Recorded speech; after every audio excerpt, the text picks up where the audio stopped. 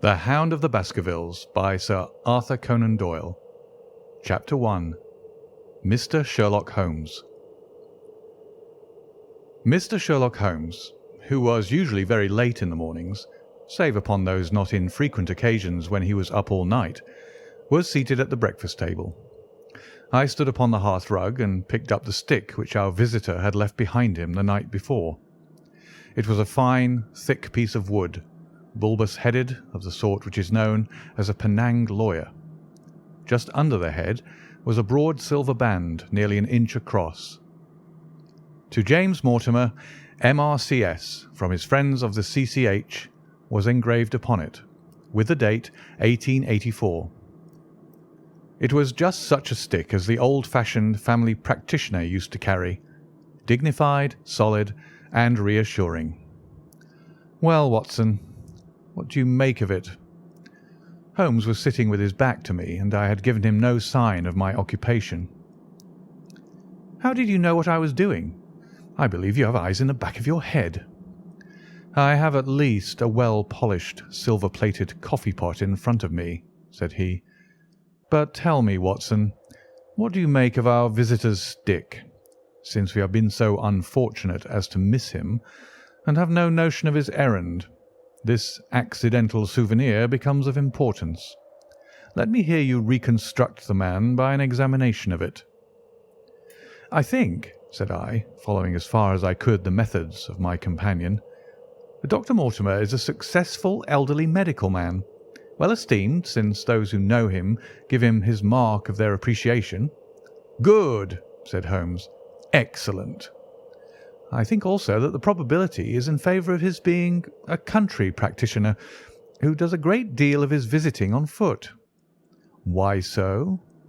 "Because this stick, though originally a very handsome one, has been so knocked about that I can hardly imagine a town practitioner carrying it. The thick iron ferrule is worn down, so it is evident that he has done a great amount of walking with it." "Perfectly sound," said Holmes. "And then again, there is the Friends of the C.C.H.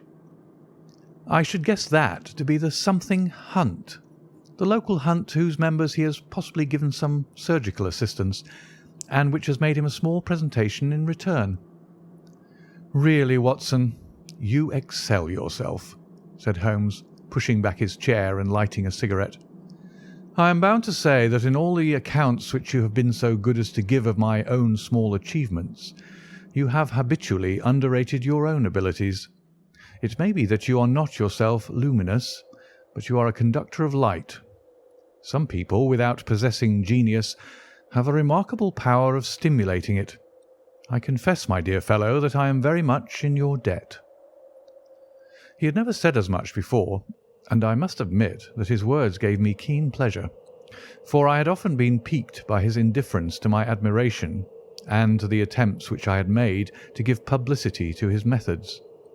I was proud, too, to think that I had so far mastered his system as to apply it in a way which earned his approval. He now took the stick from my hands and examined it for a few minutes with his naked eyes. Then, with an expression of interest, he laid down his cigarette, and carrying the cane to the window, he looked over it again with a convex lens. "Interesting, though elementary," said he as he returned to his favourite corner of the settee. "There are certainly one or two indications upon the stick. It gives us the basis for several deductions." "Has anything escaped me?" I asked with some self-importance. "I trust that there's nothing of consequence which I've overlooked." "I am afraid, my dear Watson, that most of your conclusions were erroneous. When I said that you stimulated me, I meant, to be frank, that in noting your fallacies I was occasionally guided towards the truth. Not that you are entirely wrong in this instance. The man is certainly a country practitioner, and he walks a great deal." "Then I was right." "To that extent." "But that was all?" "No, no, my dear Watson, not all, by no means all. I would suggest, for example, that a presentation to a doctor is more likely to come from a hospital than from a hunt, and that when initials C.C. are placed before that hospital, the words Charing Cross very naturally suggest themselves. You may be right. The probability lies in that direction, and if we take this as a working hypothesis, we have a fresh basis from which to start our construction of this unknown visitor. Well, then, supposing that CCH does stand for Charing Cross Hospital, what further inferences may we draw? Do none suggest themselves? You know my methods. Apply them. I can only think of the obvious conclusion that the man has practised in town before going to the country. I think that we might venture a little farther than this. Look at it in this light. On what occasion would it be most probable that such a presentation would be made? When would his friends unite to give him a pledge of their goodwill? Obviously at the moment when Dr. Mortimer withdrew from the service of the hospital in order to start a practice for himself. We know there has been a presentation. We believe there has been a change from a town hospital to a country practice. Is it, then, stretching our inference too far, to say that the presentation was on the occasion of the change? It certainly seems probable. Now, you will observe that he could not have been on the staff of the hospital, since only a man well established in a London practice could hold such a position. And such a one would not drift into the country. What was he then?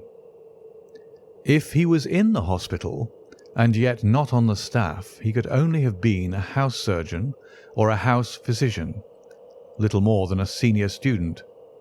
And he left 5 years ago. The date is on the stick.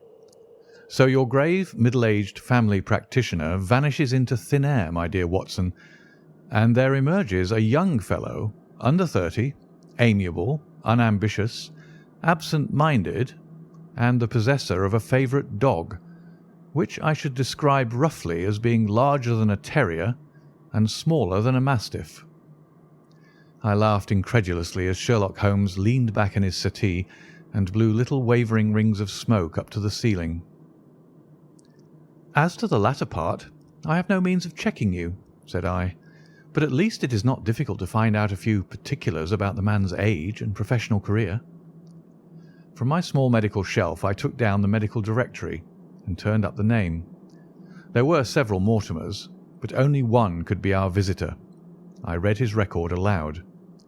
Mortimer James, M.R.C.S., 1882, Grimpen, Dartmoor, Devon. House surgeon from 1882 to 1884 at Charing Cross Hospital. Winner of the Jackson Prize for Comparative Pathology, with essay entitled "Is Disease a Reversion?" Corresponding member of the Swedish Pathological Society. Author of Some Freaks of Atavism, Lancet, 1882. Do We Progress? Journal of Psychology, March 1883. Medical Officer for the parishes of Grimpen, Thorsley, and High Barrow. No mention of that local hunt, Watson, said Holmes with a mischievous smile. But a country doctor, as you very astutely observed. I think that I am fairly justified in my inferences. As to the adjectives, I said, if I remember right, amiable, unambitious, and absent-minded. It is my experience that it is only an amiable man in this world who receives testimonials, only an unambitious one who abandons a London career for the country, and only an absent-minded one who leaves his stick and not his visiting card after waiting an hour in your room. And the dog? Has been in the habit of carrying this stick behind his master. Being a heavy stick, the dog has held it tightly by the middle, and the marks of his teeth are very plainly visible. The dog's jaw, as shown in the space between these marks, is too broad, in my opinion, for a terrier, and not broad enough for a mastiff. It may have been, yes, by Jove, it is a curly-haired spaniel. He had risen and paced the room as he spoke. Now he halted in the recess of the window. There was such a ring of conviction in his voice that I glanced up in surprise. "My dear fellow, how can you possibly be so sure of that?" "For the very simple reason that I see the dog himself on our very doorstep, and there is the ring of its owner." Don't move, I beg you, Watson. He is a professional brother of yours, and your presence may be of assistance to me. Now is the dramatic moment of fate, Watson, when you hear a step upon the stair which is walking into your life, and you know not whether for good or ill. What does Dr. James Mortimer, the man of science, ask of Sherlock Holmes, the specialist in crime? Come in!" The appearance of our visitor was a surprise to me, since I had expected a typical country practitioner. He was a very tall, thin man with a long nose like a beak, which jutted out between two keen grey eyes, set closely together and sparkling brightly from behind a pair of gold-rimmed glasses. He was clad in a professional but rather slovenly fashion, for his frock-coat was dingy and his trousers frayed. Though young, his long back was already bowed, and he walked with a forward thrust of his head and a general air of peering benevolence. As he entered, his eyes fell upon the stick in Holmes's hand, and he ran towards it with an exclamation of joy. "I'm so very glad," said he. "I was not so sure whether I had left it here or in the shipping office. I would not lose that stick for the world." "A presentation, I see," said Holmes. "Yes, sir." "From Charing Cross Hospital?" "From one or two friends there on the occasion of my marriage." "Dear, dear, that's bad," said Holmes, shaking his head. Dr. Mortimer blinked through his glasses in mild astonishment. "Why was it bad?" "Only that you have disarranged our little deductions. Your marriage, you say?" "Yes, sir. I married, and so left the hospital, and with it all hopes of a consulting practice. It was necessary to make a home of my own." "Come, come, we are not so far wrong after all," said Holmes. "And now, Dr. James Mortimer." "Mr., sir, Mr. A humble M.R.C.S." "And a man of precise mind, evidently." "A dabbler in science, Mr. Holmes. A picker-up of shells on the shores of the great unknown ocean. I presume that it is Mr. Sherlock Holmes who I am addressing, and not—" "No, this is my friend Dr. Watson." "Glad to meet you, sir. I have heard your name mentioned in connection with that of your friend." "You interest me very much, Mr. Holmes. I had hardly expected so dolichocephalic a skull of such well-marked supraorbital development. Would you have any objection to my running my finger along your parietal fissure? A cast of your skull, sir, until the original is available, would be an ornament to any anthropological museum. It is not my intention to be fulsome, but I confess that I covet your skull." Sherlock Holmes waved our strange visitor into a chair. "You are an enthusiast in your line of thought, I perceive, sir, as I am in mine," said he. "I observe from your forefinger that you make your own cigarettes. Have no hesitation in lighting one." The man drew out paper and tobacco and twirled the one up in the other with surprising dexterity. He had long, quivering fingers, as agile and restless as the antennae of an insect.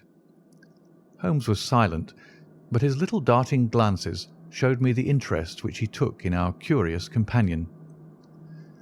"I presume, sir," said he at last, "that it was not merely for the purpose of examining my skull that you have done me the honour to call here last night and again to-day." "No, sir, no, though I am happy to have had the opportunity of doing that as well. I came to you, Mr. Holmes, because I recognise that I am myself an unpractical man, and because I am suddenly confronted with a most serious and extraordinary problem. Recognising as I do that you are the second highest expert in Europe." "Indeed, sir. May I inquire who has the honour to be the first?" asked Holmes with some asperity. "To the man of precisely scientific mind, the work of Monsieur Bertillon must always appeal strongly." "Then had you not better consult him?" "I said, sir, to the precisely scientific mind. But as a practical man of affairs, it is acknowledged that you stand alone. I trust, sir, that I have not inadvertently—" "Just a little," said Holmes. "I think, Dr. Mortimer, you would do wisely if, without more ado, you would kindly tell me plainly what the exact nature of the problem is in which you demand my assistance. End of Chapter 1.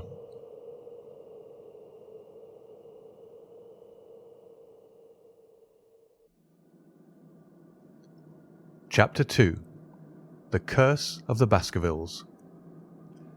"I have in my pocket a manuscript," said Dr. James Mortimer. "I observed it as you entered the room," said Holmes. "It is an old manuscript?" "Early 18th century, unless it is a forgery." "How can you say that, sir?" "You have presented an inch or two of it to my examination all the time that you have been talking. It would be a poor expert who could not give the date of a document within a decade or so. You may possibly have read my little monograph upon the subject. I put that at 1730. "The exact date is 1742. Dr. Mortimer drew it from his breast pocket. "This family paper was committed to my care by Sir Charles Baskerville, whose sudden and tragic death some 3 months ago created so much excitement in Devonshire. I may say that I was his personal friend as well as his medical attendant. He was a strong-minded man, sir, shrewd, practical, and as unimaginative as I am myself. Yet he took this document very seriously, and his mind was prepared for just such an end as did eventually overtake him." Holmes stretched out his hand for the manuscript and flattened it upon his knee. "You will observe, Watson, the alternative use of the long S and the short. It is one of several indications which enabled me to fix the date." I looked over his shoulder at the yellow paper and the faded script. At the head was written Baskerville Hall, and below, in large scrawling figures, 1742. "It appears to be a statement of some sort." "Yes, it is a statement of a certain legend which runs in the Baskerville family." "But I understand that it is something more modern and practical upon which you wish to consult me." "Most modern, a most practical, pressing matter, which must be decided within 24 hours. But the manuscript is short and is intimately connected with the affair. With your permission, I will read it to you." Holmes leaned back in his chair, placed his fingertips together, and closed his eyes with an air of resignation. Dr. Mortimer turned the manuscript to the light and read in a high, cracking voice the following curious old-world narrative.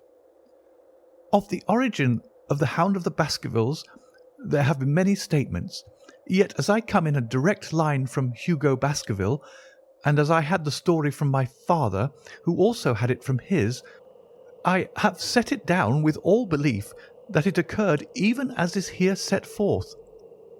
And I would have you believe, my sons, that the same justice which punishes sin may also most graciously forgive it, and that no ban is so heavy but that by prayer and repentance it may be removed.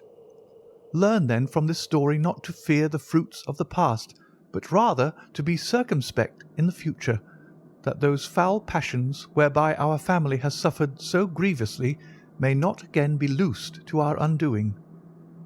Know, then, that in the time of the Great Rebellion, the history of which by the learned Lord Clarendon I most earnestly commend to your attention, this manor of Baskerville was held by Hugo of that name, nor can it be gainsaid that he was a most wild, profane, and godless man.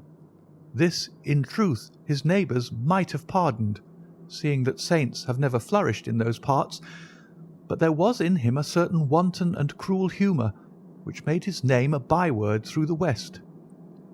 It chanced that this Hugo came to love, if indeed so dark a passion may be known under so bright a name, the daughter of a yeoman who held lands near the Baskerville estate. But the young maiden, being discreet and of good repute, would ever avoid him, for she feared his evil name. So it came to pass that one Michaelmas this Hugo, with 5 or 6 of his idle and wicked companions, stole down upon the farm and carried off the maiden, her father and brothers being from home, as he well knew. When they had brought her to the hall, the maiden was placed in an upper chamber, while Hugo and his friends sat down to a long carouse, as was their nightly custom. Now the poor lass, upstairs, was like to have her wits turned at the singing and shouting and terrible oaths which came up to her from below, for they say that the words used by Hugo Baskerville when he was in wine were such as might blast the man who said them. At last, in the stress of her fear, she did that which might have daunted the bravest or most active man, for by the aid of the growth of ivy which covered, and still covers, the south wall, she came down from under the eaves, and so homeward across the moor, there being 3 leagues betwixt the hall and her father's farm. It chanced that some little time later, Hugo left his guests to carry food and drink, with other worse things perchance, to his captive, and so found the cage empty and the bird escaped. Then, as it would seem, he became as one that hath a devil, for rushing down the stairs into the dining hall, he sprang upon the great table, flagons and trenchers flying before him, and he cried aloud before all the company that he would that very night render his body and soul to the powers of evil, if he might not overtake the wench.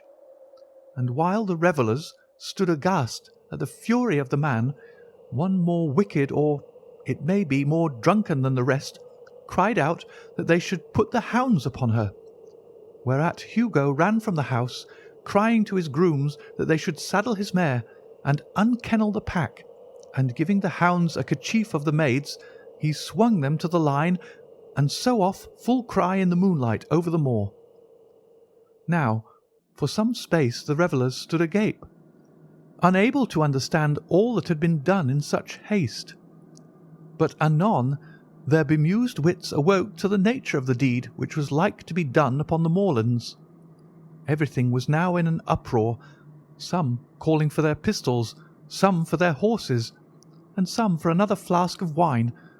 But at length some sense came back to their crazed minds, and the whole of them, 13 in number, took horse and started in pursuit. The moon shone clear above them, and they rode swiftly abreast, taking that course which the maid must needs have taken if she were to reach her own home. They had gone a mile or 2 when they passed one of the night shepherds upon the moorlands, and they cried to him to know if he had seen the hunt. And the man, as the story goes, was so crazed with fear that he could scarce speak, but at last he said that he had indeed seen the unhappy maiden with the hounds upon her track. "But I have seen more than that," said he, "for Hugo Baskerville passed me upon his black mare, and there ran mute behind him such a hound of hell as God forbid should ever be at my heels." So the drunken squires cursed the shepherd and rode onward. But soon their skins turned cold, for there came a galloping across the moor, and the black mare, dabbled with white froth, went past with trailing bridle and empty saddle. Then the revellers rode close together, for a great fear was on them, but they still followed over the moor, though each, had he been alone, would have been right glad to have turned his horse's head. Riding slowly in this fashion, they came at last upon the hounds. These, though known for their valour and their breed, were whimpering in a cluster at the head of a deep dip or goyle, as we call it, upon the moor, some slinking away, and some with starting hackles and staring eyes, gazing down the narrow valley before them. The company had come to a halt, more sober men, as you may guess, than when they started. The most of them would by no means advance, but 3 of them, the boldest, or it may be the most drunken, rode forward down the goyle. Now it opened into a broad space in which stood 2 of those great stones, still to be seen there, which were set by certain forgotten peoples in the days of old. The moon was shining bright upon the clearing, and there in the centre lay the unhappy maid where she had fallen, dead of fear and of fatigue. But it was not the sight of her body, nor yet that of the body of Hugo Baskerville lying near her, which raised the hair upon the heads of these 3 daredevil roisterers, but it was that, standing over Hugo and plucking at his throat, there stood a foul thing, a great black beast, shaped like a hound, yet larger than any hound that ever mortal eye has rested upon. And even as they looked, the thing tore the throat out of Hugo Baskerville, on which, as it turned its blazing eyes and dripping jaws upon them, the three shrieked with fear and rode for dear life, still screaming across the moor. One, it is said, died that very night of what he had seen, and the other twain were but broken men for the rest of their days. Such is the tale, my sons, of the coming of the hound which is said to have plagued the family so sorely ever since. If I have set it down, it is because that which is clearly known hath less terror than that which is but hinted at and guessed. Nor can it be denied that many of the family have been unhappy in their deaths, which have been sudden, bloody, and mysterious. Yet may we shelter ourselves in the infinite goodness of Providence, which would not for ever punish the innocent beyond that third or fourth generation which is threatened in Holy Writ. To that Providence, my sons, I hereby commend you, and I counsel you by way of caution to forbear from crossing the moor in those dark hours when the powers of evil are exalted. This from Hugo Baskerville to his sons Roger and John, with instructions that they say nothing thereof to their sister Elizabeth. When Dr. Mortimer had finished reading this singular narrative, he pushed his spectacles up on his forehead and stared across at Mr. Sherlock Holmes. The latter yawned and tossed the end of his cigarette into the fire. "Well," said he, "do you not find it interesting?" "To a collector of fairy tales." Dr. Mortimer drew a folded newspaper out of his pocket. "Now, Mr. Holmes, we will give you something a little more recent. This is the Devon County Chronicle of May 14th of this year. It is a short account of the facts elicited at the death of Sir Charles Baskerville, which occurred a few days before that date." My friend leaned a little forward, and his expression became intent. Our visitor readjusted his glasses and began. "The recent sudden death of Sir Charles Baskerville, whose name has been mentioned as the probable Liberal candidate for Mid-Devon at the next election, has cast a gloom over the county. Though Sir Charles had resided at Baskerville Hall for a comparatively short period, his amiability of character and extreme generosity had won the affection and respect of all who had been brought into contact with him. In these days of nouveau riche, it is refreshing to find a case where the scion of an old county family which had fallen upon evil days is able to make his own fortune and to bring it back with him to restore the fallen grandeur of his line. Sir Charles, as is well known, made large sums of money in South African speculation. More wise than those who go on until the wheel turns against them, he realized his gains and returned to England with them.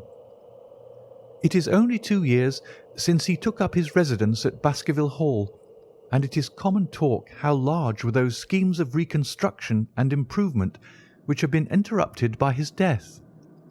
Being himself childless, it was his openly expressed desire that the whole countryside should within his own lifetime profit by his good fortune, and many will have personal reasons for bewailing his untimely end.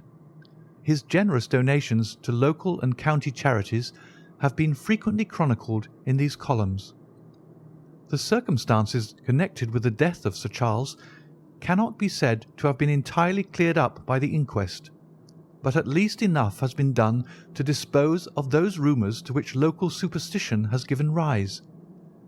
There is no reason whatever to suspect foul play, or to imagine that death could be from any but natural causes. Sir Charles was a widower, and a man who may be said to have been in some ways of an eccentric habit of mind. In spite of his considerable wealth, he was simple in his personal tastes, and his indoor servants at Baskerville Hall consisted of a married couple named Barrymore, the husband acting as butler and the wife as housekeeper. Their evidence, corroborated by that of several friends, tends to show that Sir Charles' health has for some time been impaired, and points especially to some affection of the heart, manifesting itself in changes of colour, breathlessness, and acute attacks of nervous depression.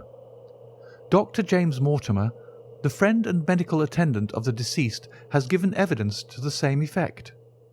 The facts of the case are simple. Sir Charles Baskerville was in the habit every night before going to bed of walking down the famous yew alley of Baskerville Hall. The evidence of Barrymore's shows that this had been his custom. On the 4th of May, Sir Charles had declared his intention of starting next day for London, and had ordered Barrymore to prepare his luggage. That night he went out as usual for his nocturnal walk, in the course of which he was in the habit of smoking a cigar. He never returned. At 12 o'clock Barrymore, finding the hall door still open, became alarmed, and lighting a lantern went in search of his master. The day had been wet, and Sir Charles's footmarks were easily traced down the alley. Halfway down this walk there is a gate which leads out onto the moor. There were indications that Sir Charles had stood for some little time here. He then proceeded down the alley, and it was at the far end of it that his body was discovered. One fact which has not been explained is the statement of Barrymore that his master's footprints altered their character from the time that he passed the moor gate, that he appeared from thence onward to have been walking upon his toes. One Murphy, a gipsy horse dealer, was on the moor at no great distance at the time, but he appears by his own confession to have been the worse for drink. He declares that he heard cries, but is unable to state from what direction they came. No signs of violence were to be discovered upon Sir Charles's person, and though the doctor's evidence pointed to an almost incredible facial distortion, so great that Dr. Mortimer refused at first to believe that it was indeed his friend and patient who lay before him, it was explained that is a symptom which is not unusual in cases of dyspnea and death from cardiac exhaustion. This explanation was borne out by the post-mortem examination, which showed long-standing organic disease, and the coroner's jury returned a verdict in accordance with the medical evidence. It is well that this is so, for it is obviously of the utmost importance that Sir Charles's heir should settle at the Hall and continue the good work which has been so sadly interrupted. Had the prosaic finding of the coroner not finally put an end to the romantic stories which have been whispered in connection with the affair, it might have been difficult to find a tenant for Baskerville Hall. It is understood that the next of kin is Mr. Henry Baskerville, if he is still alive, the son of Sir Charles Baskerville's younger brother. The young man, when last heard of, was in America, and inquiries are being instituted with a view to informing him of his good fortune. Dr. Mortimer refolded his paper and replaced it in his pocket. Those are the public facts, Mr. Holmes, in connection with the death of Sir Charles Baskerville. I must thank you, said Sherlock Holmes, for calling my attention to a case which certainly presents some features of interest. I had observed some newspaper comment at the time, but I was exceedingly preoccupied by that little affair of the Vatican cameos, and in my anxiety to oblige the Pope, I lost touch with several interesting English cases. This article, you say, contains all the public facts? It does. Then let me have the private ones. He leaned back, put his fingertips together, and assumed his most impassive and judicial expression. In doing so, said Dr. Mortimer, who had begun to show signs of some strong emotion, I am telling that which I have not confided to anyone. My motive for withholding it from the coroner's inquiry is that a man of science shrinks from placing himself in the public position of seeming to endorse a popular superstition. I had the further motive that Baskerville Hall, as the paper says, would certainly remain untenanted if anything were done to increase its already rather grim reputation. For both these reasons, I thought that I was justified in telling rather less than I knew, since no practical good could result from it, but with you there is no reason why I should not be perfectly frank. The moor is very sparsely inhabited, and those who live near each other are thrown very much together. For this reason, I saw a good deal of Sir Charles Baskerville. With the exception of Mr. Frankland of Lafter Hall and Mr. Stapleton, the naturalist, There are no other men of education within many miles. Sir Charles was a retiring man, but the chance of his illness brought us together, and a community of interest in science kept us so. He had brought back much scientific information from South Africa, and many a charming evening we had spent together discussing the comparative anatomy of the Bushman and the Hottentot. Within the last few months it became increasingly plain to me that Sir Charles's nervous system was strained to the breaking point. He had taken this legend which I have read you exceedingly to heart, so much so that although he would walk in his own grounds, nothing would induce him to go out upon the moor at night. Incredible as it may appear to you, Mr. Holmes, he was honestly convinced that a dreadful fate overhung his family, and certainly the records which he was able to give of his ancestors were not encouraging. The idea of some ghastly presence constantly haunted him, and on more than one occasion he has asked me whether I had on my medical journeys at night ever seen any strange creature or heard the baying of a hound. The latter question he put to me several times, and always with a voice which vibrated with excitement. I can well remember driving up to his house in the evening some 3 weeks before the fatal event. He chanced to be at his hall door. I had descended from my gig and was standing in front of him when I saw his eyes fix themselves over my shoulder and stare past me with an expression of the most dreadful horror. I whisked round and had just time to catch a glimpse of something which I took to be a large black calf passing at the head of the drive. So excited and alarmed was he that I was compelled to go down to the spot where the animal had been and look around for it. It was gone, however, and the incident appeared to make the worst impression upon his mind. I stayed with him all the evening, and it was on that occasion, to explain the emotion which he had shown, that he confided to my keeping that narrative which I read to you when I first came in. I mention this small episode because it assumes some importance in view of the tragedy which followed, but I was convinced at the time that the matter was entirely trivial, and that his excitement had no justification. I was at my advice that Sir Charles was about to go to London. His heart was, I knew, affected, and the constant anxiety in which he lived, however chimerical the cause of it might be, was evidently having a serious effect upon his health. I thought that a few months among the distractions of town would send him back a new man. Mr. Stapleton, a mutual friend who was much concerned at his state of health, was of the same opinion. At the last instant came this terrible catastrophe. On the night of Sir Charles's death, Barrymore the butler, who made the discovery, sent Perkins the groom on horseback to me, and as I was sitting up late, I was able to reach Baskerville Hall within an hour of the event. I checked and corroborated all the facts which were mentioned at the inquest. I followed the footsteps down the yew alley. I saw the spot at the moor-gate where he seemed to have waited. I remarked the change in the shape of the prints after that point. I noted that there were no other footsteps save those of Barrymore on the soft gravel. And finally, I carefully examined the body, which had not been touched until my arrival. Sir Charles lay on his face, his arms out, his fingers dug into the ground, and his features convulsed with some strong emotion to such an extent that I could hardly have sworn to his identity. There was certainly no physical injury of any kind, but one false statement was made by Barrymore at the inquest. He said that there were no traces upon the ground round the body. He did not observe any, but I did, some little distance off, but fresh and clear. Footprints? Footprints. A man's or a woman's? Dr. Mortimer looked strangely at us for an instant, and his voice sank almost to a whisper as he answered, "Mr. Holmes, they were the footprints of a gigantic hound." End of chapter 2.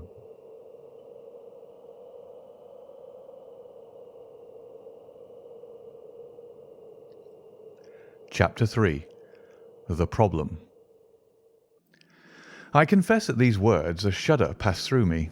There was a thrill in the doctor's voice which showed that he was himself deeply moved by that which he told us.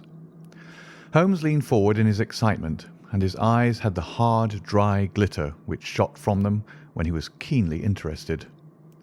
"You saw this?" "As clearly as I see you." "And you said nothing?" "What was the use?" "How was it that no one else saw it?" "The marks were some 20 yards from the body, and no one gave them a thought.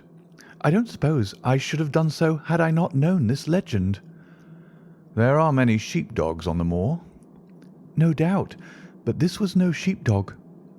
"You say it was large?" "Enormous." "But it had not approached the body?" "No." "What sort of night was it?" "Damp and raw." "But not actually raining?" "No." "What is the alley like?" "There are 2 lines of old yew hedge, 12 feet high and impenetrable. The walk in the centre is about 8 feet across." "Is there anything between the hedges and the walk?" "Yes, there is a strip of grass about 6 feet broad on either side." "I understand that the yew hedge is penetrated at one point by a gate." "Yes, the wicket gate which leads on to the moor." "Is there any other opening?" "None." "So that to reach the yew alley one either has to come down it from the house or else to enter it by the moor gate?" "There is an exit through a summer house at the far end." "Had Sir Charles reached this?" "No, he lay about 50 yards from it." "Now tell me, Dr. Mortimer, and this is important, the marks which you saw were on the path and not on the grass." "No marks could show on the grass." "Were they on the same side of the path as the moor gate?" "Yes, they were on the edge of the path on the same side as the moor gate." "You interest me exceedingly. Another point. Was the wicket gate closed?" "Closed and padlocked." "How high was it?" "About 4 feet high." "Then anyone could have got over it?" "Yes." "And what marks did you see by the wicket gate?" "None in particular." "Good heaven! Did no one examine?" "Yes, I examined myself." "And found nothing?" "It was all very confused. Sir Charles had evidently stood there for 5 or 10 minutes." "How do you know that?" "Because the ash had twice dropped from his cigar." "Excellent. This is a colleague, Watson, after our own heart. But the marks?" "He had left his own marks all over that small patch of gravel. I could discern no others." Sherlock Holmes struck his hand against his knee with an impatient gesture. "If I had only been there!" he cried. "It is evidently a case of extraordinary interest, and one which presented immense opportunities to the scientific expert.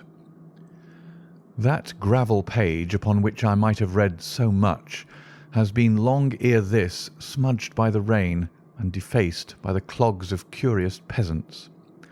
Oh, Dr. Mortimer, Dr. Mortimer, to think that you should not have called me in!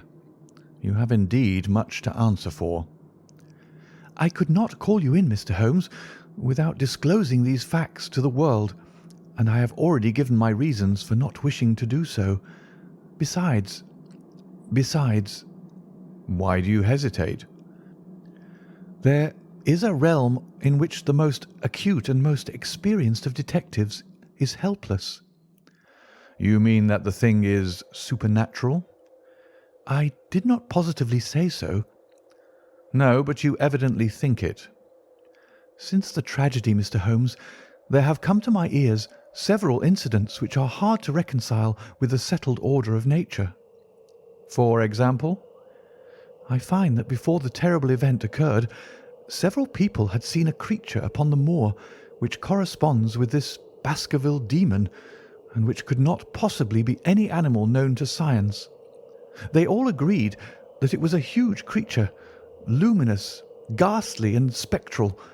I have cross-examined these men, one of them a hard-headed countryman, one a farrier, and one a moorland farmer, who all tell the same story of this dreadful apparition, exactly corresponding to the hell-hound of the legend.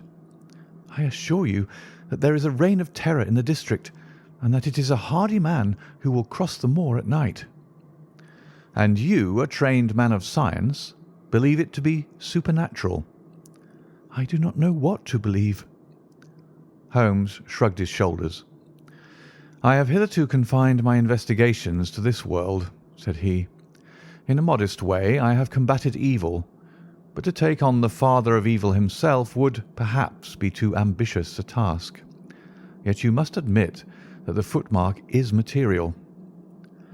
"The original Hound was material enough to tug a man's throat out, and yet he was diabolical as well." "I see that you have quite gone over to the supernaturalists. But now, Dr. Mortimer, tell me this. If you hold these views, why have you come to consult me at all? You tell me in the same breath that it is useless to investigate Sir Charles's death, and that you desire me to do it." "I did not say that I desired you to do it." "Then how can I assist you?" "By advising me as to what I should do with Sir Henry Baskerville, who arrives at Waterloo Station." Dr. Mortimer looked at his watch. "In exactly 1 hour and a quarter." "He being the heir?" "Yes. On the death of Sir Charles, we inquired for this young gentleman, and found that he had been farming in Canada. From the accounts which have reached us, he is an excellent fellow in every way. I speak now not as a medical man, but as a trustee and executor of Sir Charles's will." "There is no other claimant, I presume?" "None. The only other kinsman whom we have been able to trace was Roger Baskerville, the youngest of 3 brothers, of whom poor Sir Charles was the elder. The second brother, who died young, is the father of this lad Henry. The third, Roger, was the black sheep of the family. He came of the old masterful Baskerville strain, and was the very image, they tell me, of the family picture of old Hugo. He made England too hot to hold him, fled to Central America, and died there in 1876 of yellow fever. Henry is the last of the Baskervilles. In 1 hour and 5 minutes I meet him at Waterloo Station. I have had a wire that he arrived at Southampton this morning. Now, Mr. Holmes, what would you advise me to do with him?" "Why should he not go to the home of his fathers?" "It seems natural, does it not? And yet consider that every Baskerville who goes there meets with an evil fate. I feel sure that if Sir Charles could have spoken with me before his death, he would have warned me against bringing this, the last of the old race, and the heir to great wealth, to that deadly place. And yet it cannot be denied that the prosperity of the whole poor, bleak countryside depends upon his presence. All the good work which has been done by Sir Charles will crash to the ground if there is no tenant of the Hall. I fear lest I should be swayed too much by my own obvious interest in the matter, and that is why I bring the case before you, and ask for your advice." Holmes considered for a little time. "Put into plain words, the matter is this," said he. "In your opinion, there is a diabolical agency which makes Dartmoor an unsafe abode for a Baskerville. That is your opinion?" "At least I might go the length of saying that there is some evidence that this may be so." "Exactly.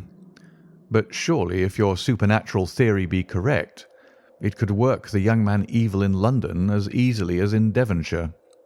A devil with merely local powers, like a parish vestry, would be too inconceivable a thing."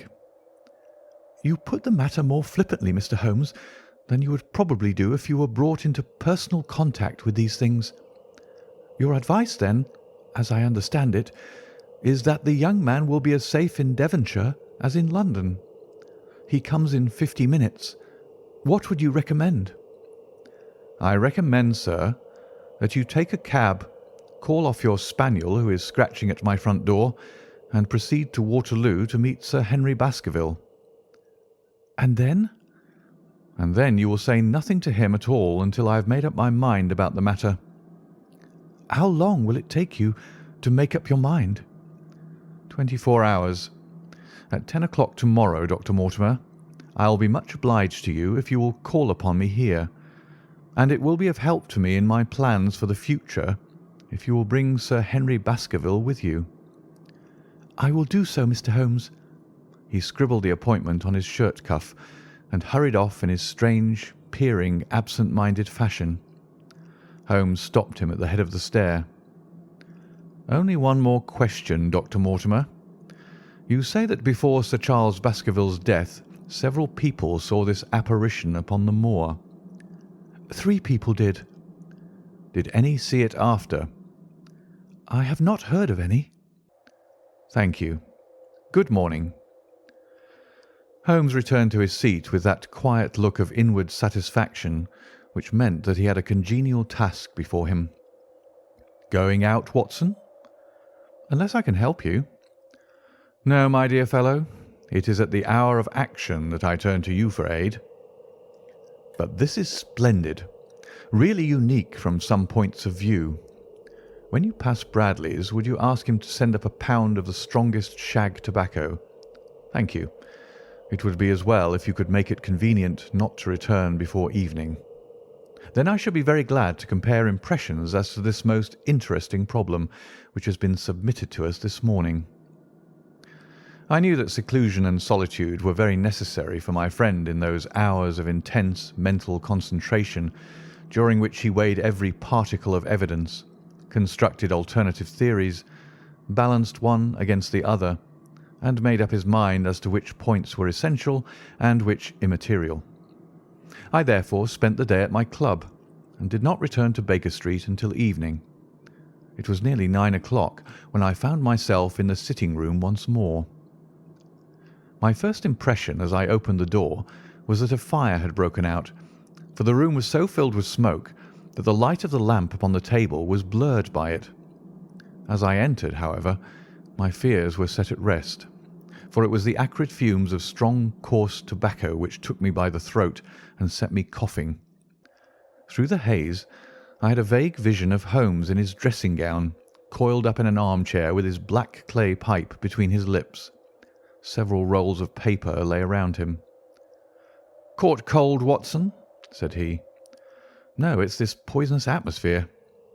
"I suppose it is pretty thick, now that you mention it." "Thick? It's intolerable." "Open the window, then. You've been at your club all day, I perceive." "My dear Holmes." "Am I right?" "Certainly, but how?" He laughed at my bewildered expression. "There is a delightful freshness about you, Watson, which makes it a pleasure to exercise any small powers which I possess at your expense. A gentleman goes forth on a showery and miry day. He returns immaculate in the evening, with a gloss still on his hat and his boots. He has been a fixture, therefore, all day. He is not a man with intimate friends. Where, then, could he have been? Is it not obvious?" "Well, it is rather obvious." "The world is full of obvious things which nobody by any chance ever observes. Where do you think that I have been?" "A fixture also." "On the contrary, I have been to Devonshire." "In spirit?" "Exactly. My body has remained in this armchair, and has, I regret to observe, consumed in my absence 2 large pots of coffee and an incredible amount of tobacco. After you left, I sent down to Stamford's for the ordnance map of this portion of the moor, and my spirit has hovered over it all day. I flatter myself that I could find my way about." "A large-scale map, I presume?" "Very large." He unrolled one section and held it over his knee. "Here you have the particular district which concerns us. That is Baskerville Hall in the middle." "With a wood around it?" "Exactly. I fancy the yew alley, though not marked under that name, must stretch along this line, with the moor, as you perceive, upon the right of it. This small clump of buildings here is the hamlet of Grimpen, where our friend Dr. Mortimer has his headquarters. Within a radius of 5 miles there are, as you see, only a very few scattered dwellings. Here is Laughter Hall, which was mentioned in the narrative. There is a house indicated here, which may be the residence of the naturalist. Stapleton, if I remember right, was his name. Here are 2 moorland farmhouses, High Tor and Foulmire. Then 14 miles away, the great convict prison of Princetown. Between and around these scattered points extends the desolate, lifeless moor. This, then, is the stage upon which tragedy has been played, and upon which we may help to play it again. It must be a wild place. Yes, the setting is a worthy one, if the devil did desire to have a hand in the affairs of men. Then you are yourself inclining to the supernatural explanation? The devil's agents may be of flesh and blood, may they not? There are 2 questions waiting for us at the outset. The one is whether any crime has been committed at all. The second is what is the crime and how was it committed? Of course, if Dr. Mortimer's surmise should be correct, and we are dealing with forces outside the ordinary laws of nature, there is an end of our investigation. But we are bound to exhaust all other hypotheses before falling back upon this one. I think we'll shut that window again, if you don't mind. It is a singular thing that I find that a concentrated atmosphere helps a concentration of thought. I have not pushed it to the length of getting into a box to think, but that is the logical outcome of my convictions. Have you turned the case over in your mind? Yes, I've thought a good deal of it in the course of the day. What do you make of it? It is very bewildering. It has certainly a character of its own. There are points of distinction about it. That change in the footprints, for example. What do you make of that? Mortimer said that the man had walked on tiptoe down that portion of the alley. He only repeated what some fool had said at the inquest. Why should a man walk on tiptoe down the alley? What then? He was running, Watson, running desperately, running for his life, running until he burst his heart and fell dead upon his face. Running from what? There lies our problem. There are indications that the man was crazed with fear before he ever began to run. How can you say that? I am presuming that the cause of his fears came to him across the moor. If that was so, and it seems most probable, only a man who had lost his wits would have run from the house instead of towards it. If the gypsy's evidence may be taken as true, he ran with cries for help in the direction where help was least likely to be. Then again, whom was he waiting for that night? And why was he waiting for him in the yew alley rather than in his own house? You think that he was waiting for someone? The man was elderly and infirm. We can understand his taking an evening stroll, but the ground was damp and the night inclement. Is it natural that he should stand for 5 or 10 minutes, as Dr. Mortimer, with more practical sense than I should have given him credit for, deduced from the cigar ash? But he went out every evening.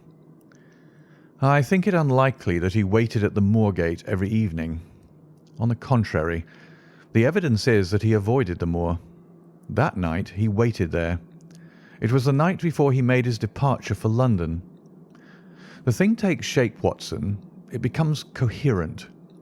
Might I ask you to hand me my violin, and we will postpone all further thought upon this business until we have had the advantage of meeting Dr. Mortimer and Sir Henry Baskerville in the morning. End of Chapter 3.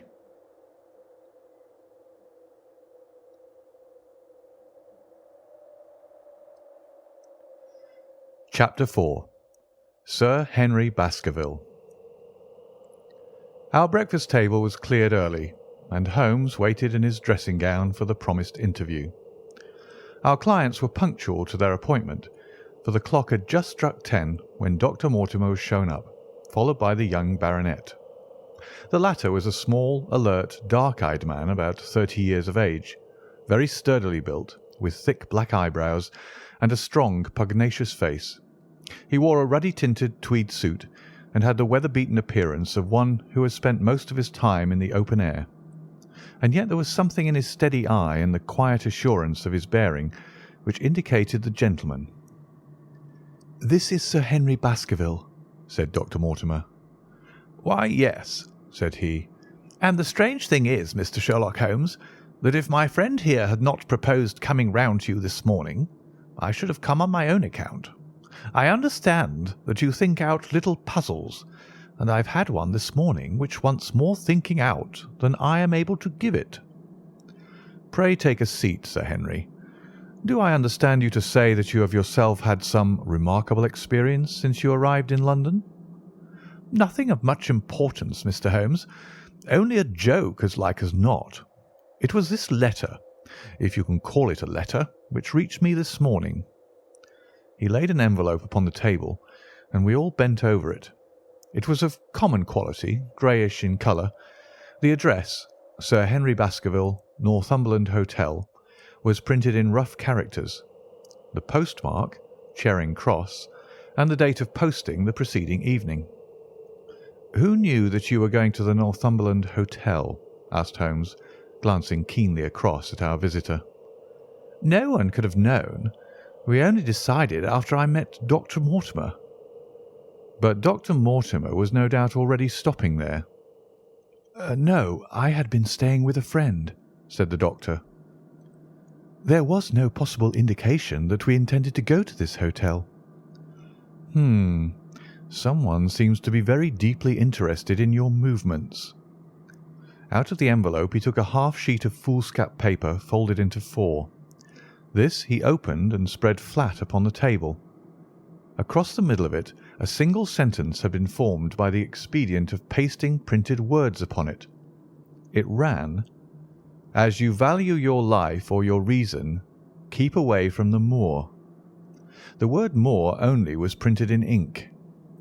"Now," said Sir Henry Baskerville, "perhaps you will tell me, Mr. Holmes, what in thunder is the meaning of that, and who it is that takes so much interest in my affairs?"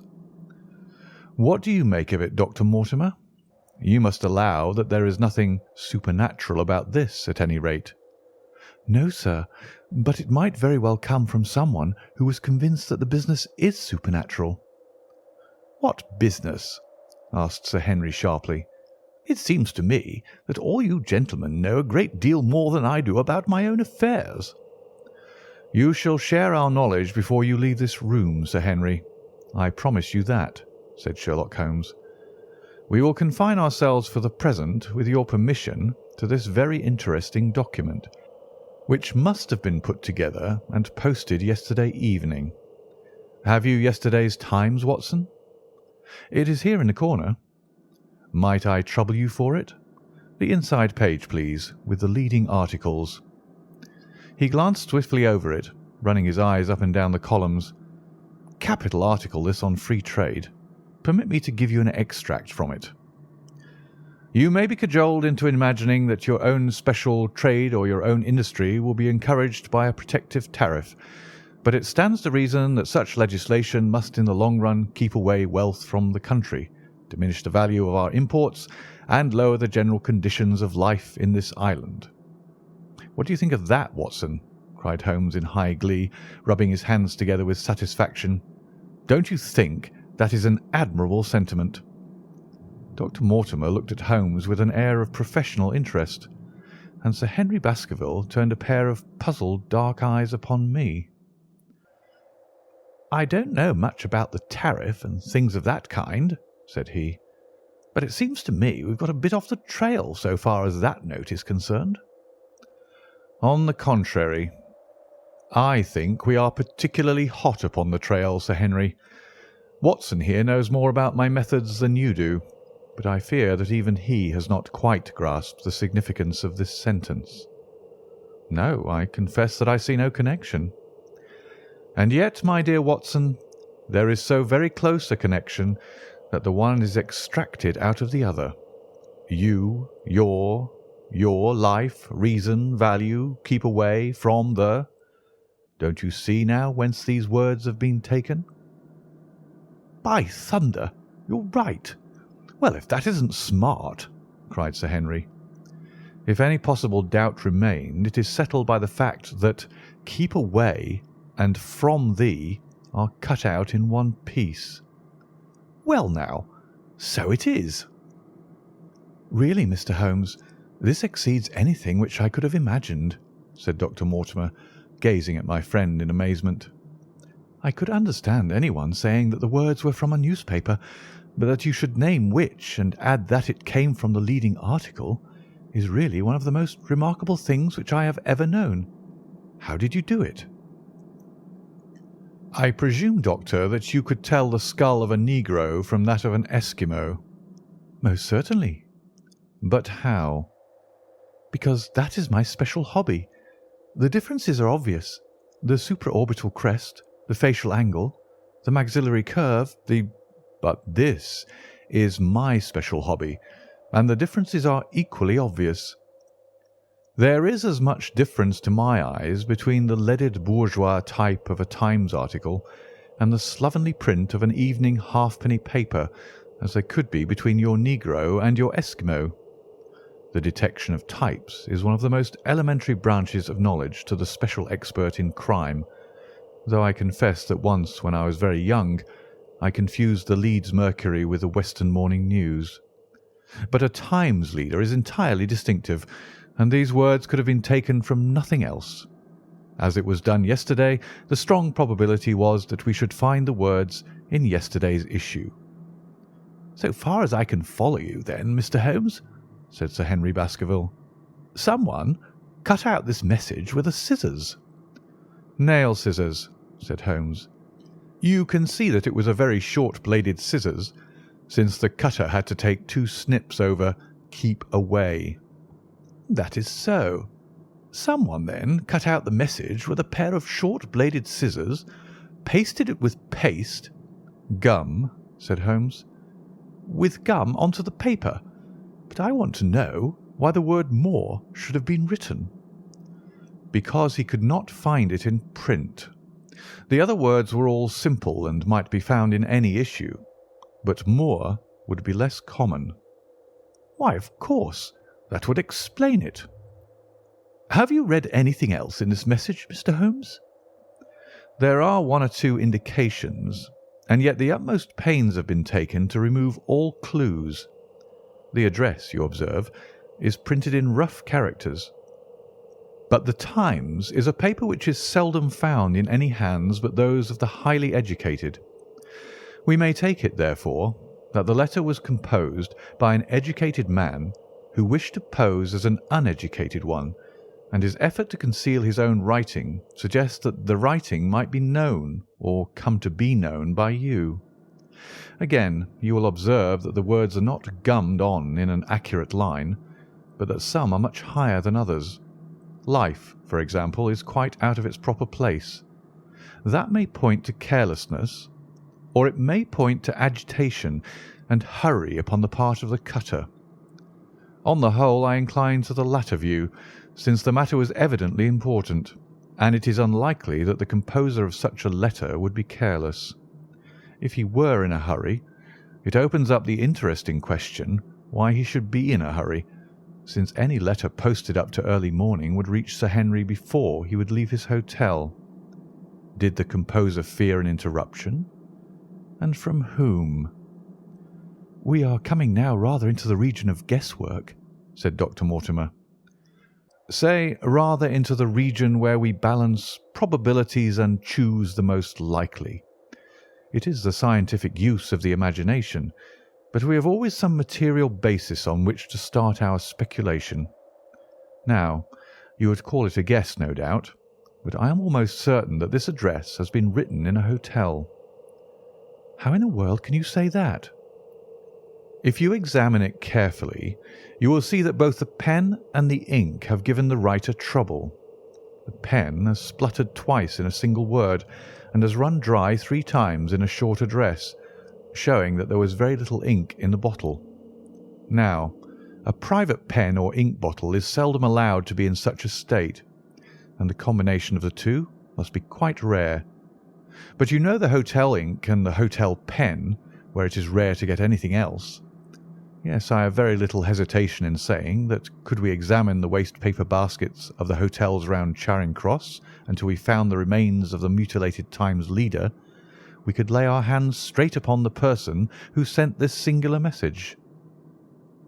Hello? Hello, what's this?" He was carefully examining the fool's cap upon which the words were pasted, holding it only an inch or two from his eyes. "Well?" "Nothing," said he, throwing it down. "It is a blank half-sheet of paper without even a watermark upon it. I think we have drawn as much as we can from this curious letter. And now, Sir Henry, has anything else of interest happened to you since you've been in London?" "Why, no, Mr. Holmes, I think not." "You have not observed anyone follow or watch you?" "I seem to have walked right into the thick of a dime novel," said our visitor. "Why in thunder should anyone follow or watch me?" "We are coming to that. You have nothing else to report to us before we go into this matter?" "Well, it depends upon what you think worth reporting."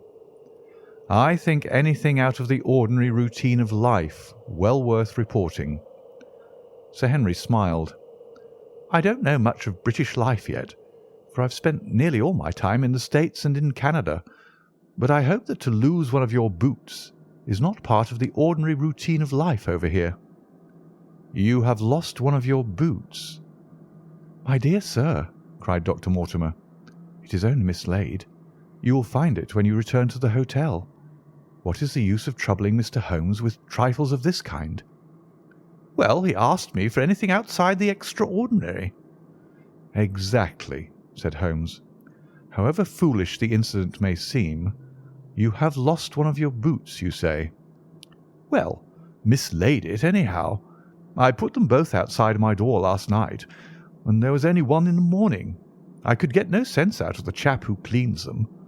The worst of it is that I only bought the pair last night in the Strand, and I have never had them on."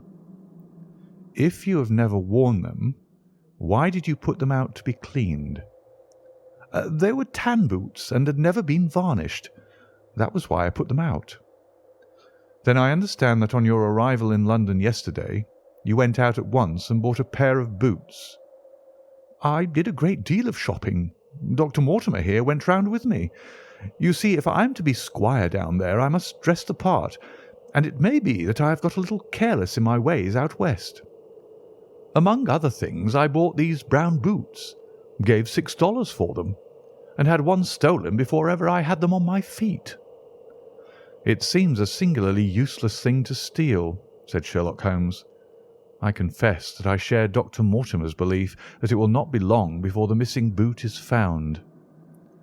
"And now, gentlemen," said the baronet with decision, "it seems to me that I have spoken quite enough about the little that I know. It is time that you kept your promise and gave me a full account of what we are all driving at." "Your request is a very reasonable one," Holmes answered.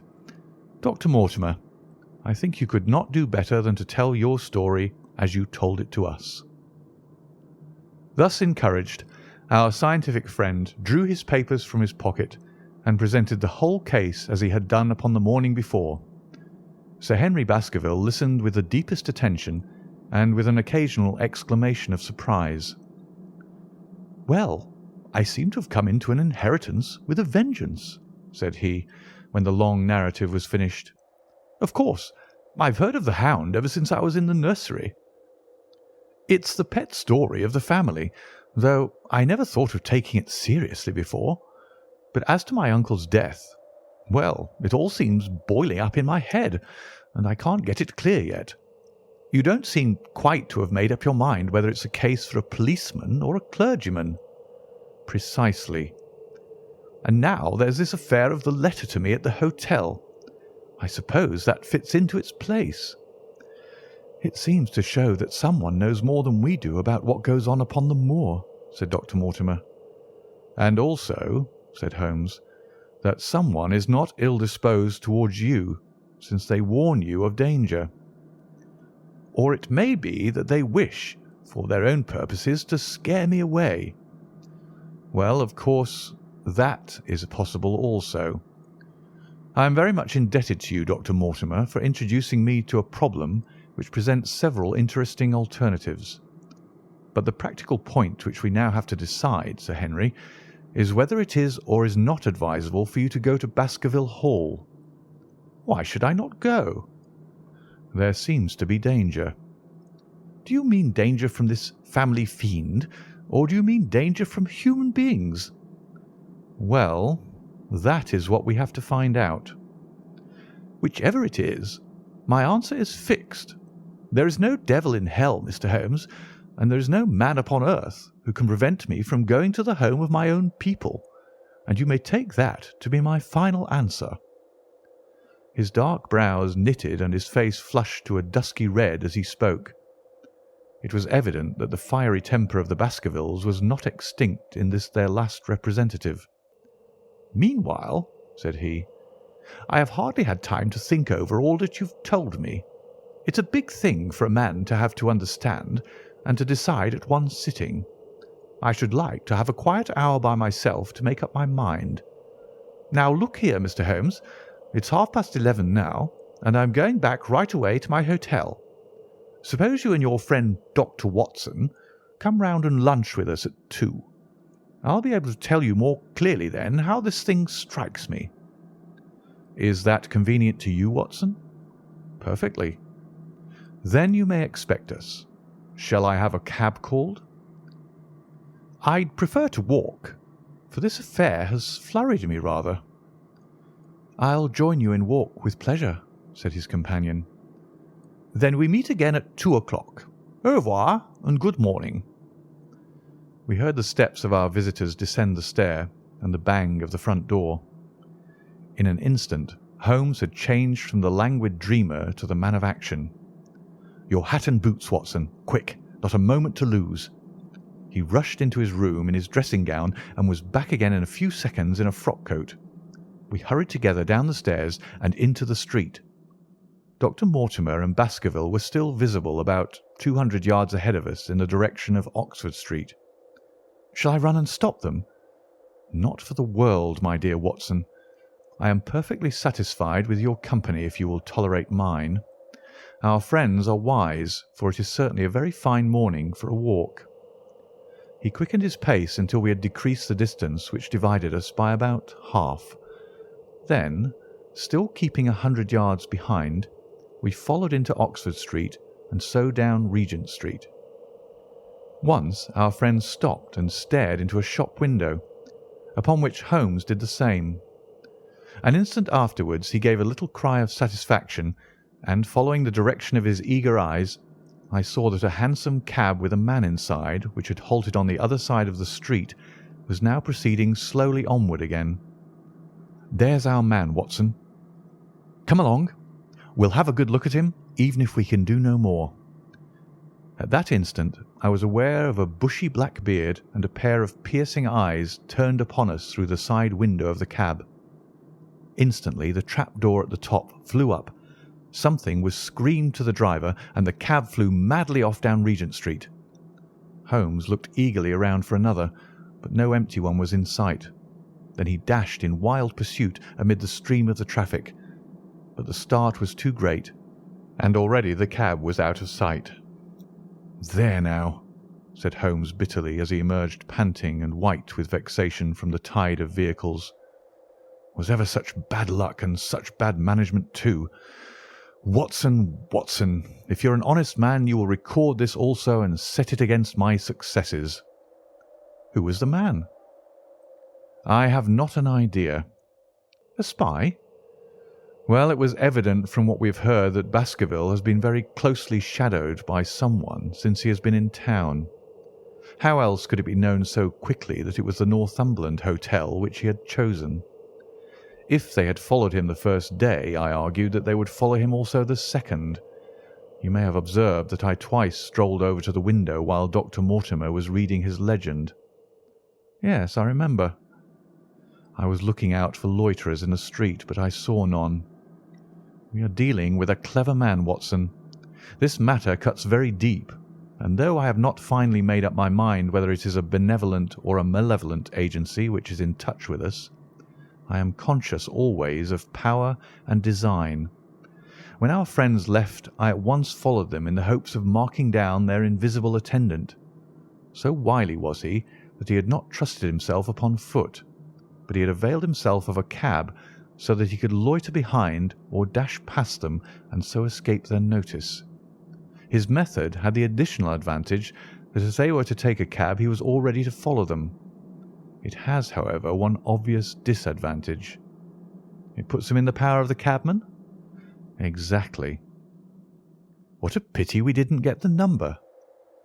My dear Watson, clumsy as I have been, you surely do not seriously imagine that I neglected to get the number.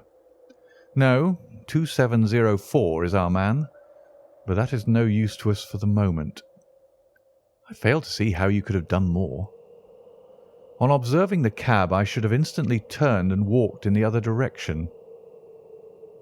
I should then, at my leisure, have hired a second cab and followed the first at a respectful distance, or, better still, have driven to the Northumberland Hotel and waited there. When our unknown had followed Baskerville home, we should have had the opportunity of playing his own game upon himself and seeing where he made for. As it is, by an indiscreet eagerness, which was taken advantage of with extraordinary quickness and energy by our opponent, we have betrayed ourselves and lost our man. We had been sauntering slowly down Regent Street during this conversation, and Dr. Mortimer with his companion had long vanished in front of us. "There is no object in our following them," said Holmes. "The shadow has departed and will not return. We must see what further cards we have in our hands and play them with decision. Could you swear to that man's face within the cab?" "I could swear only to the beard." "And so could I, from which I gather that in all probability it was a false one. A clever man upon so delicate an errand has no use for a beard save to conceal his features. Come in here, Watson." He turned into one of the district messenger offices where he was warmly greeted by the manager. "Ah, Wilson, I see you have not forgotten the little case in which I had the good fortune to help you." "No, sir, indeed I have not. You saved my good name and perhaps my life." "My dear fellow, you exaggerate. I have some recollection, Wilson, that you had among your boys a lad named Cartwright, who showed some ability during the investigation." "Yes, sir. He's still with us." "Could you ring him up?" "Thank you, and I should be glad to have change of this £5 note." A lad of 14 with a bright, keen face had obeyed the summons of the manager. He stood now gazing with great reverence at the famous detective. "Let me have the hotel directory," said Holmes. "Thank you. Now, Cartwright, there are the names of 23 hotels here, all in the immediate neighbourhood of Charing Cross. Do you see?" "Yes, sir." "You will visit each one of these in turn." "Yes, sir." "You will begin in each case by giving the outside porter 1 shilling. Here are 23 shillings." "Yes, sir." "You will tell him that you want to see the waste paper of yesterday. You will say that an important telegram has miscarried and that you are looking for it. You understand?" "Yes, sir." "But what you are really looking for is the centre page of the Times with some holes cut in it with scissors.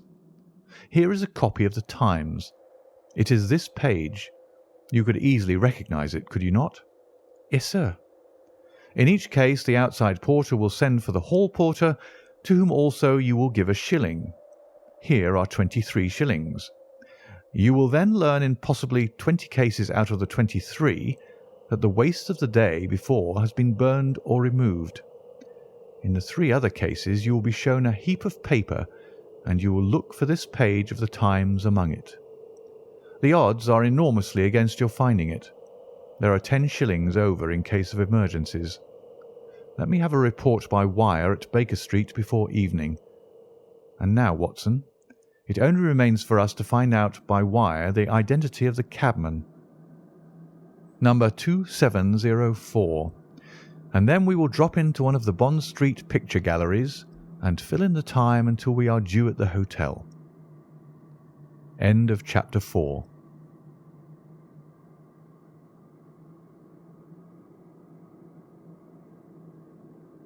Chapter 5. 3 Broken Threads. Sherlock Holmes had, in a very remarkable degree, the power of detaching his mind at will.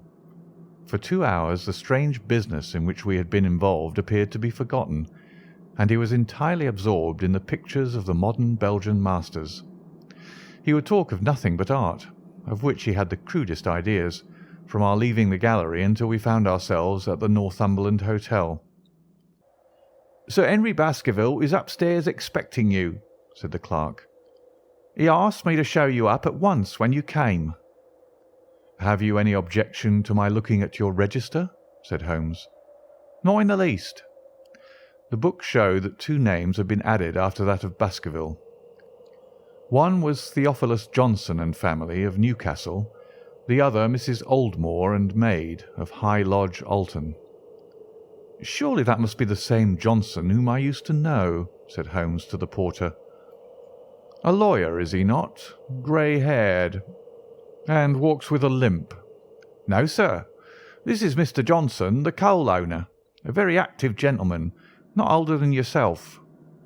"Surely you're mistaken about his trade?" "No, sir. He has used this hotel for many years, and he is very well known to us." "Ah, that settles it. Mrs. Oldmore, too, I seem to remember the name. Excuse my curiosity, but often in calling upon one friend one finds another." "She is an invalid lady, sir. Her husband was once Mayor of Gloucester. She always comes to us when she's in town."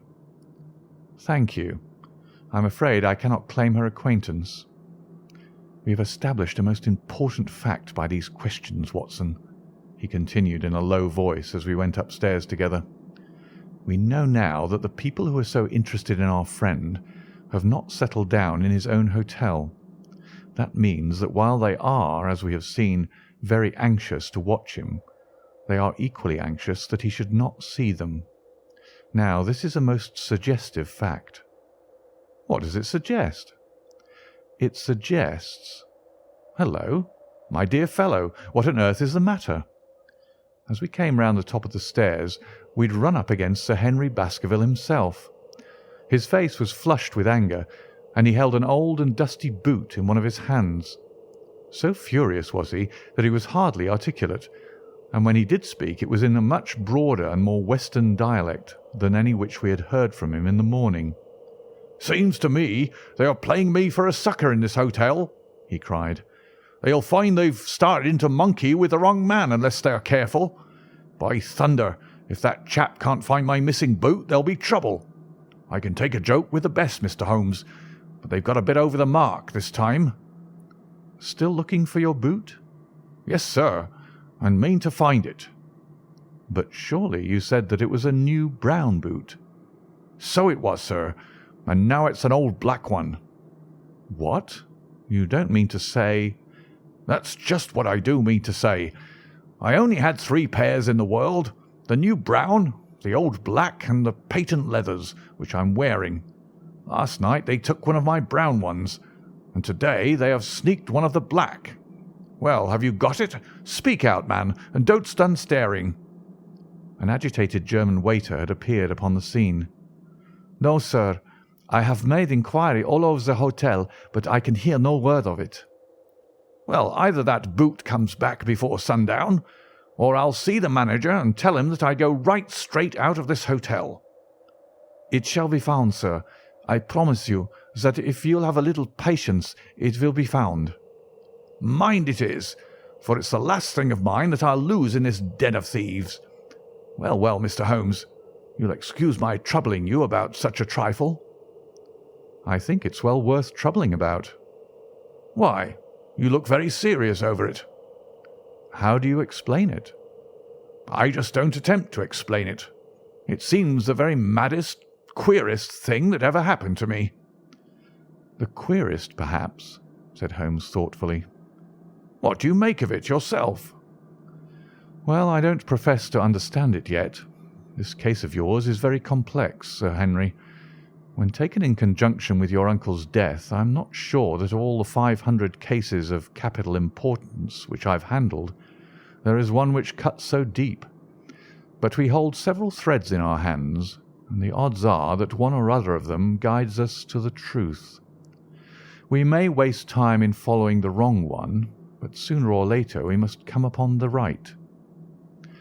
We had a pleasant luncheon in which little was said of the business which had brought us together. It was in the private sitting-room, to which we afterwards repaired, that Holmes asked Baskerville what were his intentions. "To go to Baskerville Hall." "And when?" "At the end of the week." "On the whole," said Holmes, "I think that your decision is a wise one. I have ample evidence that you are being dogged in London, and amid the millions of this great city it is difficult to discover who these people are or what their object can be. If their intentions are evil, they might do you mischief, and we should be powerless to prevent it. You did not know, Dr. Mortimer, that you were followed this morning from my house." Dr. Mortimer started violently. "Followed? By whom?" "That, unfortunately, is what I cannot tell you. Have you among your neighbours or acquaintances on Dartmoor any man with a black, full beard?" "No, or let me see. Why, yes, Barrymore, Sir Charles's butler, is a man with a full black beard." "Ha! Where is Barrymore?" "He is in charge of the hall." "We had best ascertain if he is really there, or if by any possibility he might be in London." "How can you do that?" "Give me a telegraph form. Is all ready for Sir Henry? That will do. Address to Mr. Barrymore, Baskerville Hall. What is the nearest telegraph office? Grimpen? Very good. We will send a second wire to the postmaster, Grimpen. Telegram to Mr. Barrymore to be delivered into his own hand. If absent, please return wire to Sir Henry Baskerville, Northumberland Hotel. That should let us know before evening whether Barrymore is at his post in Devonshire or not." "That's so," said Baskerville. "By the way, Dr. Mortimer, who is this Barrymore, anyhow?" "He is the son of the old caretaker, who is dead. They have looked after the hall for 4 generations now. So far as I know, he and his wife are as respectable a couple as any in the county." "At the same time," said Baskerville, "it's clear enough that so long as there are none of the family at the Hall, these people have a mighty fine home and nothing to do." "That is true." "Did Barrymore profit at all by Sir Charles's will?" asked Holmes. "He and his wife had £500 each." "Ha! Did they know that they would receive this?" "Yes. Sir Charles was very fond of talking about the provisions of his will." "That is very interesting." "I hope," said Dr. Mortimer, "that you do not look with suspicious eyes upon everyone who received a legacy from Sir Charles, for I also had £1,000 left to me." "Indeed. And anyone else?" "There were many insignificant sums to individuals, and a large number of public charities. The residue all went to Sir Henry." "And how much was the residue?" £740,000. Holmes raised his eyebrows in surprise. "I had no idea that so gigantic a sum was involved," said he. "Sir Charles had the reputation of being rich, but we did not know how very rich he was until we came to examine his securities. The total value of the estate was close on to £1 million. Dear me, it is a stake for which a man might well play a desperate game. And one more question, Dr. Mortimer.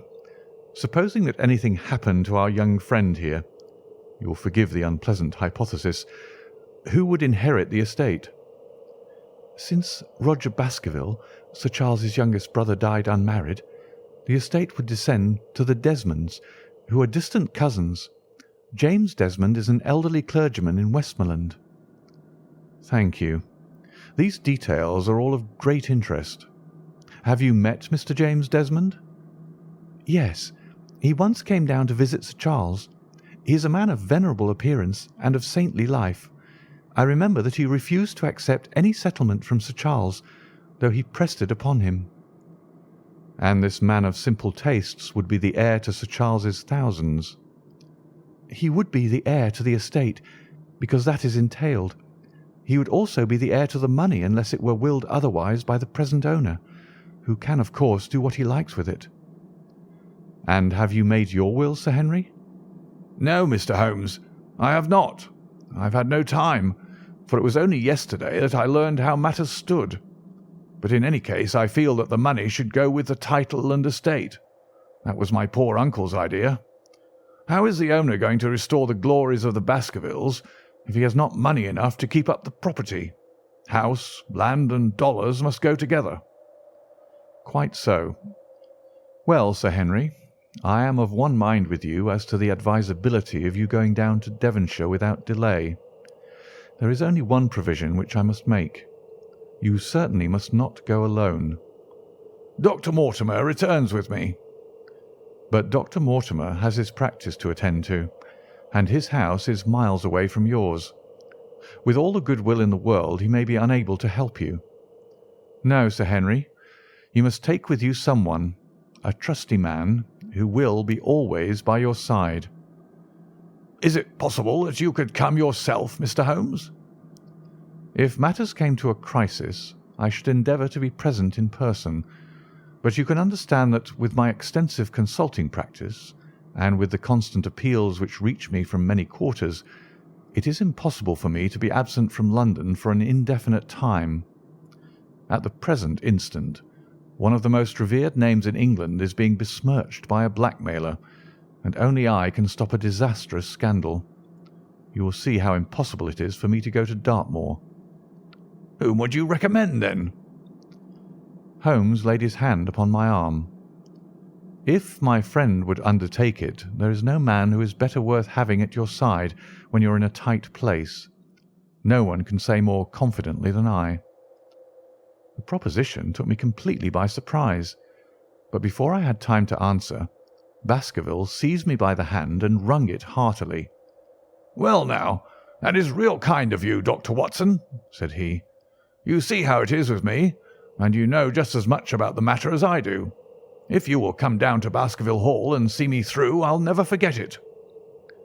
The promise of adventure had always a fascination for me, and I was complimented by the words of Holmes and by the eagerness with which the baronet hailed me as a companion. "I'll come with pleasure," said I. "I do not know how I could employ my time better." "And you will report very carefully to me," said Holmes. "When a crisis comes, as it will do, I will direct how you shall act. I suppose that by Saturday all might be ready." "Would that suit Dr. Watson?" "Perfectly." "Then on Saturday, unless you hear to the contrary, we shall meet at the 10:30 train from Paddington." We had risen to depart when Baskerville gave a cry of triumph, and diving into one of the corners of the room, he drew a brown boot from under a cabinet. "My missing boot!" he cried. "May all our difficulties vanish as easily," said Sherlock Holmes. "But it is a very singular thing," Dr. Mortimer remarked. "I searched this room carefully before lunch." "And so did I," said Baskerville. "Every inch of it." "There was certainly no boot in it then." "In that case, the waiter must have placed it there while we were lunching." The German was sent for, but professed to know nothing of the matter, nor could any inquiry clear it up. Another item had been added to that constant and apparently purposeless series of small mysteries which had succeeded each other so rapidly. Setting aside the whole grim story of Sir Charles's death, we had a line of inexplicable incidents all within the limits of 2 days, which included the receipt of the printed letter, the black-bearded spy in the hansom, the loss of the new brown boot, the loss of the old black boot, and now the return of the new brown boot. Holmes sat in silence in the cab as we drove back to Baker Street, and I knew from his drawn brows and keen face that his mind, like my own, was busy in endeavouring to frame some scheme into which all these strange and apparently disconnected episodes could be fitted. All afternoon and late into the evening he sat lost in tobacco and thought. Just before dinner 2 telegrams were handed in. The first ran, "Have just heard that Barrymore is at the Hall. Baskerville." The second, "Visited 23 hotels as directed, but sorry to report unable to trace cut sheet of times. Cartwright. There go two of my threads, Watson. There is nothing more stimulating than a case where everything goes against you. We must cast around for another scent. We still have the cabman who drove the spy. Exactly. I have wired to get his name and address from the official registry. I should not be surprised if this were an answer to my question.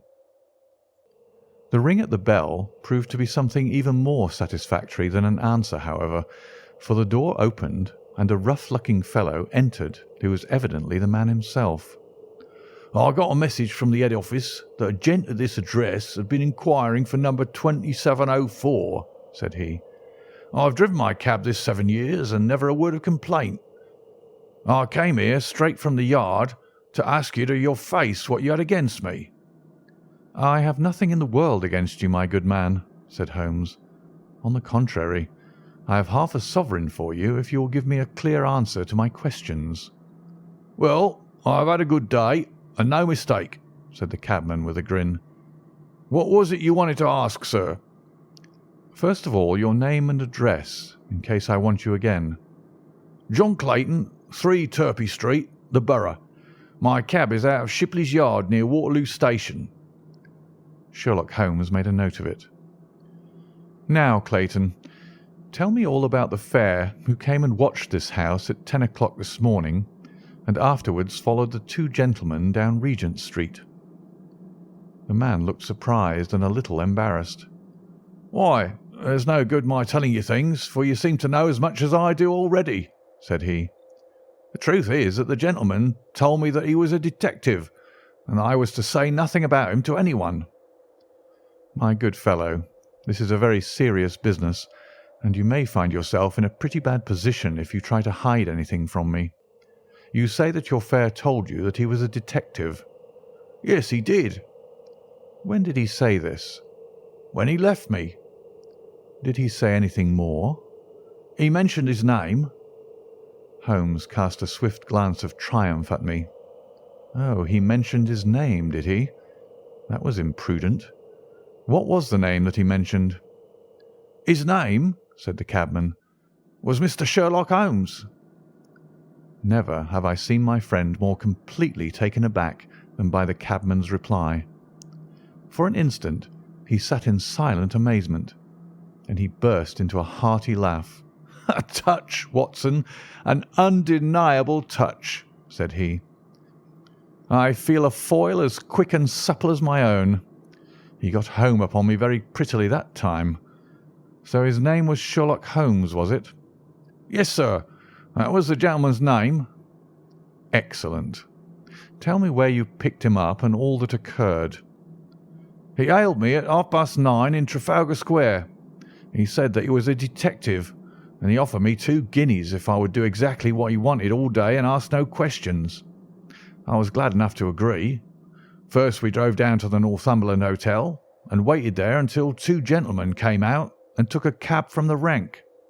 We followed their cab until it pulled up somewhere near here." "This very door?" said Holmes. "Well, I couldn't be sure of that, but I dare say my fare knew all about it. We pulled up halfway down the street and waited an hour and a half. Then the 2 gentlemen passed us walking, and we followed down Baker Street and along—" "I know," said Holmes. "Until we got 3/4 down Regent Street. Then my gentleman threw up the trap, and he cried that I should drive right away to Waterloo Station as hard as I could go. I whipped up the mare, and we were there under the 10 minutes. Then he paid up his 2 guineas, like a good one, and away he went into the station. Only just as he was leaving, he turned round and he said, 'It might interest you to know that you've been driving Mr. Sherlock Holmes.' That's how I came to know the name." "I see. And you saw no more of him?" "Not after he went into the station." "And how would you describe Mr. Sherlock Holmes?" The cabman scratched his head. "Well, he wasn't altogether such an easy gentleman to describe. I put him at 40 years of age, and he was of a middle height, 2 or 3 inches shorter than you, sir. He was dressed like a toff, and he had a black beard cut square at the end and a pale face. I don't know as I could say any more than that." "Colour of his eyes?" "No, I can't say that." Nothing more that you can remember? No, sir, nothing. Well, then, here is your half-sovereign. There's another one waiting for you if you can bring any more information. Good night." Good night, sir, and thank you. John Clayton departed chuckling, and Holmes turned to me with a shrug of his shoulders and a rueful smile. "Snap goes our third thread, and we end where we began," said he. "The cunning rascal! He knew our number, knew that Sir Henry Baskerville had consulted me, spotted who I was in Regent Street, conjectured that I had got the number of the cab and would lay my hands on the driver, and so sent back this audacious message. I tell you, Watson, this time we have got a foeman who is worthy of our steel. I've been checkmated in London. I can only wish you better luck in Devonshire, but I'm not easy in my mind about it." "About what?" "About sending you. It's an ugly business, Watson, an ugly, dangerous business, and the more I see of it, the less I like it. Yes, my dear fellow, you may laugh, but I give you my word that I shall be very glad to have you back safe and sound in Baker Street once more." End of chapter 5.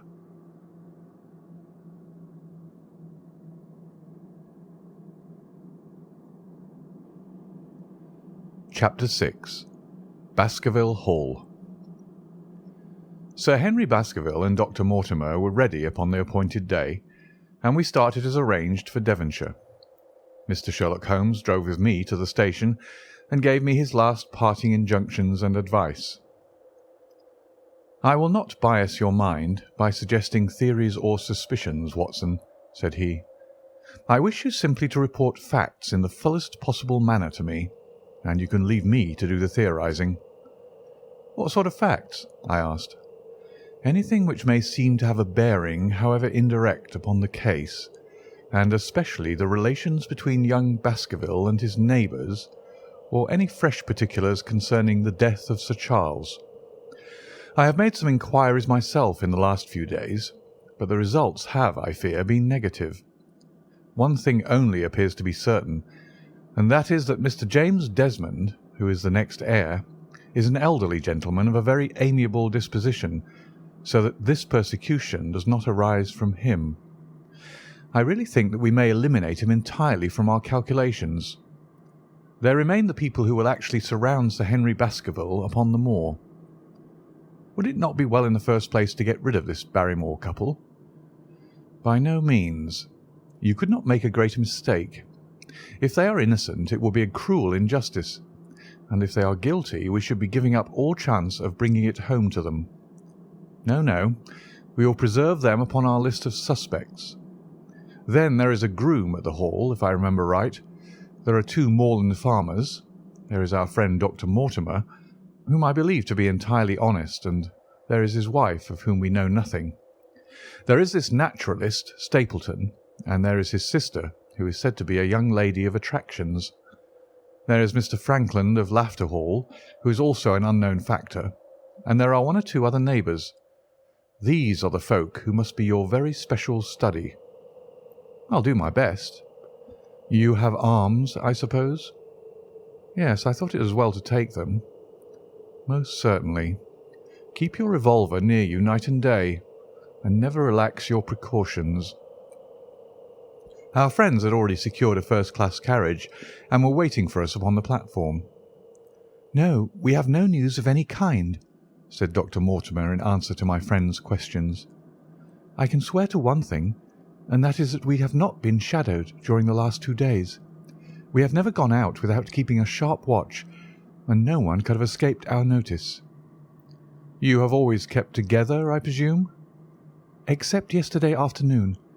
I usually give up one day to pure amusement when I come to town, so I spent it at the Museum of the College of Surgeons." "And I went to look at the folk in the park," said Baskerville. "But we had no trouble of any kind." "It was imprudent all the same," said Holmes, shaking his head and looking very grave. "I beg, Sir Henry, that you will not go about alone. Some great misfortune will befall you if you do. Did you get your other boot?" "No, sir. It is gone forever." Indeed, that is very interesting. Well, good-bye, he added as the train began to glide down the platform. Bear in mind, Sir Henry, one of the phrases in that queer old legend which Dr. Mortimer has read to us, and avoid the moor in those hours of darkness when the powers of evil are exalted. I looked back at the platform when we had left it far behind, and saw the tall, austere figure of Holmes standing motionless and gazing after us. The journey was a swift and pleasant one, and I spent it in making the more intimate acquaintance of my two companions, and in playing with Dr. Mortimer's spaniel. In a very few hours the brown earth had become ruddy, the brick had changed to granite, and red cows grazed in well-hedged fields, where the lush grasses and more luxuriant vegetation spoke of a richer, if a damper, climate. Young Baskerville stared eagerly out of the window and cried aloud with delight as he recognised the familiar features of the Devon scenery. "I've been over a good part of the world since I left it, Dr. Watson," said he, "but I've never seen a place to compare with it." "I never saw a Devonshire man who did not swear by his county," I remarked. "It depends upon the breed of men quite as much as on the county," said Dr. Mortimer. "A glance at our friend here reveals the rounded head of the Celt, which carries inside it the Celtic enthusiasm and power of attachment. Poor Sir Charles's head was of a very rare type, half Gaelic, half Ivernian in its characteristics. But you were very young when you last saw Baskerville Hall, were you not?" "I was a boy in my teens at the time of my father's death, and had never seen the Hall, for he lived in a little cottage on the south coast. Thence I went straight to a friend in America. I tell you it is all as new to me as it is to Dr. Watson, and I'm as keen as possible to see the moor." "Are you?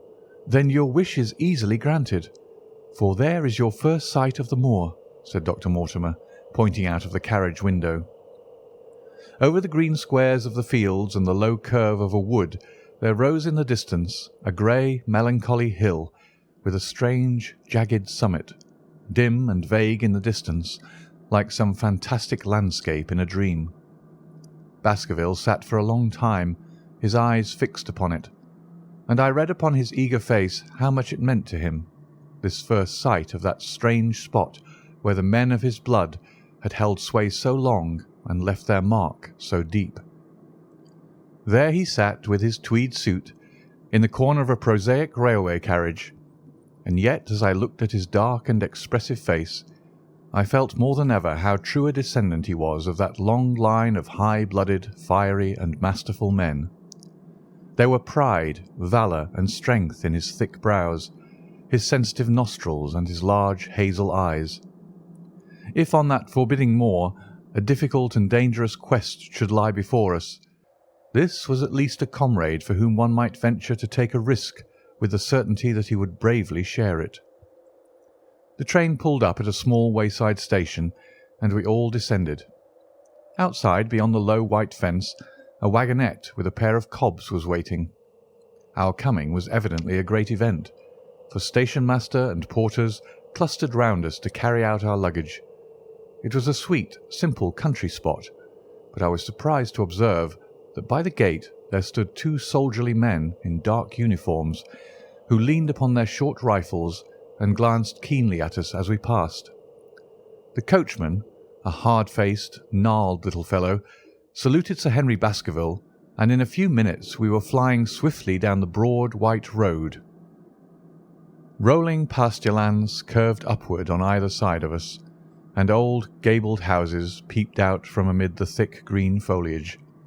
But behind the peaceful and sunlit countryside there rose ever, dark against the evening sky, the long, gloomy curve of the moor, broken by the jagged and sinister hills. The wagonette swung round into a side road, and we curved upward through deep lanes worn by centuries of wheels. High banks on either side, heavy with dripping moss and fleshy hart's-tongue ferns. Bronzing bracken and mottled bramble gleamed in the light of the sinking sun. Still steadily rising, we passed over a narrow granite bridge and skirted a noisy stream which gushed swiftly down, foaming and roaring amid the grey boulders. Both road and stream wound up through a valley dense with scrub oak and fir. At every turn, Baskerville gave an exclamation of delight, looking eagerly about him and asking countless questions. To his eyes all seemed beautiful, but to me a tinge of melancholy lay upon the countryside, which bore so clearly the mark of the waning year. Yellow leaves carpeted the lanes and fluttered down upon us as we passed. The rattle of our wheels died away as we drove through drifts of rotting vegetation, sad gifts, as it seemed to me, for nature to throw before the carriage of the returning heir of the Baskervilles. "Hello!" cried Dr. Mortimer. "What is this?" A steep curve of heath-clad land, an outlying spur of the moor, lay in front of us. On the summit, hard and clear like an equestrian statue upon its pedestal, was a mounted soldier, dark and stern, his rifle poised ready over his forearm. He was watching the road along which we travelled. "What is this, Perkins?" asked Dr. Mortimer. Our driver half turned in his seat. "Here's a convict escaped from Princetown, sir. He's been out here 3 days now, and the warders watch every road and every station, but they've had no sight of him yet. The farmers about here don't like it, sir, and that's a fact." "Well, I understand that they get £5 if they can give information." "Yes, sir, but the chance of £5 is but a poor thing compared to the chance of having your throat cut. You see, it isn't like any ordinary convict. This is a man who would stick at nothing." "Who is he, then?" "It is Selden, the Notting Hill murderer." I remembered the case well, for it was one in which Holmes had taken an interest on account of the peculiar ferocity of the crime and the wanton brutality which had marked all the actions of the assassin. The commutation of his death sentence had been due to some doubts as to his complete sanity, so atrocious was his conduct. Our wagonette had topped a rise, and in front of us rose the huge expanse of the moor, mottled with gnarled and craggy cairns and tors. A cold wind swept down from it and set us shivering. Somewhere there on that desolate plain was lurking this fiendish man, hiding in a burrow like a wild beast, his heart full of malignancy against the whole race which had cast him out. It needed but this to complete the grim suggestiveness of the barren waste, the chilling wind, and the darkling sky. Even Baskerville fell silent and pulled his overcoat more closely around him. We had left the fertile country behind and beneath us. We looked back on it now, the slanting rays of a low sun turning the streams to threads of gold and glowing on the red earth new turned by the plough and the broad tangle of the woodlands. The road in front of us grew bleaker and wilder over huge russet and olive slopes, sprinkled with giant boulders. Now and then we passed a moorland cottage, walled and roofed with stone, with no creeper to break its harsh outline. Suddenly we looked down into a cup-like depression patched with stunted oaks and firs which had been twisted and bent by the fury of years of storm. 2 high, narrow towers rose over the trees. The driver pointed with his whip. "Baskerville Hall," said he.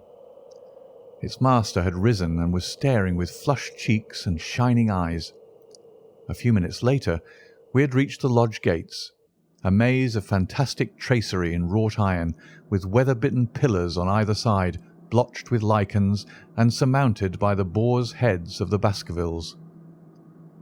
The lodge was a ruin of black granite and bared ribs of rafters, but facing it was a new building, half constructed, the first fruit of Sir Charles's South African gold. Through the gateway we passed into the avenue, where the wheels were again hushed amid the leaves, and the old trees shot their branches in a sombre tunnel over our heads. Baskerville shuddered as we looked up the long, dark drive to where the house glimmered like a ghost at the farther end. "Was it here?" he asked in a low voice. No, the yew alley is on the other side." The young heir glanced round with a gloomy face. "It's no wonder my uncle felt as if trouble were coming on him in such a place as this," said he. "It's enough to scare any man. I'll have a row of electric lamps up here inside of 6 months, and you won't know it again with 1,000 candle power Swan and Edison right here in front of the hall door." The avenue opened into a broad expanse of turf, and the house lay before us. In the fading light I could see that the centre was a heavy block of building from which a porch projected. The whole front was draped in ivy, with a patch clipped bare here and there where a window or a coat of arms broke through the dark veil. From this central block rose the twin towers, ancient, crenellated, and pierced with many loopholes. To right and left of the turrets were more modern wings of black granite. A dull light shone through heavy mullioned windows, and from the high chimneys which rose from the steep, high-angled roof there sprang a single black column of smoke. "Welcome, Sir Henry! Welcome to Baskerville Hall!" A tall man had stepped from the shadow of the porch to open the door of the wagonette. The figure of a woman was silhouetted against the yellow light of the hall. She came out and helped the man to hand down our bags. "You don't mind my driving straight home, Sir Henry?" said Dr. Mortimer. "My wife is expecting me." "Surely you'll stay and have some dinner?" "No, I must go. I shall probably find some work awaiting me. I would stay to show you over the house, but Barrymore will be a better guide than I. Good-bye, and never hesitate, night or day, to send for me if I can be of service." The wheels died away down the drive while Sir Henry and I turned into the hall, and the door clanged heavily behind us. It was a fine apartment in which we found ourselves, large, lofty, and heavily raftered, with huge balks of age-blackened oak.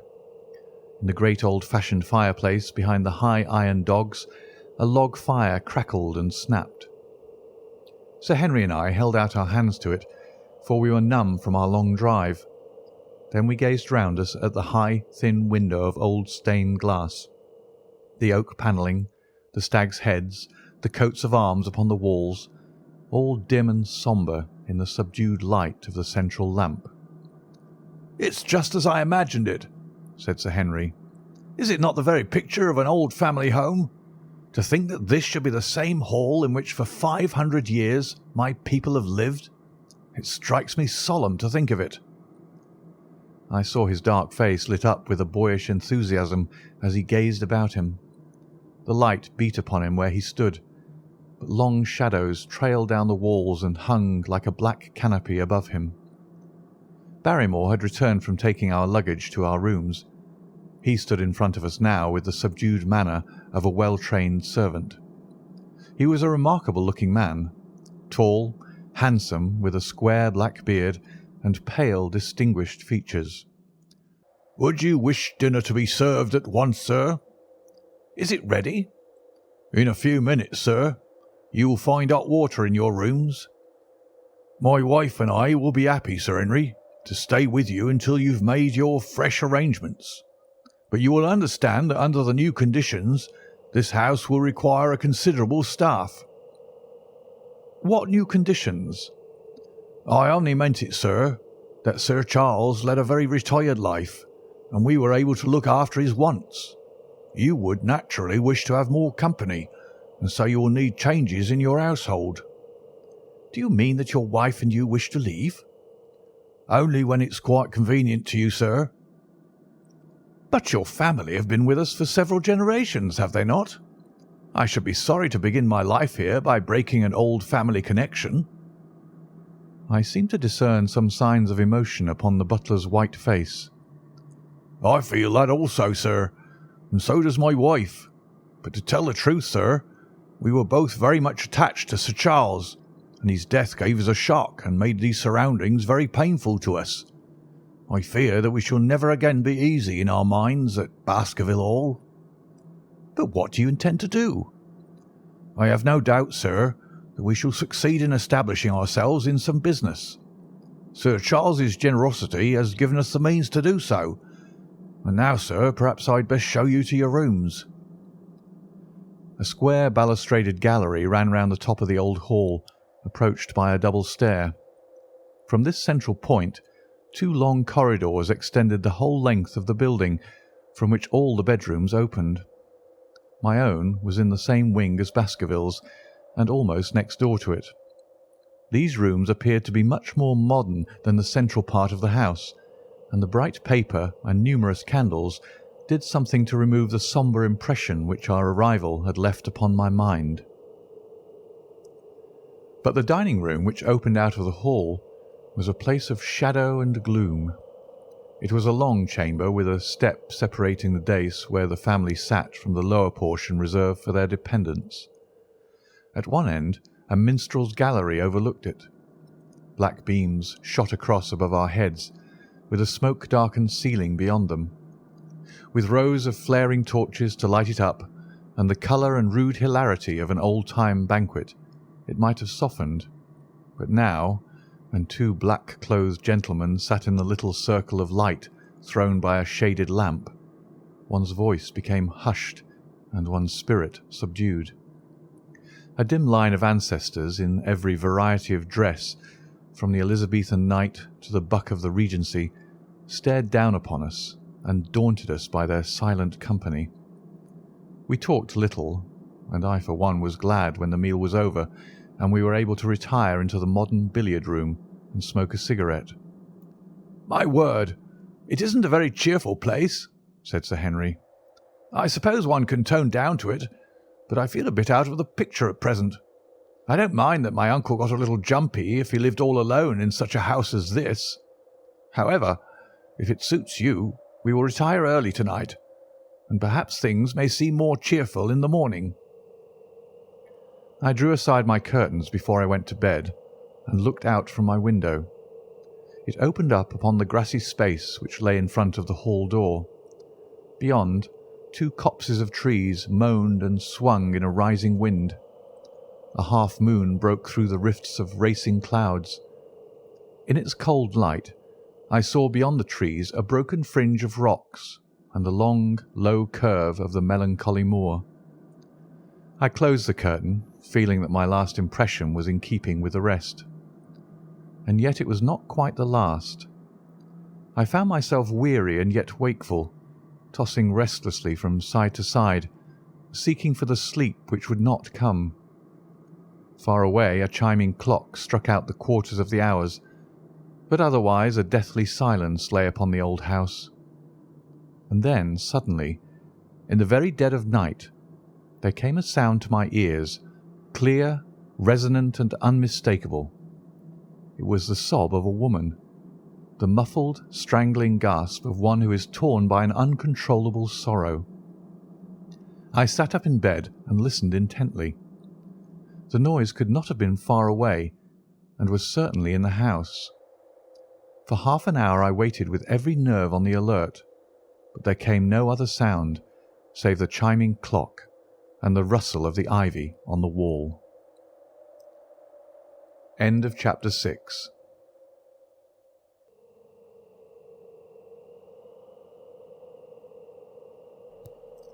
Chapter 7. The Stapletons of Merripit House. The fresh beauty of the following morning did something to efface from our minds the grim and grey impression which had been left upon both of us by our first experience of Baskerville Hall. As Sir Henry and I sat at breakfast, the sunlight flooded in through the high mullioned windows, throwing watery patches of colour from the coats of arms which covered them. The dark panelling glowed like bronze in the golden rays, and it was hard to realise that this was indeed the chamber which had struck such a gloom into our souls upon the evening before. "I guess it is ourselves and not the house that we have to blame," said the baronet. "We were tired with our journey and chilled by our drive, so we took a grey view of the place. Now we are fresh and well, so it is all cheerful once more." "And yet it was not entirely a question of imagination," I answered. "Did you, for example, happen to hear someone, a woman, I think, sobbing in the night?" "That is curious, for I did when I was half asleep fancy that I heard something of the sort. I waited quite a time, but there was no more of it, so I concluded that it was all a dream." "I heard it distinctly, and I am sure that it was really the sob of a woman." "We must ask about it right away." He rang the bell and asked Barrymore whether he could account for our experience. It seemed to me that the pallid features of the butler turned a shade paler still as he listened to his master's question. "There are only 2 women in the house, Sir Henry," he answered. "One is the scullery maid, who sleeps in the other wing. The other is my wife, and I can answer for it that the sound could not have come from her." And yet he lied as he said it, for it chanced that after breakfast I met Mrs. Barrymore in the long corridor with the sun full upon her face. She was a large, impassive, heavy-featured woman with a stern, set expression of mouth, but her telltale eyes were red and glanced at me from between swollen lids. It was she, then, who wept in the night, and if she did so, her husband must know it. Yet he had taken the obvious risk of discovery in declaring that it was not so. Why had he done this, and why did she weep so bitterly? Already round this pale-faced, handsome, black-bearded man there was gathering an atmosphere of mystery and of gloom. It was he who had been the first to discover the body of Sir Charles, and we had only his word for all the circumstances which led up to the old man's death. Was it possible that it was Barrymore after all whom we had seen in the cab in Regent Street? The beard might well have been the same. The cabman had described a somewhat shorter man, but such an impression might easily have been erroneous. How could I settle the point forever? Obviously the first thing to do was to see the Grimpen postmaster and find whether the test telegram had really been placed in Barrymore's own hands. Be the answer what it might, I should at least have something to report to Sherlock Holmes. Sir Henry had numerous papers to examine after breakfast, so that the time was propitious for my excursion. It was a pleasant walk of 4 miles along the edge of the moor, leading me at last to a small grey hamlet in which 2 larger buildings, which proved to be the inn and the house of Dr. Mortimer, stood high above the rest. The postmaster, who was also the village grocer, had a clear recollection of the telegram. "Certainly, sir," said he. "I had the telegram delivered to Mr. Barrymore exactly as directed." "Who delivered it?" "My boy here, James. You delivered that telegram to Mr. Barrymore at the Hall last week, did you not?" "Yes, father, I delivered it." "Into his own hands?" I asked. "Well, he was up in the loft at the time, so that he could not put into his own hands, but I gave it into Mrs. Barrymore's hands, and she promised to deliver it at once." "Did you see Mr. Barrymore?" "No, sir. I tell you he was in the loft." "If you didn't see him, how do you know he was in the loft?" "Well, surely his own wife ought to know where he is," said the postmaster testily. "Didn't he get the telegram? If there's any mistake, it is for Mr. Barrymore himself to complain." It seemed hopeless to pursue the inquiry any farther, but it was clear that in spite of Holmes's ruse we had no proof that Barrymore had not been in London all the time. Suppose that it were so. Suppose that the same man had been the last who had seen Sir Charles alive, and the first to dog the new heir when he returned to England. What then? Was he the agent of others, or had he some sinister design of his own? What interest could he have in persecuting the Baskerville family? I thought of the strange warning clipped out of the leading article of the Times.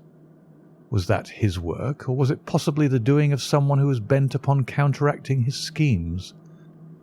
The only conceivable motive was that which had been suggested by Sir Henry, that if the family could be scared away, a comfortable and permanent home would be secured for the Barrymores.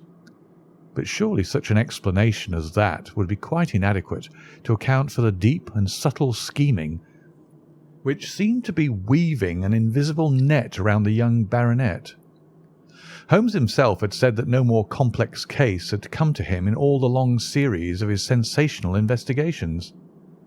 I prayed as I walked back along the grey, lonely road that my friend might soon be freed from his preoccupations and able to come down to take his heavy burden of responsibility from my shoulders. Suddenly my thoughts were interrupted by the sound of running feet behind me, and by a voice which called me by name. I turned, expecting to see Dr. Mortimer, but to my surprise it was a stranger who was pursuing me. He was a small, slim, clean-shaven, prim-faced man, flaxen-haired and lean-jawed, between 30 and 40 years of age, dressed in a grey suit and wearing a straw hat. A tin box for botanical specimens hung over his shoulder, and he carried a green butterfly net in one of his hands. "You will, I am sure, excuse my presumption, Dr. Watson," said he as he came panting up to where I stood. "Here on the moor we are a homely folk, and do not wait for formal introductions. You may possibly have heard my name from our mutual friend Mortimer. I am Stapleton of Merripit House." "Your net and box would have told me as much," said I, for I knew that Mr. Stapleton was a naturalist. "But how did you know me?" "I have been calling on Mortimer, and he pointed you out to me from the window of his surgery as you passed. As our road lay the same way, I thought that I could overtake you and introduce myself. I trust that Sir Henry is none the worse for his journey." "He's very well, thank you." "We were all rather afraid that after the sad death of Sir Charles, the new baronet might refuse to live here. It is asking much of a wealthy man to come down and bury himself in a place of this kind, but I need not tell you that it means a very great deal to the countryside. Sir Henry has, I suppose, no superstitious fears in the matter?" "I do not think that it is likely." "Of course you know the legend of the fiend dog which haunts the family?" "I have heard of it." "It is extraordinary how credulous the pheasants are about here. Any number of them are ready to swear that they have seen such a creature upon the moor." He spoke with a smile, but I seemed to read in his eyes that he took the matter more seriously. "The story took a great hold upon the imagination of Sir Charles, and I have no doubt that it led to his tragic end." "But how?" "His nerves were so worked up that the appearance of any dog might have had a fatal effect upon his diseased heart. I fancy that he really did see something of the kind upon that last night in the yew alley. I feared that some disaster might occur, for I was very fond of the old man, and I knew that his heart was weak." "How did you know that?" "My friend Mortimer told me." "You think, then, that some dog pursued Sir Charles, and that he died of fright in consequence?" "Have you any better explanation?" "I have not come to any conclusion." "Has Mr. Sherlock Holmes?" The words took away my breath for an instant, but a glance at the placid face and steadfast eyes of my companion showed that no surprise was intended. "It is useless for us to pretend that we do not know you, Dr. Watson," said he.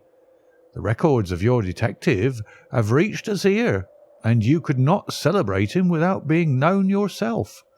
When Mortimer told me your name, he could not deny your identity. If you are here, then it follows that Mr. Sherlock Holmes is interesting himself in the matter, and I am naturally curious to know what view he may take." "I'm afraid that I cannot answer that question." "May I ask him if he is going to honour us with a visit himself?" "He cannot leave town at present. He has other cases which engage his attention." "What a pity! He might throw some light on that which is so dark to us. But as to your own researches, if there is any possible way in which I can be of service to you, I trust that you will command me. If I had any indication of the nature of your suspicions, or how you propose to investigate the case, I might perhaps even now give you some aid or advice." "I assure you that I am simply here upon a visit to my friend Sir Henry, and that I need no help of any kind." "Excellent," said Stapleton. "You are perfectly right to be wary and discreet. I am justly reproved for what I feel was an unjustifiable intrusion, and I promise you that I will not mention the matter again." We had come to a point where a narrow grassy path struck off from the road and wound away across the moor. A steep, boulder-sprinkled hill lay upon the right, which had in bygone days been cut into a granite quarry. The face which was turned towards us formed a dark cliff, with ferns and brambles growing in its niches. From over a distant rise there floated a grey plume of smoke. "A moderate walk along this moor path brings us to Merrypit House," said he. "Perhaps you will spare an hour that I may have the pleasure of introducing you to my sister." My first thought was that I should be by Sir Henry's side, but then I remembered the pile of papers and bills with which his study table was littered. It was certain that I could not help with those, and Holmes had expressly said that I should study the neighbours upon the moor. I accepted Stapleton's invitation, and we turned together down the path. "It is a wonderful place, the moor," said he, looking round over the undulating downs, long green rollers with crests of jagged granite foaming up into fantastic surges. "You never tire of the moor. You cannot think the wonderful secrets which it contains. It is so vast and so barren and so mysterious."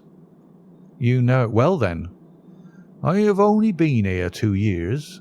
The residents would call me a newcomer.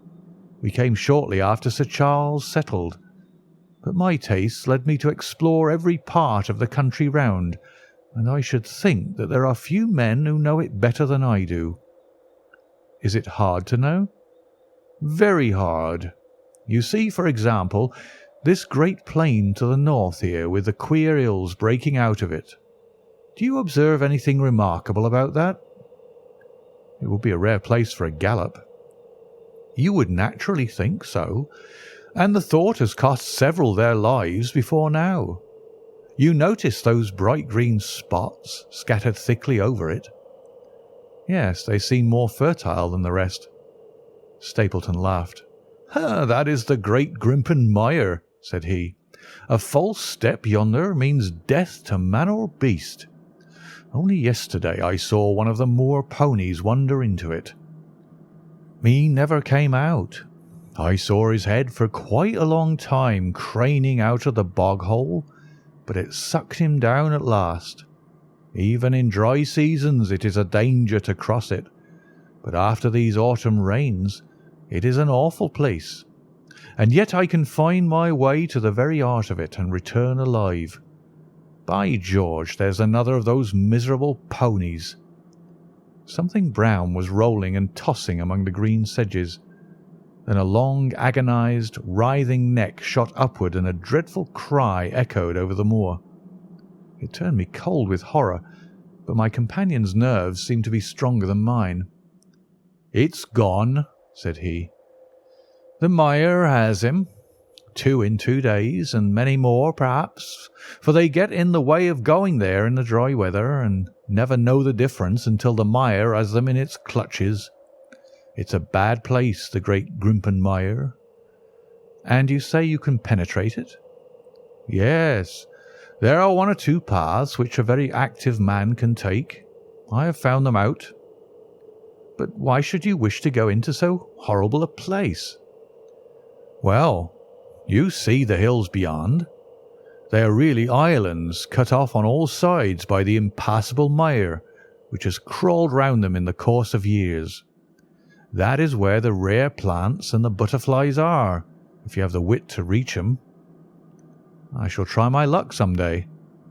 He looked at me with a surprised face. "For God's sake, put such an idea out of your mind," said he. "Your blood would be upon my head. I assure you that there would not be the least chance of your coming back alive. It is only by remembering certain complex landmarks that I am able to do it." "Hallo!" I cried. "What is that?" A long, low moan, indescribably sad, swept over the moor.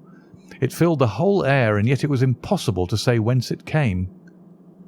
From a dull murmur it swelled into a deep roar, and then sank back into a melancholy, throbbing murmur once again. Stapleton looked at me with a curious expression in his face. "Queer place, the moor," said he. "But what is it?" "The peasants say it is the Hound of the Baskervilles calling for its prey. I've heard it once or twice before, but never quite so loud." I looked round with a chill of fear in my heart, the huge swelling plain mottled with the green patches of rushes. Nothing stirred over the vast expanse save a pair of ravens which croaked loudly from a tor behind us. "You are an educated man. You don't believe such nonsense as that," said I. "What do you think is the cause of so strange a sound?" "Bogs make queer noises sometimes. It's the mud settling or the water rising or something." "No, no, that was a living voice." "Well, perhaps it was. Did you ever hear a bittern booming?" "No, I never did." "It is a very rare bird, practically extinct in England now, but all things are possible upon the moor. Yes, I should not be surprised to learn that what we have heard is the cry of the last of the bitterns." "It's the weirdest, strangest thing that ever I heard in my life." "Yes, it's rather an uncanny place altogether. Look at the hillside yonder. What do you make of those?" The whole steep slope was covered with grey circular rings of stone, a score of them at least. "What are they? Sheep pens?" "No, they are the homes of our worthy ancestors. Prehistoric man lived thickly on the moor, and as no one in particular has lived there since, we find all his little arrangements exactly as he left them. These are his wigwams with the roofs off. You can even see his hearth and his couch if you have the curiosity to go inside." "But it is quite a town. When was it inhabited?" "Neolithic man. No date." "What did he do?" "He grazed his cattle on those slopes, and he learned to dig for tin when the bronze sword began to supersede the stone axe. Look at the great trench in the opposite hill. That is his mark. Yes, you will find some very singular points about the moor, Dr. Watson. Oh, excuse me an instant. It is surely Cyclopides." A small fly or moth had fluttered across our path, and in an instant Stapleton was rushing with extraordinary energy and speed in pursuit of it. To my dismay, the creature flew straight for the great mire, and my acquaintance never paused for an instant, bounding from tuft to tuft behind it, his green net waving in the air. His grey clothes and jerky, zigzag, irregular progress made him not unlike some huge moth himself. I was standing watching his pursuit with a mixture of admiration for his extraordinary activity and fear lest he should lose his footing in the treacherous mire, when I heard the sound of steps, and turning round found a woman near me upon the path. She had come from the direction in which the plume of smoke indicated the position of Merripit House, but the dip of the moor had hid her until she was quite close. I could not doubt that this was the Miss Stapleton of whom I had been told, since ladies of any sort must be few upon the moor, and I remembered that I had heard someone describe her as being a beauty. The woman who approached me was certainly that, and of a most uncommon type. There could not have been a greater contrast between brother and sister, for Stapleton was neutral tinted with light hair and grey eyes, while she was darker than any brunette whom I had seen in England, slim, elegant, and tall. She had a proud, finely cut face, so regular that it might have seemed impassive were it not for the sensitive mouth and the beautiful, dark, eager eyes. With her perfect figure and elegant dress she was indeed a strange apparition upon a lonely moorland path. Her eyes were on her brother as I turned, and then she quickened her pace towards me. I had raised my hat, and was about to make some explanatory remark, when her own words turned all my thoughts into a new channel. "Go back," she said. "Go straight back to London instantly." I could only stare at her in stupid surprise. Her eyes blazed at me, and she tapped the ground impatiently with her foot. "Why should I go back?" I asked. "I cannot explain." She spoke in a low, eager voice, with a curious lisp in her utterance. "But for God's sake, do what I ask you. Go back and never set foot upon the moor again." "But I've only just come." Man, she cried, "can you not tell when a warning is for your own good? Go back to London, Start tonight. Get away from this place at all costs. Hush, my brother's coming. Not a word of what I've said. Would you mind getting that orchid for me among the mare's tails yonder? We're very rich in orchids on the moor, though of course you are rather late to see the beauties of the place." Stapleton had abandoned the chase and come back to us breathing hard and flushed with his exertions. "Hello, Beryl," said he, and it seemed to me that the tone of his greeting was not altogether a cordial one. "Well, Jack, you're very hot." "Yes, I was chasing a cyclopedes. He is very rare and seldom found in the late autumn. What a pity that I should have missed him." He spoke unconcernedly, but his small light eyes glanced incessantly from the girl to me. "You have introduced yourselves, I can see." "Yes, I was telling Sir Henry that it was rather late for him to see the true beauties of the moor." "Why, who do you think this is?" "I imagine that it must be Sir Henry Baskerville." "No, no," said I. "Only a humble commoner, but his friend. My name is Dr. Watson."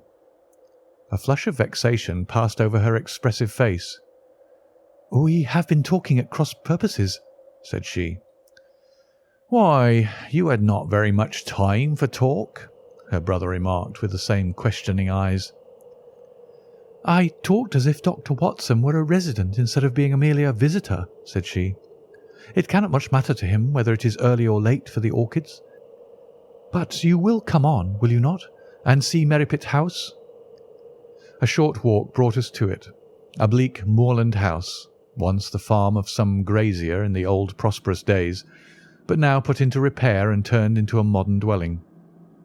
An orchard surrounded it, but the trees, as is usual upon the moor, were stunted and nipped, and the effect of the whole place was mean and melancholy. We were admitted by a strange, wizened, rusty-coated old manservant, who seemed in keeping with the house. Inside, however, there were large rooms furnished with an elegance in which I seemed to recognise the taste of the lady.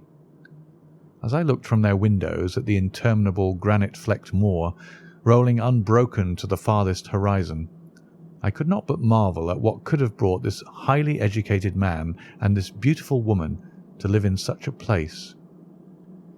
"Queer spot to choose, is it not?" said he, as if in answer to my thought. "And yet we manage to make ourselves fairly happy, do we not, Beryl?"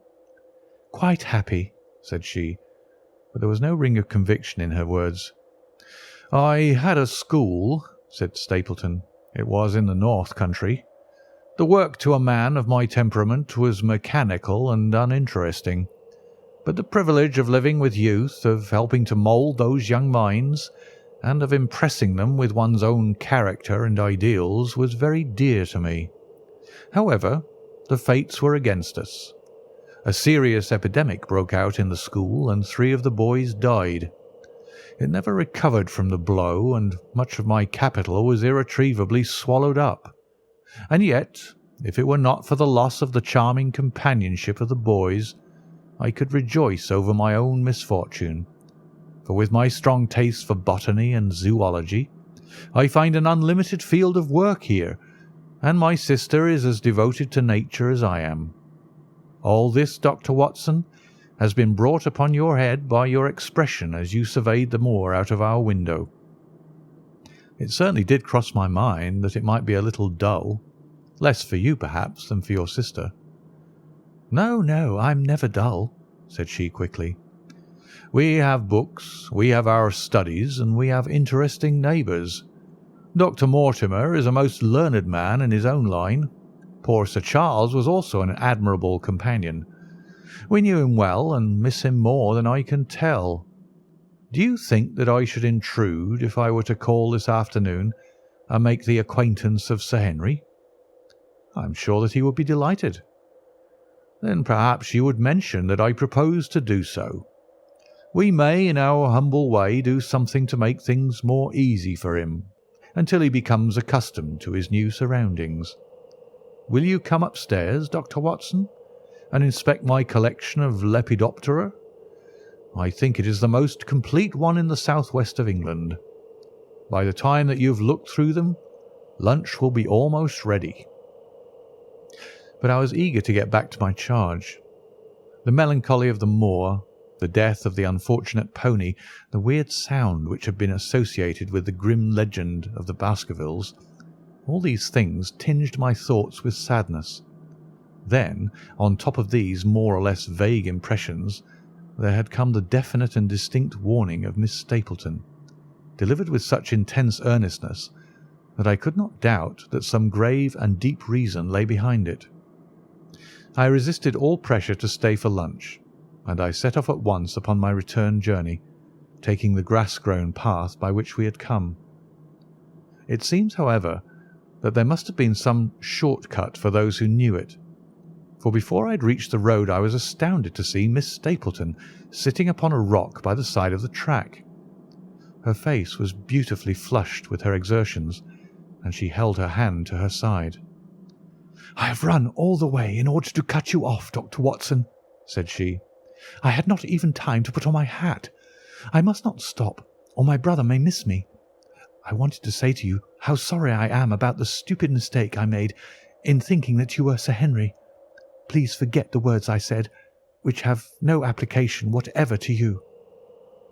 "But I can't forget them, Miss Stapleton," said I. "I am Sir Henry's friend, and his welfare is a very close concern of mine. Tell me why it was that you were so eager that Sir Henry should return to London." "A woman's whim, Dr. Watson. When you know me better you will understand that I cannot always give reasons for what I say or do." No, I remember the thrill in your voice. I remember the look in your eyes. Please be frank with me, Miss Stapleton, for ever since I have been here I have been conscious of shadows all round me. Life has become like that great Grimpen mire, with little green patches everywhere into which one may sink, and with no guide to point the track. Tell me then what it was that you meant, and I will promise to convey your warning to Sir Henry." An expression of irresolution passed for an instant over her face, but her eyes had hardened again when she answered me. You make too much of it, Dr. Watson," said she. "My brother and I were very much shocked by the death of Sir Charles. We knew him very intimately, for his favourite walk was over the moor to our house. He was deeply impressed with the curse which hung over the family, and when this tragedy came I naturally felt that there must be some grounds for the fears which he had expressed. I was distressed, therefore, when another member of the family came down to live here, and I felt that he should be warned of the danger which he will run. That was all which I intended to convey." "But what is the danger?" "You know the story of the Hound?" "I do not believe in such nonsense." "But I do. If you have any influence with Sir Henry, take him away from a place which has always been fatal to his family. The world is wide. Why should he wish to live at the place of danger?" "Because it is the place of danger. That is Sir Henry's nature. I fear that unless you can give me some more definite information than this, it would be impossible to get him to move." "I cannot say anything definite, for I do not know anything definite." "I would ask you one more question, Miss Stapleton. If you meant no more than this when you first spoke to me, why should you not wish your brother to overhear what you said? There's nothing to which he or anyone else could object." "My brother is very anxious to have the hall inhabited, for he thinks it is for the good of the poor folk upon the moor. He would be very angry if he knew that I have said anything which might induce Sir Henry to go away. But I have done my duty now, and I will say no more.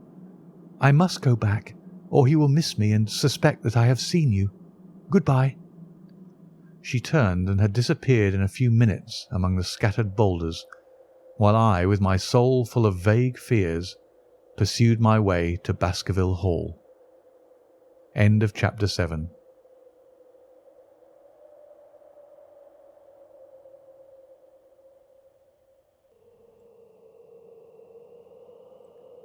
Chapter 8. First Report of Dr. Watson. From this point onward I will follow the course of events by transcribing my own letters to Mr. Sherlock Holmes, which lie before me on the table. One page is missing, But otherwise they are exactly as written, and show my feelings and suspicions of the moment more accurately than my memory, clear as it is upon these tragic events, can possibly do. Baskerville Hall, October 13th. My dear Holmes, my previous letters and telegrams have kept you pretty well up to date as to all that has occurred in this most God-forsaken corner of the world. The longer one stays here, the more does the spirit of the moor sink into one's soul, its vastness, and also its grim charm. When you are once out upon its bosom, you have left all traces of modern England behind you. But, on the other hand, you are conscious everywhere of the homes and the work of the prehistoric people. On all sides of you, as you walk, are the houses of these forgotten folk, with their graves and the huge monoliths which are supposed to have marked their temples.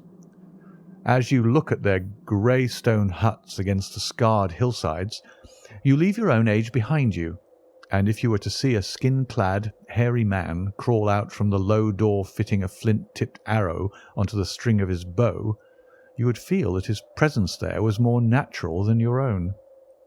The strange thing is that they should have lived so thickly on what must have always have been most unfruitful soil.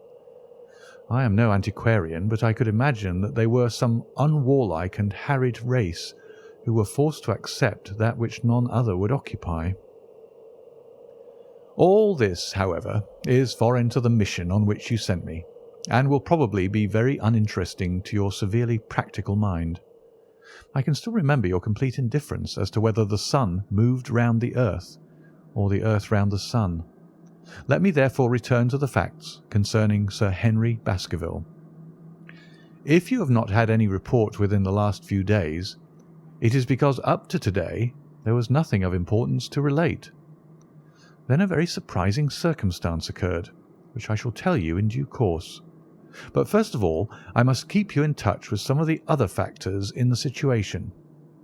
One of these, concerning which I have said little, is the escaped convict upon the moor. There is strong reason now to believe that he has got right away, which is a considerable relief to the lonely householders of this district. A fortnight has passed since his flight, during which he has not been seen, and nothing has been heard of him. It is surely inconceivable that he could have held out upon the moor during all that time. Of course, so far as his concealment goes, there is no difficulty at all. Any one of these stone huts would give him a hiding place, but there's nothing to eat unless he were to catch and slaughter one of the moor sheep. We think, therefore, that he's gone, and the outlying farmers sleep the better in consequence. We are 4 able-bodied men in this household, so that we could take good care of ourselves, but I confess that I have had uneasy moments when I have thought of the Stapletons. They live miles from any help. There are one maid, an old manservant, the sister and the brother, the latter not a very strong man. They would be helpless in the hands of a desperate fellow like this Notting Hill criminal if he could once effect an entrance. Both Sir Henry and I were concerned at their situation, and it was suggested that Perkins, the groom, should go over to sleep there, but Stapleton would not hear of it. The fact is that our friend the baronet begins to display a considerable interest in our fair neighbour. It is not to be wondered at, for time hangs heavily in this lonely spot to an active man like him, and she is a very fascinating and beautiful woman. There is something tropical and exotic about her which forms a singular contrast to her cool and unemotional brother, yet he also gives the idea of hidden fires. He has certainly a very marked influence over her, for I have seen her continually glance at him as she talked as if seeking approbation for what she said. I trust that he is kind to her. There is a dry glitter in his eyes and a firm set of his thin lips, which goes with a positive and possibly a harsh nature. You would find him an interesting study. He came over to call upon Baskerville on that first day, and the very next morning he took us both to show us the spot where the legend of the wicked Hugo is supposed to have had its origin. It was an excursion of some miles across the moor to a place which is so dismal that it might have suggested the story. we found a short valley between rugged tors, which led to an open, grassy space flecked over with the white cotton grass. In the middle of it rose two great stones, worn and sharpened at the upper end until they looked like the huge corroding fangs of some monstrous beast. In every way it corresponded with the scene of the old tragedy. Sir Henry was much interested, and asked Stapleton more than once whether he did really believe in the possibility of the interference of the supernatural in the affairs of men. He spoke lightly, but it was evident that he was very much in earnest. Stapleton was guarded in his replies, but it was easy to see that he said less than he might, and that he would not express his whole opinion out of consideration for the feelings of the baronet. He told us of similar cases, where families had suffered from some evil influence, and he left us with the impression that he shared the popular view upon the matter. On our way back we stayed for lunch at Merripit House, and it was there that Sir Henry made the acquaintance of Miss Stapleton. From the first moment that he saw her, he appeared to be strongly attracted by her, and I am much mistaken if the feeling was not mutual.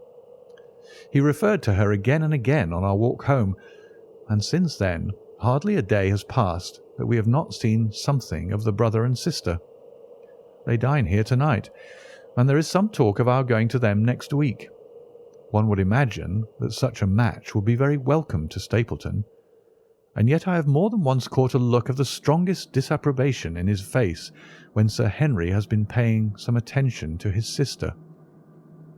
He is much attached to her, no doubt, and would lead a lonely life without her, but it would seem the height of selfishness if he were to stand in the way of her making so brilliant a marriage. Yet I am certain that he does not wish their intimacy to ripen into love, and I have several times observed that he has taken pains to prevent them from being tête-à-tête. By the way, your instructions to me never to allow Sir Henry to go out alone will become very much more onerous if a love affair were to be added to our other difficulties. My popularity would soon suffer if I were to carry out your orders to the letter. The other day, Thursday to be more exact, Dr. Mortimer lunched with us. He has been excavating a barrow at Long Down, and has got a prehistoric skull which fills him with great joy. Never was there such a single-minded enthusiast as he. The Stapletons came in afterwards, and the good doctor took us all to the yew alley at Sir Henry's request to show us exactly how everything occurred upon that fatal night. It is a long, dismal walk, the yew alley, between two high walls of clipped hedge, with a narrow band of grass upon either side. At the far end is an old tumble-down summer-house. Halfway down is the moor gate, where the old gentleman left his cigar-ash. It is a white wooden gate with a latch. Beyond it lies the wide moor. I remembered your theory of the affair and tried to picture all that had occurred. As the old man stood there, he saw something coming across the moor, something which terrified him so that he lost his wits and ran until he died of sheer horror and exhaustion. There was the long, gloomy tunnel down which he fled. And from what? A sheepdog of the moor? Or a spectral hound, black, silent, and monstrous? Was there a human agency in the matter? Did the pale, watchful Barrymore know more than he cared to say? It was all dim and vague, but always there is the dark shadow of crime behind it. One other neighbour I've met since I wrote last. This is Mr. Frankland of Laughter Hall, who lives some 4 miles to the south of us. He is an elderly man, red-faced, white-haired, and choleric. His passion is for the British law, and he has spent a large fortune in litigation. He fights for the mere pleasure of fighting, and is equally ready to take up either side of a question, so that it is no wonder that he has found it a costly amusement. Sometimes he will shut up a right of way and defy the parish to make him open it. At others, he will with his own hands tear down some other man's gate, and declare that a path existed there from time immemorial, defying the owner to prosecute him for trespass. He is learned in old manorial and communal rites, and he applies his knowledge sometimes in favour of the villagers of Fernworthy, and sometimes against them, so that he is periodically either carried in triumph down the village street, or else burned in effigy, according to his latest exploit. He is said to have about 7 lawsuits upon his hands at present, which will probably swallow up the remainder of his fortune, and so draw his sting and leave him harmless for the future. Apart from the law, he seems a kindly, good-natured person, and I only mention him because you were particular that I should send some description of the people who surround us. He is curiously employed at present, for, being an amateur astronomer, he has an excellent telescope, with which he lies upon the roof of his own house and sweeps the moor all day in the hope of catching a glimpse of the escaped convict. If he would confine his energies to this, all would be well, but there are rumours that he intends to prosecute Dr. Mortimer for opening a grave without the consent of the next of kin, because he dug up the Neolithic skull in the barrow on Longdown. He helps to keep our lives from being monotonous, and gives a little comic relief where it is badly needed. And now, having brought you up to date in the escaped convict, the Stapletons, Dr. Mortimer, and Frankland of Laughter Hall, let me end on that which is most important, and tell you more about the Barrymores, and especially about the surprising development of last night. First of all, about the test telegram which you sent from London in order to make sure that Barrymore was really here. I have already explained that the testimony of the postmaster shows that the test was worthless, and that we have no proof one way or the other. I told Sir Henry how the matter stood, and he at once, in his downright fashion, had Barrymore up and asked him whether he had received the telegram himself. Barrymore said that he had. "Did the boy deliver it into your own hands?" asked Sir Henry. Barrymore looked surprised, and considered for a little time. "No," said he. "I was in the box-room at the time, and my wife brought it up to me." "Did you answer it yourself?" "No, I told my wife what to answer, and she went down to write it." In the evening he recurred to the subject of his own accord. "I could not quite understand the object of your questions this morning, Sir Henry," said he. "I trust that they do not mean that I've done anything to forfeit your confidence." Sir Henry had to assure him that it was not so, and pacify him by giving him a considerable part of his old wardrobe, the London outfit having now all arrived. Mrs. Barrymore is of interest to me. She is a heavy, solid person, very limited, intensely respectable, and inclined to be puritanical. You could hardly conceive a less emotional subject. Yet I have told you how, on the first night here, I heard her sobbing bitterly, and since then I have more than once observed traces of tears upon her face. Some deep sorrow gnaws ever at her heart. Sometimes I wonder if she has a guilty memory which haunts her, and sometimes I suspect Barrymore of being a domestic tyrant. I have always felt that there was something singular and questionable in this man's character, but the adventure of last night brings all my suspicions to a head. And yet it may seem a small matter in itself. You are aware that I'm not a very sound sleeper, and since I have been on guard in this house, my slumbers have been lighter than ever. Last night, about 2 in the morning, I was aroused by a stealthy step passing my room. I rose, opened my door, and peeped out. A long black shadow was trailing down the corridor. It was thrown by a man who walked softly down the passage with a candle held in his hand. He was in shirt and trousers with no covering to his feet. I could merely see the outline, but his height told me that it was Barrymore. He walked very slowly and circumspectly, and there was something indescribably guilty and furtive in his whole appearance. I have told you that the corridor is broken by the balcony which runs round the hall, but that it is resumed upon the farther side.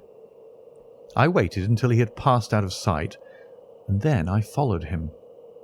When I came round the balcony, he had reached the end of the farther corridor, and I could see from the glimmer of light through an open door that he had entered one of the rooms.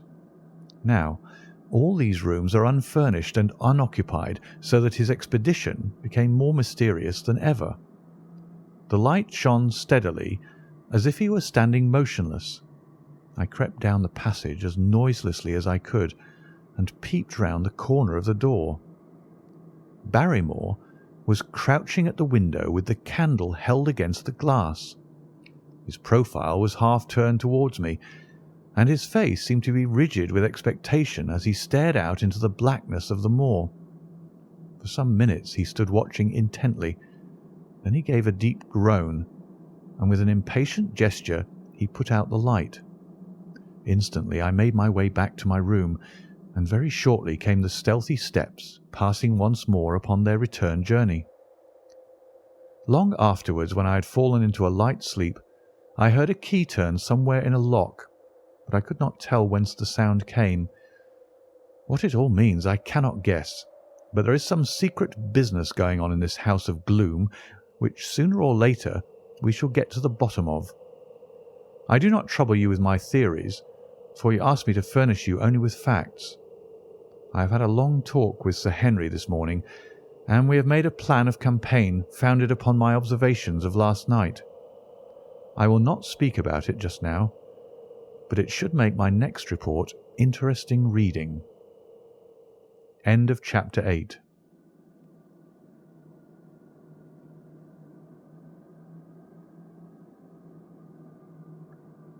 Chapter 9.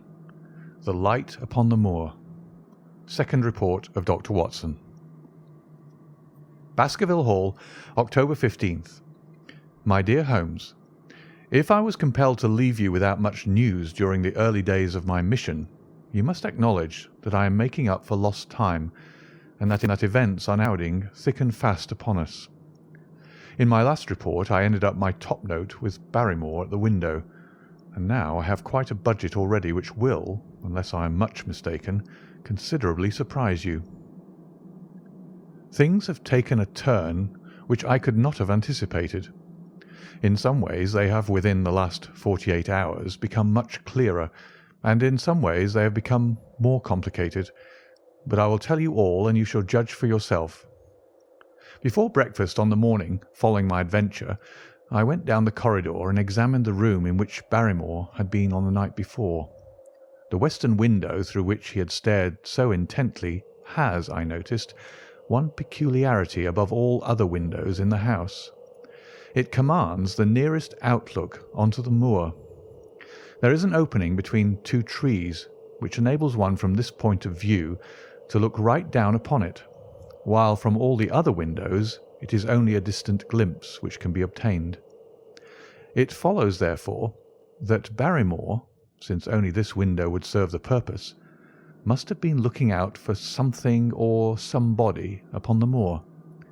The night was very dark, so that I can hardly imagine how he could have hoped to see anyone.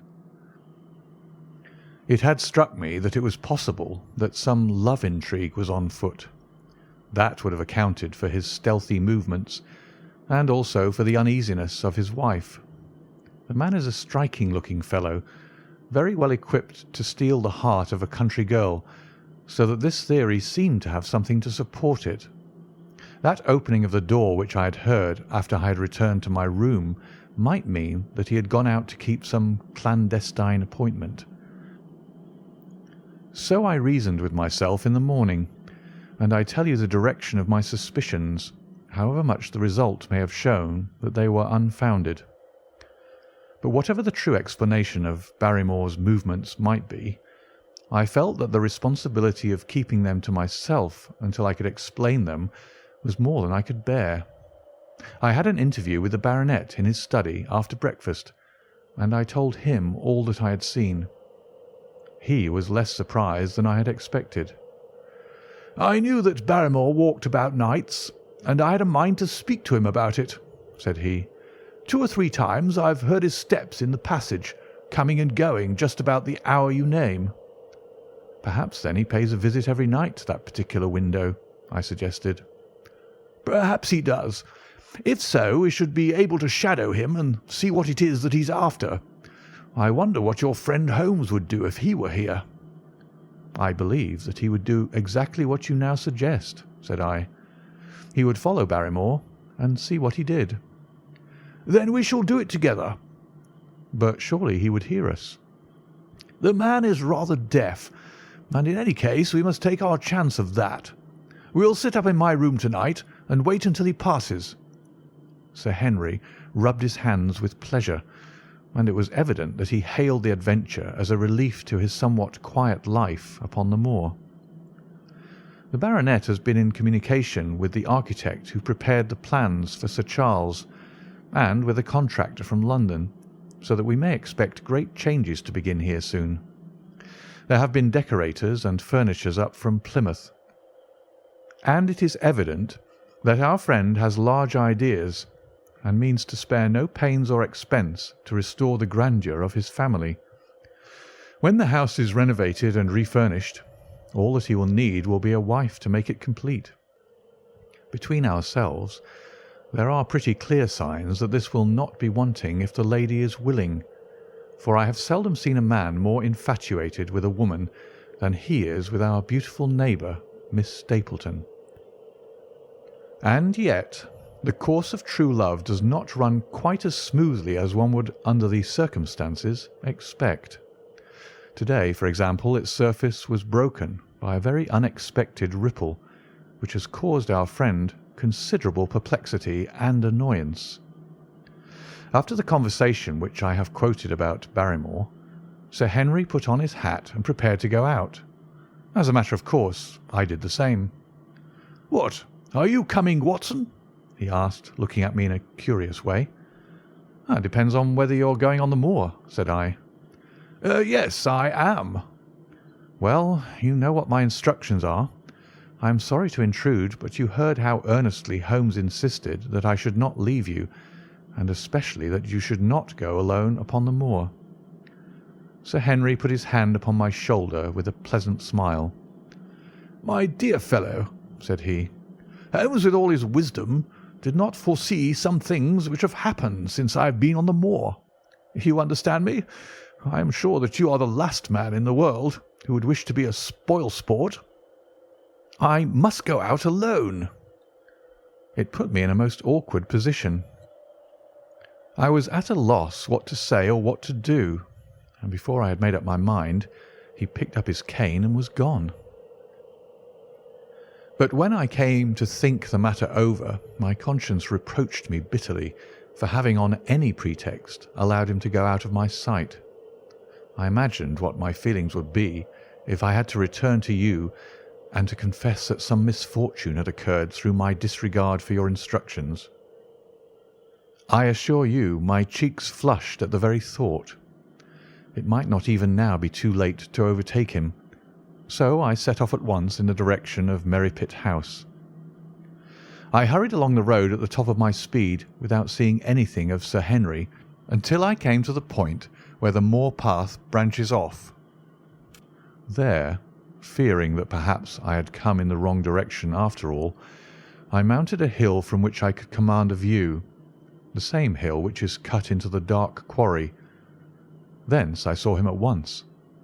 He was on the moor path about a quarter of a mile off, and a lady was by his side, who could only be Miss Stapleton.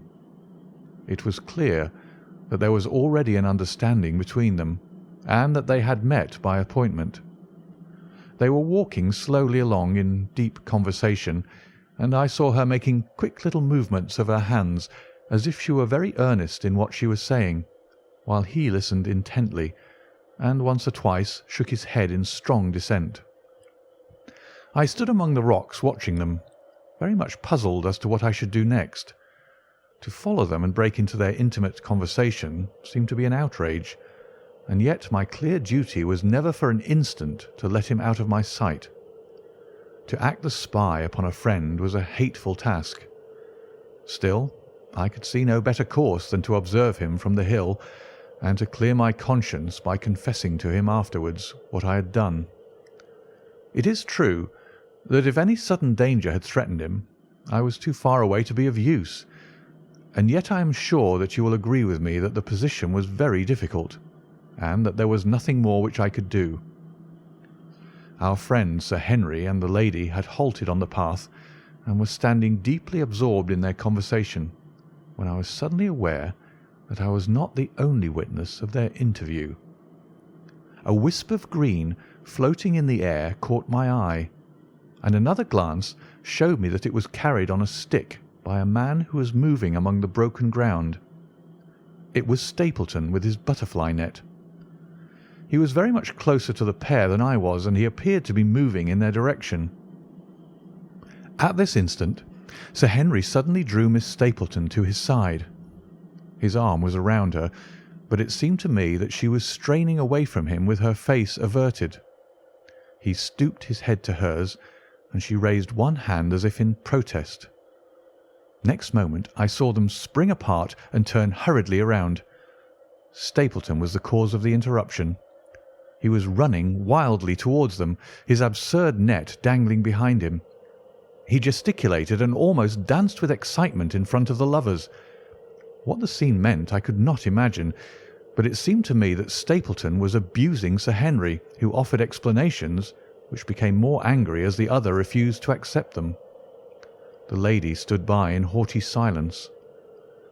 Finally, Stapleton turned upon his heel and beckoned in a peremptory way to his sister, who, after an irresolute glance at Sir Henry, walked off by the side of her brother. The naturalist's angry gestures showed that the lady was included in his displeasure.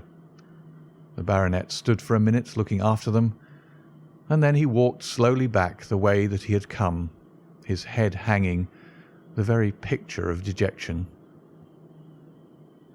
What all this meant I could not imagine, but I was deeply ashamed to have witnessed so intimate a scene without my friend's knowledge. I ran down the hill, therefore, and met the baronet at the bottom. His face was flushed with anger, and his brows were wrinkled like one who is at his wits' end what to do. "Hullo, Watson! Where have you dropped from?" said he. "You don't mean to say that you came after me in spite of all?" I explained everything to him, how I had found it impossible to remain behind, how I had followed him, and how I had witnessed all that had occurred. For an instant his eyes blazed at me, but my frankness disarmed his anger, and he broke at last into a rather rueful laugh. "You would have thought the middle of that prairie a fairly safe place for a man to be private," said he. "But by thunder, the whole countryside seems to have been out to see me do my wooing, and a mighty poor wooing at that. Where had you engaged a seat?" "I was on that hill." "Quite in the back row, eh? But her brother was well up to the front. Did you see him come out on us?" "Yes, I did." "Did he ever strike you as being crazy, this brother of hers?" "I can't say that he ever did." "I dare say not. I always thought of him sane enough until today, but you can take it from me that either he or I ought to be in a straitjacket. What's the matter with me, anyhow? You've lived near me for some weeks, Watson. Tell me straight, is there anything that would prevent me from making a good husband to a woman that I loved?" "I should say not." "He can't object to my worldly position, so it must be myself that he has this down on. What has he against me? I never hurt man or woman in my life, that I know of, and yet he would not so much as let me touch the tips of her fingers." "Did he say so?" "That and a deal more. I tell you, Watson, I've only known her these few weeks, but from the first I just felt that she was made for me, and she, too, she was happy when she was with me, and that I'll swear. There's a light in a woman's eyes that speaks louder than words. But he's never let us get together, and it was only today, for the first time, that I saw a chance of having a few words with her alone. She was glad to meet me, but when she did, it was not love that she would talk about, and she wouldn't have let me talk about it either if she could have stopped it. She kept coming back to it, that this was a place of danger, and that she would never be happy until I had left it. I told her that since I had seen her I was in no hurry to leave it, and that if she really wanted me to go, the only way to work it was for her to arrange to go with me. With that I offered, in as many words, to marry her, but before she could answer, down came this brother of hers, running at us with a face on him like a madman. He was just white with rage, and those light eyes of his were blazing with fury. What was I doing with the lady? How dared I offer her attentions which were distasteful to her? Did I think that because I was a baronet I could do what I liked? If he had not been her brother, I should have known better how to answer him. As it was, I told him that my feelings towards his sister were such as I was not ashamed of, and that I hoped that she might honour me by becoming my wife. That seemed to make the matter no better. So then I lost my temper too, and I answered him rather more hotly than I should perhaps, considering that she was standing by. So it ended by his going off with her, as you saw, and here am I, as badly puzzled a man as any in this county. Just tell me what it all means, Watson, and I'll owe you more than ever I can hope to pay." I tried one or two explanations, but indeed I was completely puzzled myself. Our friend's title, his fortune, his age, his character, and his appearance are all in his favour, and I know nothing against him, unless it be this dark fate which runs in his family. That his advances should be rejected so brusquely without any reference to the lady's own wishes, and that the lady should accept the situation without protest, is very amazing. However, our conjectures were set at rest by a visit from Stapleton himself that very afternoon. He had come to offer apologies for his rudeness of the morning, and after a long private interview with Sir Henry in his study, the upshot of their conversation was that the breach is quite healed, and that we are to dine at Merripit House next Friday as a sign of it. "I don't say now that he isn't a crazy man," said Sir Henry. "I can't forget the look in his eyes when he ran at me this morning, but I must allow that no man could make a more handsome apology than he has done." "Did he give any explanation of his conduct?" "His sister is everything in his life, he says. That is natural enough, and I am glad that he should understand her value. They have always been together, and according to his account he has been a very lonely man with only her as a companion, so that the thought of losing her was really terrible to him. He had not understood, he said, that I was becoming attached to her, but when he saw with his own eyes that it was really so, and that she might be taken away from him, it gave him such a shock that for a time he was not responsible for what he said or did.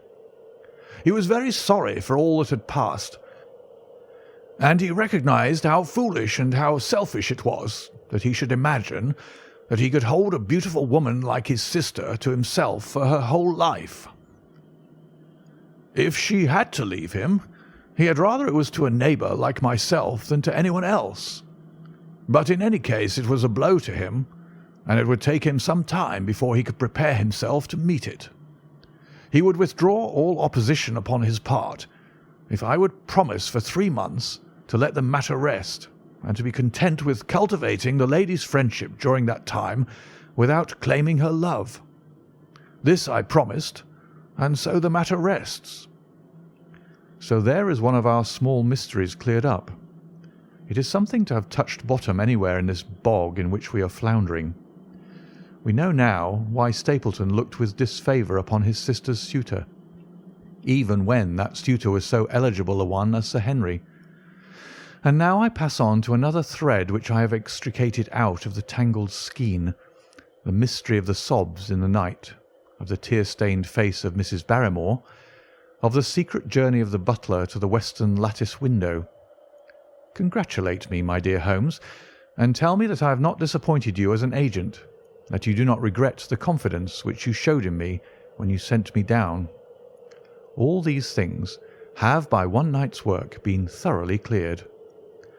I have said by one night's work, but in truth it was by 2 nights' work, for on the first we drew entirely blank. I sat up with Sir Henry in his rooms until nearly 3 o'clock in the morning, but no sound of any sort did we hear except the chiming clock upon the stairs. It was a most melancholy vigil, and ended by each of us falling asleep in our chairs. Fortunately we were not discouraged, and we determined to try again. The next night we lowered the lamp and sat smoking cigarettes without making the least sound. It was incredible how slowly the hours crawled by, and yet we were helped through it by the same sort of patient interest which the hunter must feel as he watches the trap into which he hopes the game may wander. 1 struck, and 2, and we had almost for the second time given it up in despair, when in an instant we both sat bolt upright in our chairs, with all our weary senses keenly on the alert once more. We had heard the creak of a step in the passage. Very stealthily we heard it pass along until it died away in the distance. Then the baronet gently opened his door, and we set out in pursuit. Already our man had gone round the gallery, and the corridor was all in darkness. Softly we stole along until we had come into the other wing. We were just in time to catch a glimpse of the tall, black-bearded figure, his shoulders rounded as he tiptoed down the passage. Then he passed through the same door as before, and the light of the candle framed it in the darkness and shot one single yellow beam across the gloom of the corridor. We shuffled cautiously towards it, trying every plank before we dared to put our whole weight upon it. We had taken the precaution of leaving our boots behind us, but even so the old boards snapped and creaked beneath our tread. Sometimes it seemed impossible that he should fail to hear our approach. However, the man is fortunately rather deaf, and he was entirely preoccupied in that which he was doing. When at last we reached the door and peeped through, we found him crouching at the window, candle in hand, his white, intent face pressed against a pane, exactly as I had seen him 2 nights before. We had arranged no plan of campaign, but the baronet is a man to whom the most direct way is always the most natural. He walked into the room, and as he did so, Barrymore sprang up from the window with a sharp hiss of his breath and stood livid and trembling before us. His dark eyes, glaring out of the white mask of his face, were full of horror and astonishment as he gazed from Sir Henry to me. "What are you doing here, Barrymore?" "Nothing, sir." His agitation was so great that he could hardly speak, and the shadows sprang up and down from the shaking of his candle. "It was the window, sir. I go round at night to see that they're fastened." "On the 2nd floor?" "Yes, sir. All the windows." "Look here, Barrymore," said Sir Henry sternly. "We have made up our minds to have the truth out of you, so it will save you trouble to tell it sooner rather than later. Come now, no lies. What were you doing at that window?" The fellow looked at us in a helpless way, and he wrung his hands together like one who is in the last extremity of doubt and misery. "I was doing no harm, sir. I was holding a candle to the window." "And why were you holding a candle to the window?" "Don't ask me, Sir Henry. Don't ask me. I give you my word, sir, that it is not my secret, and that I cannot tell it. If it concerned no one but myself, I would not try to keep it from you."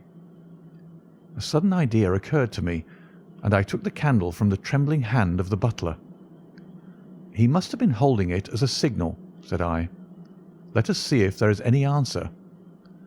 I held it as he had done, and stared out into the darkness of the night. Vaguely I could discern the black bank of the trees and the lighter expanse of the moor, for the moon was behind the clouds. And then I gave a cry of exultation, for a tiny pinpoint of yellow light had suddenly transfixed the dark veil and glowed steadily in the centre of the black square framed by the window. "There it is!" I cried. "No, no, sir, it is nothing. Nothing at all," the butler broke in. "I assure you, sir." "Move your light across the window, Watson," cried the baronet. "See the other moves also. Now, you rascal, do you deny that it is a signal? Come, speak up.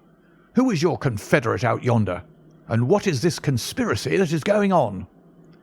The man's face became openly defiant. "It is my business, and not yours. I will not tell." "Then you leave my employment right away." "Very good, sir. If I must, I must." And you go in disgrace. By thunder, you may well be ashamed of yourself. Your family has lived with mine for over 100 years under this roof, and here I find you deep in some dark plot against me." "No, no, sir, not against you." It was a woman's voice, and Mrs. Barrymore, paler and more horror-struck than her husband, was standing at the door. Her bulky figure in a shawl and skirt might have been comic were it not for the intensity of feeling upon her face. "We have to go, Eliza. This is the end of it. You can pack our things," said the butler. "Oh, John, John, have I brought you to this? It is my doing, Sir Henry, all mine. He has done nothing except for my sake, and because I asked him." "Speak out, then. What does it mean?" "My unhappy brother is starving on the moor. We cannot let him perish at our very gates. The light is a signal to him that food is ready for him, and his light out yonder is to show the spot to which to bring it." "Then your brother is—" "The escaped convict, sir. Selden, the criminal." "That's the truth, sir," said Barrymore. "I said that it was not my secret, and I could not tell it to you. But now you've heard it, and you'll see that if there was a plot, it was not against you." This, then, was the explanation of the stealthy expeditions at night, and the light at the window. Sir Henry and I both stared at the woman in amazement. Was it possible that this stolidly respectable person was of the same blood as one of the most notorious criminals in the country? "Yes, sir. My name is Selden, and he is my younger brother. We humoured him too much when he was a lad, and gave him his own way in everything, until he came to think that the world was made for his pleasure, and that he could do what he liked in it. Then, as he grew older, he met wicked companions, and the devil entered into him until he broke my mother's heart and dragged her name in the dirt. From crime to crime he sank lower and lower, until it is only the mercy of God which has snatched him from the scaffold. But to me, sir, he was always a little curly-headed boy that I had nursed and played with as an elder sister would. That was why he broke prison, sir. He knew that I was here, and that we could not refuse to help him. When he dragged himself here one night, weary and starving, with the warders hard at his heels, what could we do? We took him in and fed him and cared for him. Then you returned, sir, and my brother thought he would be safer on the moor than anywhere else until the hue and cry was over, so he lay in hiding there. But every second night we made sure if he was still there by putting a light in the window, and if there was an answer, my husband took out some bread and meat to him. Every day we hoped that he was gone, but as long as he was there, we couldn't desert him. That is the old truth, as I am an honest Christian woman, and you'll see that if there is a blame in the matter, it doesn't lie with my husband, but with me, for whose sake he's done all that he has." The woman's words came with an intense earnestness, which carried conviction with them. "Is this true, Barrymore?" "Yes, Sir Henry. Every word of it." "Well, I cannot blame you for standing by your own wife. Forget what I've said. Go to your room, you two, and we shall talk further about this matter in the morning." When they were gone, we looked out of the window again. Sir Henry had flung it open, and the cold night wind beat in upon our faces. Far away in the black distance, there still glowed that one tiny point of yellow light. "I wonder he dares," said Sir Henry. "It may be so placed as to be only visible from here." "Very likely. How far do you think it is?" "Out by the cleft tor, I think." "Not more than a mile or two off." "Hardly that." "Well, it cannot be far if Barrymore had to carry out the food to it, and he's waiting, this villain, beside that candle. By thunder, Watson, I'm going out to take that man." The same thought had crossed my own mind. It was not as if the Barrymores had taken us into their confidence. Their secret had been forced from them. The man was a danger to the community, an unmitigated scoundrel for whom there was neither pity nor excuse. We were only doing our duty in taking this chance of putting him back where he could do no harm. With this brutal and violent nature, others would have to pay the price if we held our hands. Any night, for example, Our neighbours, the Stapletons, might be attacked by him, and it may have been the thought of this which made Sir Henry so keen upon the adventure. "I'll come," said I. "Then get your revolver and put on your boots. The sooner we start the better, as the fellow may put out this light and be off." In 5 minutes we were outside the door, starting upon our expedition. We hurried through the dark shrubbery amid the dull moaning of the autumn wind and the rustle of the falling leaves. The night air was heavy with the smell of damp and decay. Now and again the moon peeped out for an instant, but clouds were driving over the face of the sky, and just as we came out on the moor, a thin rain began to fall. The light still burned steadily in front. "Are you armed?" I asked. "I have a hunting crop." "We must close in on him rapidly, for he is said to be a desperate fellow. We shall take him by surprise and have him at our mercy before he can resist." "I say, Watson," said the baronet, "what would Holmes say to this? How about that hour of darkness in which the power of evil is exalted?" As if in answer to his words, there rose suddenly out of the vast gloom of the moor that strange cry which I had already heard upon the borders of the great Grimpen Mire. It came with the wind through the silence of the night, a long, deep mutter, then a rising howl, and then the sad moan in which it died away. Again and again it sounded, the whole air throbbing with it, strident, wild, and menacing. The baronet caught my sleeve, and his face glimmered white through the darkness. "My God, what's that, Watson?" "I don't know. It's a sound they have on the moor. I heard it once before." It died away, and an absolute silence closed in upon us. We stood straining our ears, but nothing came. "Watson," said the baronet, "it was the cry of a hound." My blood ran cold in my veins, for there was a break in his voice which told of the sudden horror which had seized him. "What do they call this sound?" he asked. "Who?" "The folk on the countryside." "Oh, they are ignorant people. Why should you mind what they call it?" "Tell me, Watson, what do they say of it?" I hesitated, but could not escape the question. "They say it is the cry of the Hound of the Baskervilles." He groaned and was silent for a few moments. "A hound it was," he said at last, "but it seemed to come from miles away, over yonder, I think." It was hard to say whence it came. "It rose and fell with the wind. Isn't that the direction of the great Grimpen Mire?" "Yes, it is." "Well, it was up there. Come now, Watson, didn't you think yourself that it was the cry of a hound? I am not a child. You need not fear to speak the truth." "Stapleton was with me when I heard it last. He said that it might be the calling of a strange bird." "No, no, it was a hound. My God! Can there be some truth in all these stories? Is it possible that I am really in danger from so dark a cause? You don't believe it, do you, Watson?" "No, no."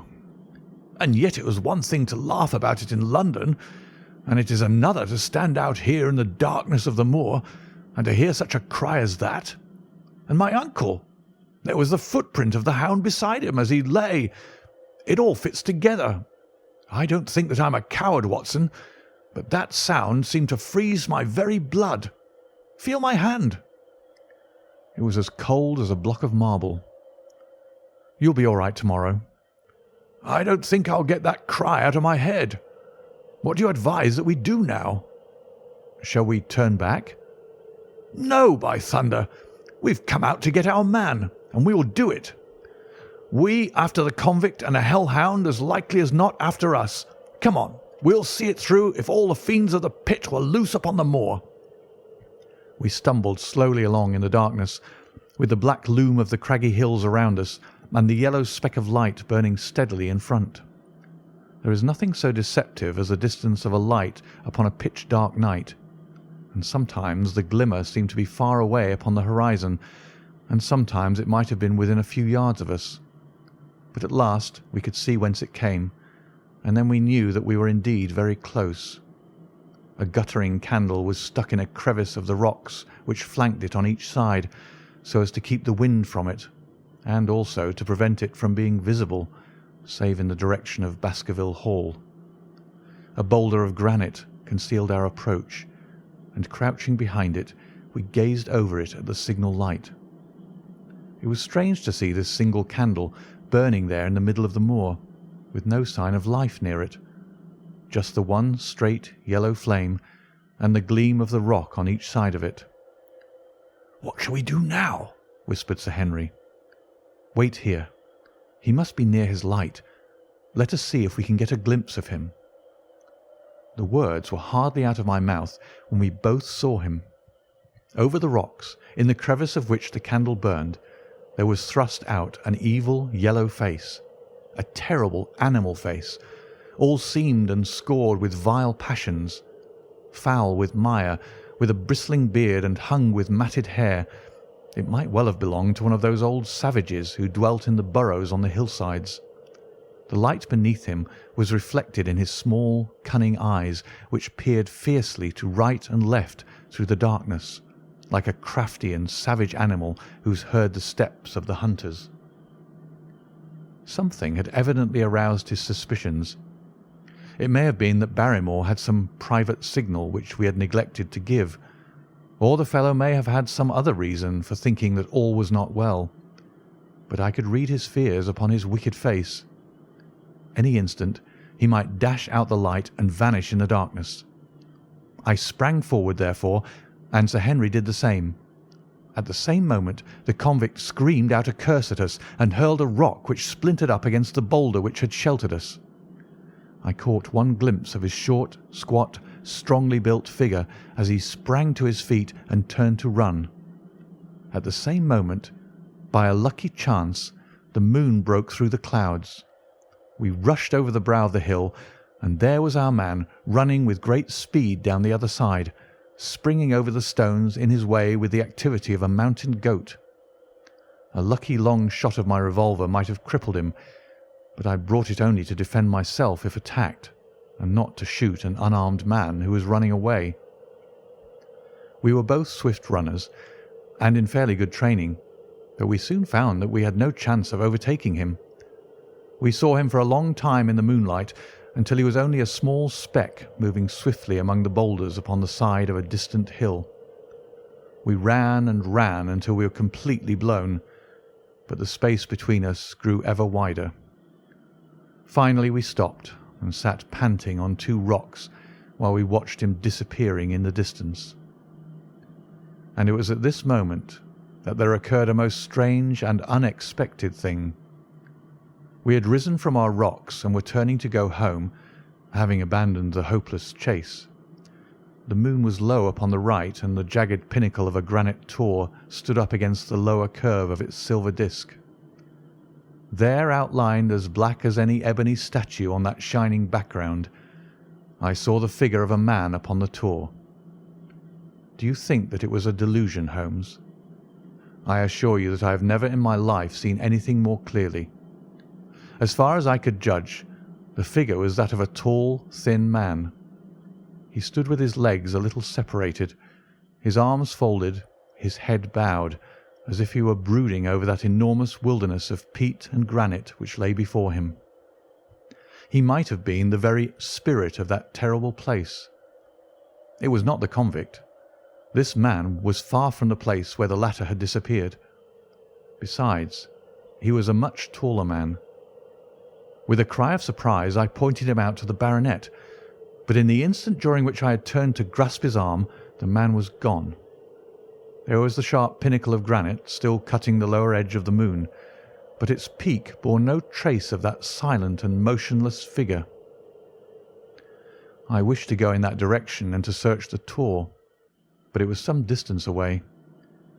The baronet's nerves were still quivering from that cry, which recalled the dark story of his family, and he was not in the mood for fresh adventures.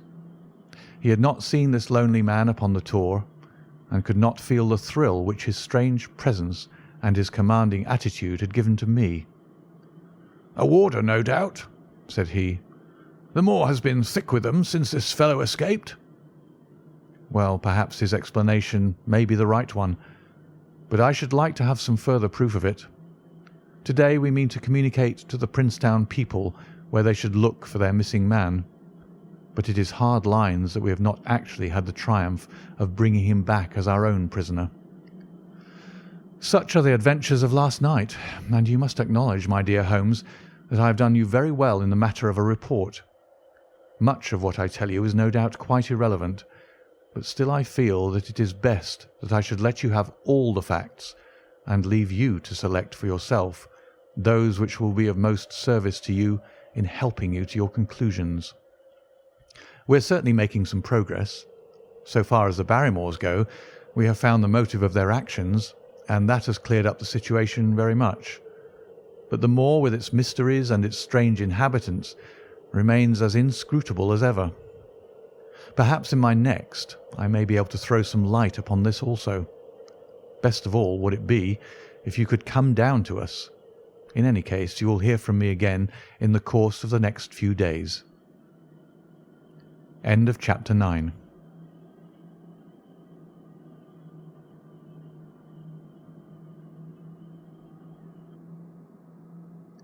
Chapter 10. Extract from the Diary of Dr. Watson. So far, I have been able to quote from the reports which I have forwarded during those early days to Sherlock Holmes. Now, however, I have arrived at a point in my narrative where I am compelled to abandon this method, and to trust once more to my recollections, aided by the diary which I kept at the time. A few extracts from the latter will carry me on to those scenes which are indelibly fixed in every detail upon my memory. I proceed, then, from the morning which followed our abortive chase of the convict and our other strange experiences upon the moor. October 16th. A dull and foggy day with a drizzle of rain. The house is banked in with rolling clouds, which rise now and then to show the dreary curves of the moor, with thin silver veins upon the sides of the hills, and the distant boulders gleaming where the light strikes upon their wet faces. It is melancholy outside and in. The baronet is in a black reaction after the excitements of the night. I am conscious myself of a weight at my heart, and a feeling of impending danger, ever-present danger, which is the more terrible because I am unable to define it. And have I not cause for such a feeling? Consider the long sequence of incidents which have all pointed to some sinister influence which is at work around us.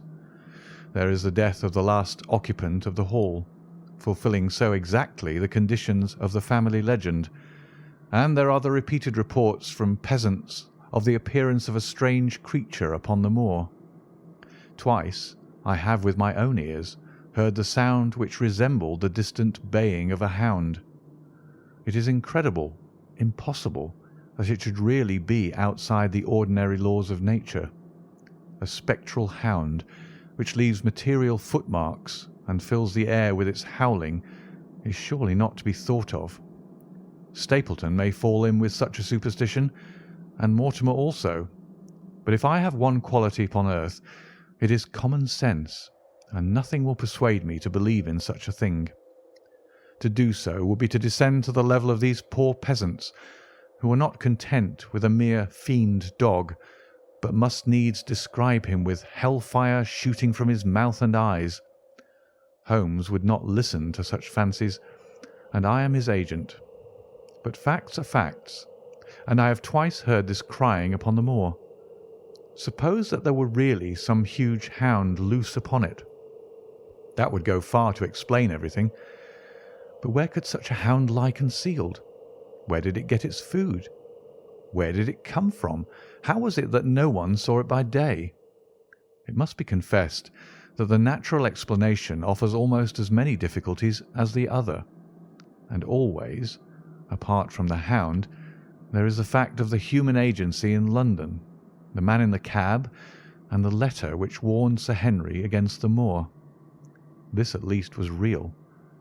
But it might have been the work of a protecting friend as easily as of an enemy. Where is that friend or enemy now? Has he remained in London? Or has he followed us down here? Could he be the stranger whom I saw upon the tour? It is true that I have had only the one glance at him, and yet there are some things to which I am ready to swear. He is no one whom I have seen down here, and I have now met all the neighbours. The figure was far taller than that of Stapleton, far thinner than that of Frankland. Barrymore it might possibly have been, but we had left him behind us, and I am certain that he could not have followed us. A stranger, then, is still dogging us, just as a stranger dogged us in London. We've never shaken him off. If I could lay my hands upon that man, then at last we might find ourselves at the end of all our difficulties. To this one purpose I must now devote all my energies. My first impulse was to tell Sir Henry all my plans. My second and wisest one is to play my own game and speak as little as possible to anyone. He is silent and distrait. His nerves have been strangely shaken by that sound upon the moor. I will say nothing to add to his anxieties, but I will take my own steps to attain my own end. We had a small scene this morning after breakfast. Barrymore asked leave to speak with Sir Henry, and they were closeted in his study some little time. Sitting in the billiard-room, I more than once heard the sound of voices raised, and I had a pretty good idea what the point was which was under discussion. After a time, the baronet opened his door and called for me. "Barrymore considers that he has a grievance," he said. "He thinks that it was unfair on our part to hunt his brother-in-law down when he, of his own free will, had told us the secret." The butler was standing very pale, but very collected before us. "I may have spoken too warmly, sir," said he, "and if I have, I am sure that I beg your pardon. At the same time, I was very much surprised when I heard you two gentlemen come back this morning and learned that you had been chasing Selden. The poor fellow has enough to fight against without my putting more upon his track." "If you had told us of your own free will, it would have been a different thing," said the baronet. "You only told us, or rather your wife only told us, when it was forced from you, and you could not help yourself." "I didn't think you would have taken advantage of it, Sir Henry. Indeed, I didn't." "The man is a public danger. There are lonely houses scattered over the moor, and he is a fellow who would stick at nothing. You would only want to get a glimpse of his face to see that. Look at Mr. Stapleton's house, for example, with no one but himself to defend it. There's no safety for anyone until he's under lock and key." "He'll break into no house, sir. I give you my solemn word upon it. But he will never trouble anyone in this country again. I assure you, Sir Henry, that in a very few days the necessary arrangements will have been made, and he will be on his way to South America. For God's sake, sir, I beg of you not to let the police know that he's still on the moor. They've given up the chase there, and he can lie quiet until the ship is ready for him. You can't tell on him without getting my wife and me into trouble. I beg you, sir, to say nothing to the police." "What do you say, Watson?" I shrugged my shoulders. If he were safely out of the country, it would relieve the taxpayer of a burden. "But how about the chance of his holding someone up before he goes?" "He would not do anything so mad, sir. We have provided him with all that he can want. To commit a crime would be to show where he was hiding." "That is true," said Sir Henry. "Well, Barrymore?" "God bless you, sir, and thank you for my heart. It would have killed my poor wife had he been taken again." "I guess we are aiding and abetting a felony, Watson. But after what we've heard, I don't feel as if I could give the man up. So there's an end to it. All right, Barrymore, you can go." With a few broken words of gratitude, the man turned, but he hesitated and then came back. "You've been so kind to us, sir, that I should like to do the best I can for you in return. I know something, Sir Henry, and perhaps I should have said it before, but it was long after the inquest that I found it out. I've never breathed a word about it yet to mortal man. It's about poor Sir Charles's death." The baronet and I were both upon our feet. "Do you know how he died?" "No, sir, I don't know that." "What then?" I know why he was at the gate at the hour. It was to meet a woman." "To meet a woman? He? "Yes, sir." And the woman's name?" "I can't give you the name, sir, but I can give you the initials. Her initials were L.L." "How do you know this, Barrymore?" "Well, Sir Henry, your uncle had a letter that morning. He had usually a great many letters, but he was a public man and well known for his kind heart, so that everyone who was in trouble was glad to turn to him. But that morning, as it chanced, there was only this one letter, so I took the more notice of it. It was from Coombe Tracy, and it was addressed in a woman's hand." "Well?" "Well, sir, I thought no more of the matter, and never would have done that had it not been for my wife. Only a few weeks ago she was cleaning out Sir Charles's study. It had never been touched since his death, and she found the ashes of a burned letter in the back of the grate. The greater part of it was charred to pieces, but one little slip, the end of a page, hung together, and the writing could still be read, though it was grey on a black background. It seemed to us to be a postscript at the end of the letter, and it said, 'Please, please, as you are a gentleman, burn this letter and be at the gate by 10 o'clock. Beneath it were signed the initials L.L. "Have you got that slip?" "No, sir. It crumbled all to bits after we moved it." "Had Sir Charles received any other letters in the same writing?" "Well, sir, I took no particular notice of his letters. I should not have noticed this one, only it happened to come alone." "And you have no idea who L.L. is?" "No, sir, no more than you have. But I expect if we could lay our hands upon that lady, we should know more about Sir Charles's death."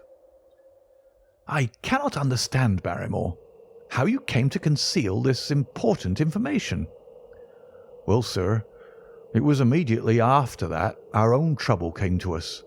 And then again, sir, we were both of us very fond of Sir Charles, as we well might be considering all he has done for us. To rake this up couldn't help our poor master, and it's well to go carefully when there's a lady in the case, even the best of us." "You thought it might injure his reputation?" "Well, sir, I thought no good could come of it. But now you've been kind to us, and I feel as if it would be treating you unfairly not to tell you all that I know about the matter." "Very good, Barrymore. You can go." When the butler had left us, Sir Henry turned to me. "Well, Watson, what do you think of this new light?" "It seems to leave the darkness rather blacker than before." "So I think. But if we can only trace L.L., it should clear up the whole business. We've gained that much. We know that there's someone who has the facts if we can only find her. What do you think we should do?" "Let Holmes know all about it at once. It'll give him the clue for which he has been seeking. I am much mistaken if it does not bring him down." I went at once to my room and drew up my report of the morning's conversation for Holmes. It was evident to me that he had been very busy of late, for the notes which I had from Baker Street were few and short, with no comments upon the information which I had supplied, and hardly any reference to my mission. No doubt his blackmailing case is absorbing all his faculties. And yet this new factor must surely arrest his attention and renew his interest. I wish that he were here. October 17th. All day today the rain poured down, rustling on the ivy and dripping from the eaves. I thought of the convict out upon the bleak, cold, shelterless moor. Poor devil! Whatever his crimes, he's suffered something to atone for them. And then I thought of that other one, the face in the cab, the figure against the moon. Was he also out in that deluge, the unseen watcher, the man of darkness? In the evening I put on my waterproof and I walked far upon the sodden moor, full of dark imaginings, the rain beating upon my face and the wind whistling about my ears. God help those who wander into the great mire now, for even the firm uplands are becoming a morass. I found the black tor upon which I had seen the solitary watcher, and from its craggy summit I looked out myself across the melancholy downs.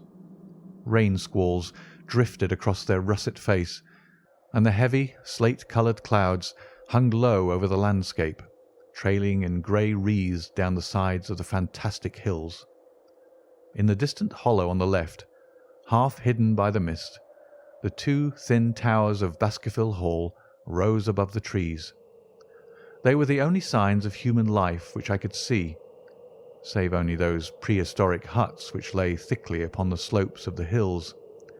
Nowhere was there any trace of that lonely man whom I had seen on the same spot 2 nights before.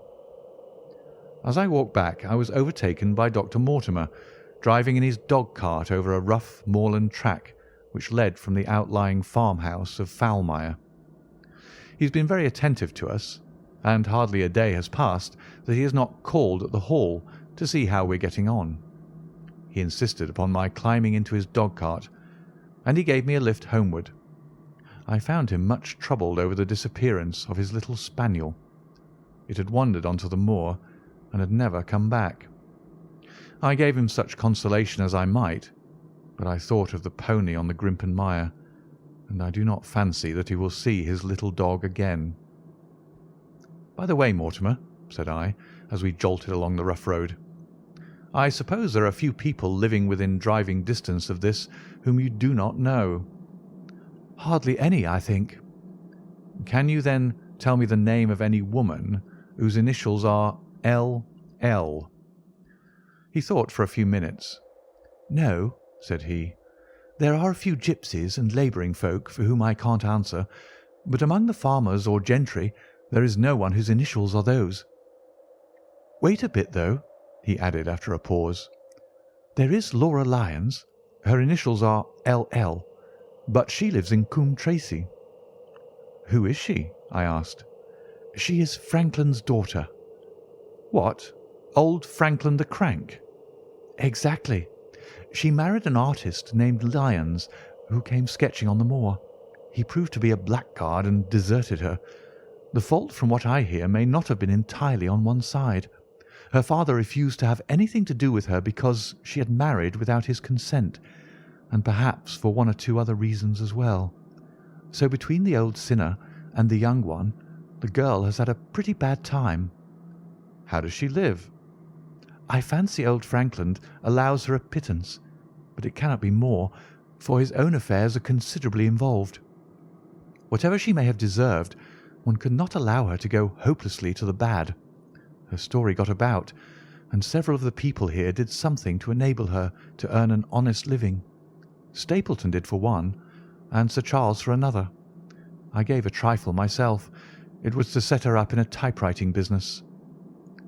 He wanted to know the object of my inquiries, but I managed to satisfy his curiosity without telling him too much, for there is no reason why we should take anyone into our confidence.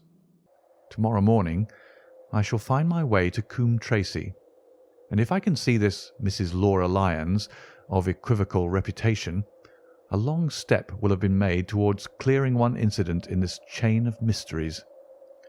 I am certainly developing the wisdom of the serpent, for when Mortimer pressed his questions to an inconvenient extent, I asked him casually to what type Franklin's skull belonged, and so heard nothing but craniology for the rest of our drive. I have not lived for years with Sherlock Holmes for nothing. I have only one other incident to record upon this tempestuous and melancholy day. This was my conversation with Barrymore just now, which gives me one more strong card which I can play in due time. Mortimer had stayed to dinner, and he and the baronet played écarté afterwards. The butler brought me my coffee into the library, and I took the chance to ask him a few questions. "Well," said I, "has this precious relation of yours departed, or is he still lurking out yonder?" "I don't know, sir. I hope to heaven that he's gone, for he's brought nothing but trouble here. I've not heard of him since I left our food for him last, and that was 3 days ago." "Did you see him then?" "No, sir, but the food was gone when next I went that way." "Then he was certainly there." "So you would think, sir, unless it was the other man who took it." I sat with my coffee cup halfway to my lips and stared at Barrymore.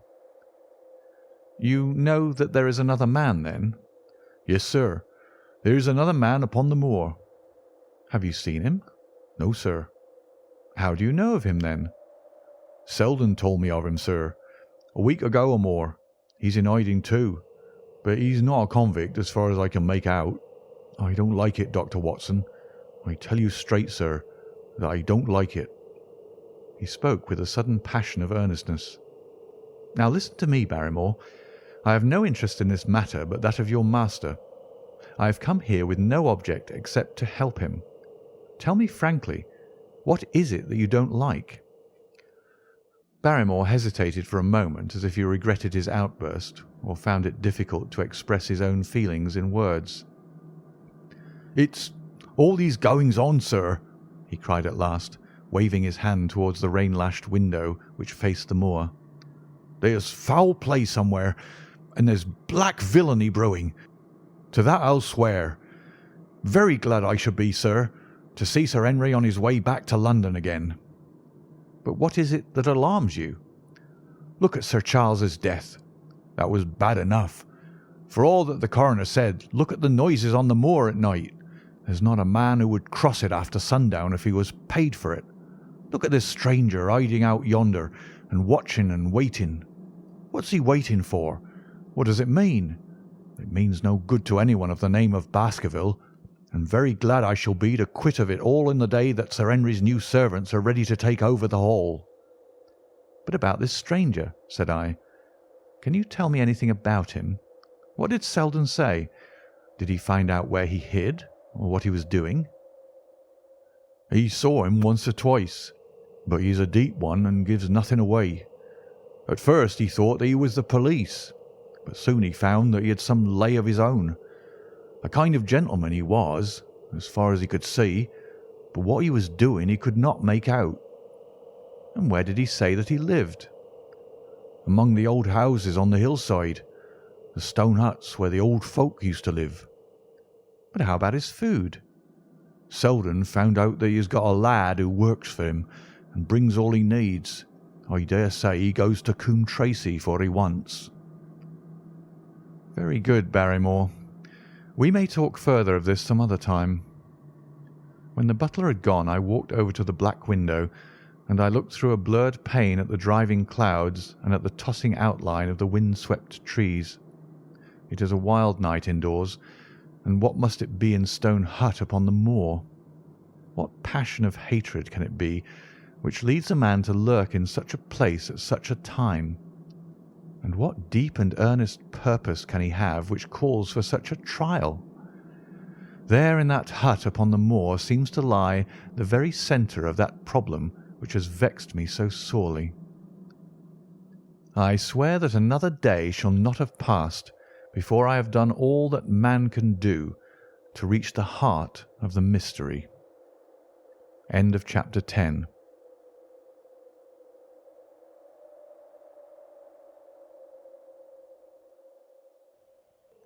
Chapter 11. The Man on the Tour. The extract from my private diary which forms the last chapter has brought my narrative up to the 18th of October, a time when these strange events began to move swiftly towards their terrible conclusion. The incidents of the next few days are indelibly graven upon my recollection, and I can tell them without reference to the notes made at the time. I start them from the day which succeeded that upon which I had established two facts of great importance. The one, that Mrs. Laura Lyons of Coombe Tracey had written to Sir Charles Baskerville and made an appointment with him at the very place and hour that he met his death. The other, that the lurking man upon the moor was to be found among the stone huts upon the hillside. With these two facts in my possession, I felt that either my intelligence or my courage must be deficient if I could not throw some further light upon these dark places. I had no opportunity to tell the baronet what I had learned about Mrs. Lyons upon the evening before, for Dr. Mortimer remained with him at cards until it was very late. At breakfast, however, I informed him about my discovery, and asked him whether he would care to accompany me to Coombe Tracey. At first he was very eager to come, but on second thoughts it seemed to both of us that if I went alone the results might be better. The more formal we made the visit, the less information we might obtain. I left Sir Henry behind, therefore, not without some prickings of conscience, and drove off upon my new quest. When I reached Coombe Tracey, I told Perkins to put up the horses, and I made inquiries for the lady whom I had come to interrogate. I had no difficulty in finding her rooms, which were central and well appointed. A maid showed me in without ceremony, and as I entered the sitting-room, a lady who was sitting before a Remington typewriter sprang up with a pleasant smile of welcome. Her face fell, however, when she saw that I was a stranger, and she sat down again and asked me the object of my visit. The first impression left by Mrs. Lyons was one of extreme beauty. Her eyes and hair were of the same rich hazel colour, and her cheeks, though considerably freckled, were flushed with the exquisite bloom of the brunette, the dainty pink which lurks at the heart of the sulphur rose. Admiration was, I repeat, the first impression, but the second was criticism. There was something subtly wrong with the face, some coarseness of expression, some hardness, perhaps, of eye, some looseness of lip, which marred its perfect beauty. But these, of course, are afterthoughts. At the moment I was simply conscious that I was in the presence of a very handsome woman, and that she was asking me the reasons for my visit. I had not quite understood until that instant how delicate my mission was. "I have the pleasure," said I, "of knowing your father." It was a clumsy introduction, and the lady made me feel it. "There is nothing in common between my father and me," she said. "I owe him nothing, and his friends are not mine. If it were not for the late Sir Charles Baskerville and some other kind hearts, I might have starved for all that my father cared." "It was about the late Sir Charles Baskerville that I have come here to see you." The freckles started out on the lady's face. "What can I tell you about him?" she asked, and her fingers played nervously over the stops of her typewriter. "You knew him, did you not?" "I have already said that I owe a great deal to his kindness. If I am able to support myself, it is largely due to the interest which he took in my unhappy situation." "Did you correspond with him?" The lady looked quickly up with an angry gleam in her hazel eyes. "What is the object of these questions?" she asked sharply. "The object is to avoid a public scandal. It is better that I should ask them here than that the matter should pass outside our control." She was silent, and her face was still very pale. At last she looked up with something reckless and defiant in her manner. "Well, I'll answer," she said. "What are your questions?" "Did you correspond with Sir Charles?" "I certainly wrote to him once or twice, to acknowledge his delicacy and his generosity." "Have you the dates of these letters?" "No." "Have you ever met him?" "Yes, once or twice, when he came into Coombe Tracey. He was a very retiring man, and he preferred to do good by stealth." "But if you saw him so seldom and wrote so seldom, how did he know enough about your affairs to be able to help you, as you say that he has done?" She met my difficulty with the utmost readiness. "There were several gentlemen who knew my sad history and united to help me. One was Mr. Stapleton, a neighbour and intimate friend of Sir Charles's. He was exceedingly kind, and it was through him that Sir Charles learned about my affairs." I knew already that Sir Charles Baskerville had made Stapleton his almoner upon several occasions, so the lady's statement bore the impress of truth upon it. "Did you ever write to Sir Charles asking him to meet you?" I continued. Mrs. Lyons flushed with anger again. "Really, sir, this is a very extraordinary question." "I am sorry, madam, but I must repeat it." "Then I answer, certainly not." "Not on the very day of Sir Charles's death?" The flush had faded in an instant, and a deathly face was before me. Her dry lips could not speak the "no" which I saw rather than heard. "Surely your memory deceives you," said I. "I could even quote a passage of your letter. It ran, Please, please, as you are a gentleman, burn this letter and be at the gate by 10 o'clock." I thought that she had fainted, but she recovered herself by a supreme effort. "Is there no such thing as a gentleman?" she gasped. "You do Sir Charles an injustice. He did burn the letter, but sometimes a letter may be legible even when burned. You acknowledge now that you wrote it." "Yes, I did write it," she cried, pouring out her soul in a torrent of words. "I did write it. Why should I deny it? I have no reason to be ashamed of it. I wished him to help me. I believed that if I had an interview I could gain his help, so I asked him to meet me." "But why at such an hour?" "Because I had only just learned that he was going to London next day and might be away for months.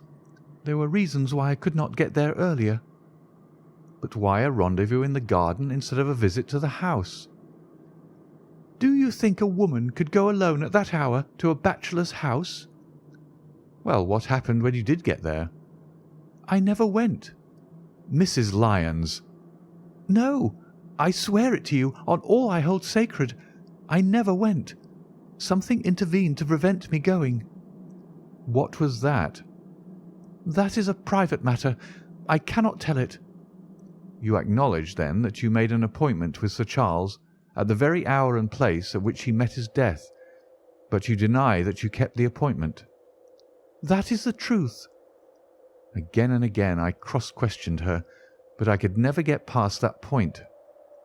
"Mrs. Lyons," said I as I rose from this long and inconclusive interview, "you are taking a very great responsibility and putting yourself in a very false position by not making an absolute clean breast of all that you know. If I have to call in the aid of the police, you will find how seriously you are compromised. If your position is innocent, why did you in the first instance deny having written to Sir Charles upon that date?" "Because I feared that some false conclusion might be drawn from it, and that I might find myself involved in a scandal." "And why were you so pressing that Sir Charles should destroy your letter?" "If you had read the letter you will know." "I did not say that I had read all the letter." "You quoted some of it." "I quoted the postscript. The letter had, as I said, been burned, and it was not all legible. I ask you once again why it was that you were so pressing that Sir Charles should destroy this letter which he received on the day of his death." "The matter is a very private one." "The more reason why you should avoid a public investigation." "I will tell you then. If you have heard anything of my unhappy history, you will know that I made a rash marriage and had reason to regret it." "I have heard so much." "My life has been one incessant persecution from a husband whom I abhor. The law is upon his side, and every day I am faced by the possibility that he may force me to live with him. At the time that I wrote this letter to Sir Charles, I had learned that there was a prospect of my regaining my freedom if certain expenses could be met. It meant everything to me, peace of mind, happiness, self-respect, everything. I knew Sir Charles's generosity, and I thought that if he heard the story from my own lips, he would help me." "Then how is it that you did not go?" "Because I received help in the interval from another source." "Why, then, did you not write to Sir Charles and explain this?" "So I should have done had I not seen his death in the paper next morning." The woman's story hung coherently together, and all my questions were unable to shake it. I could only check it by finding if she had indeed instituted divorce proceedings against her husband at or about the time of the tragedy. It was unlikely that she would dare to say that she had not been to Baskerville Hall if she really had been, for a trap would be necessary to take her there, and could not have returned to Coombe Tracey until the early hours of the morning. Such an excursion could not be kept secret. The probability was, therefore, that she was telling the truth, or at least a part of the truth. I came away baffled and disheartened. Once again, I had reached that dead wall which seemed to be built across every path by which I tried to get at the object of my mission. And yet the more I thought of the lady's face and of her manner, the more I felt that something was being held back from me. Why should she turn so pale? Why should she fight against every admission until it was forced from her? Why should she have been so reticent at the time of the tragedy? Surely the explanation of all this could not be as innocent as she would have me believe. For the moment, I could proceed no farther in that direction, but must turn back to that other clue which was to be sought for among the stone huts upon the moor. And that was a most vague direction. I realized it as I drove back and noted how hill after hill showed traces of the ancient people. Barrymore's only indication had been that the stranger lived in one of those abandoned huts, and many hundreds of them are scattered throughout the length and breadth of the moor. But I had my own experience for a guide, since it had shown me the man himself standing upon the summit of the Black Tor. That, then, should be the centre of my search. From there I should explore every hut upon the moor until I lighted upon the right one. If this man were inside it, I should find out from his own lips, at the point of my revolver, if necessary, who he was and why he had dogged us so long. He might slip away from us in the crowd of Regent Street, but it would puzzle him to do so upon the lonely moor. On the other hand, if I should find the hut and its tenant should not be within it, I must remain there, however long the vigil, until he returned. Holmes had missed him in London. It would indeed be a triumph for me if I could run him to earth where my master had failed. Luck had been against us again and again in this inquiry, but now at last it came to my aid, and the messenger of good fortune was none other than Mr. Frankland, who was standing grey-whiskered and red-faced outside the gate of his garden, which opened onto the high road along which I travelled. "Good day, Dr. Watson," cried he with unwonted good humour. "You must really give your horses a rest, and come in to have a glass of wine and to congratulate me." My feelings towards him were very far from being friendly after what I had heard of his treatment of his daughter, but I was anxious to send Perkins and the wagonette home, and the opportunity was a good one. I alighted and sent a message to Sir Henry that I should walk over in time for dinner. Then I followed Frankland into his dining-room. "It is a great day for me, sir.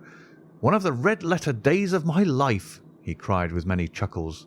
"I've brought off a double event. I mean to teach them in these parts that law is law, and that there is a man here who does not fear to invoke it. I have established a right-of-way through the centre of old Middleton's Park. Slap across it, sir, within 100 yards of his own front door. What do you think of that? We'll teach these magnates that they cannot ride roughshod over the rights of the commoners, confound them. And I've closed the wood where the Fernworthy folk used to picnic.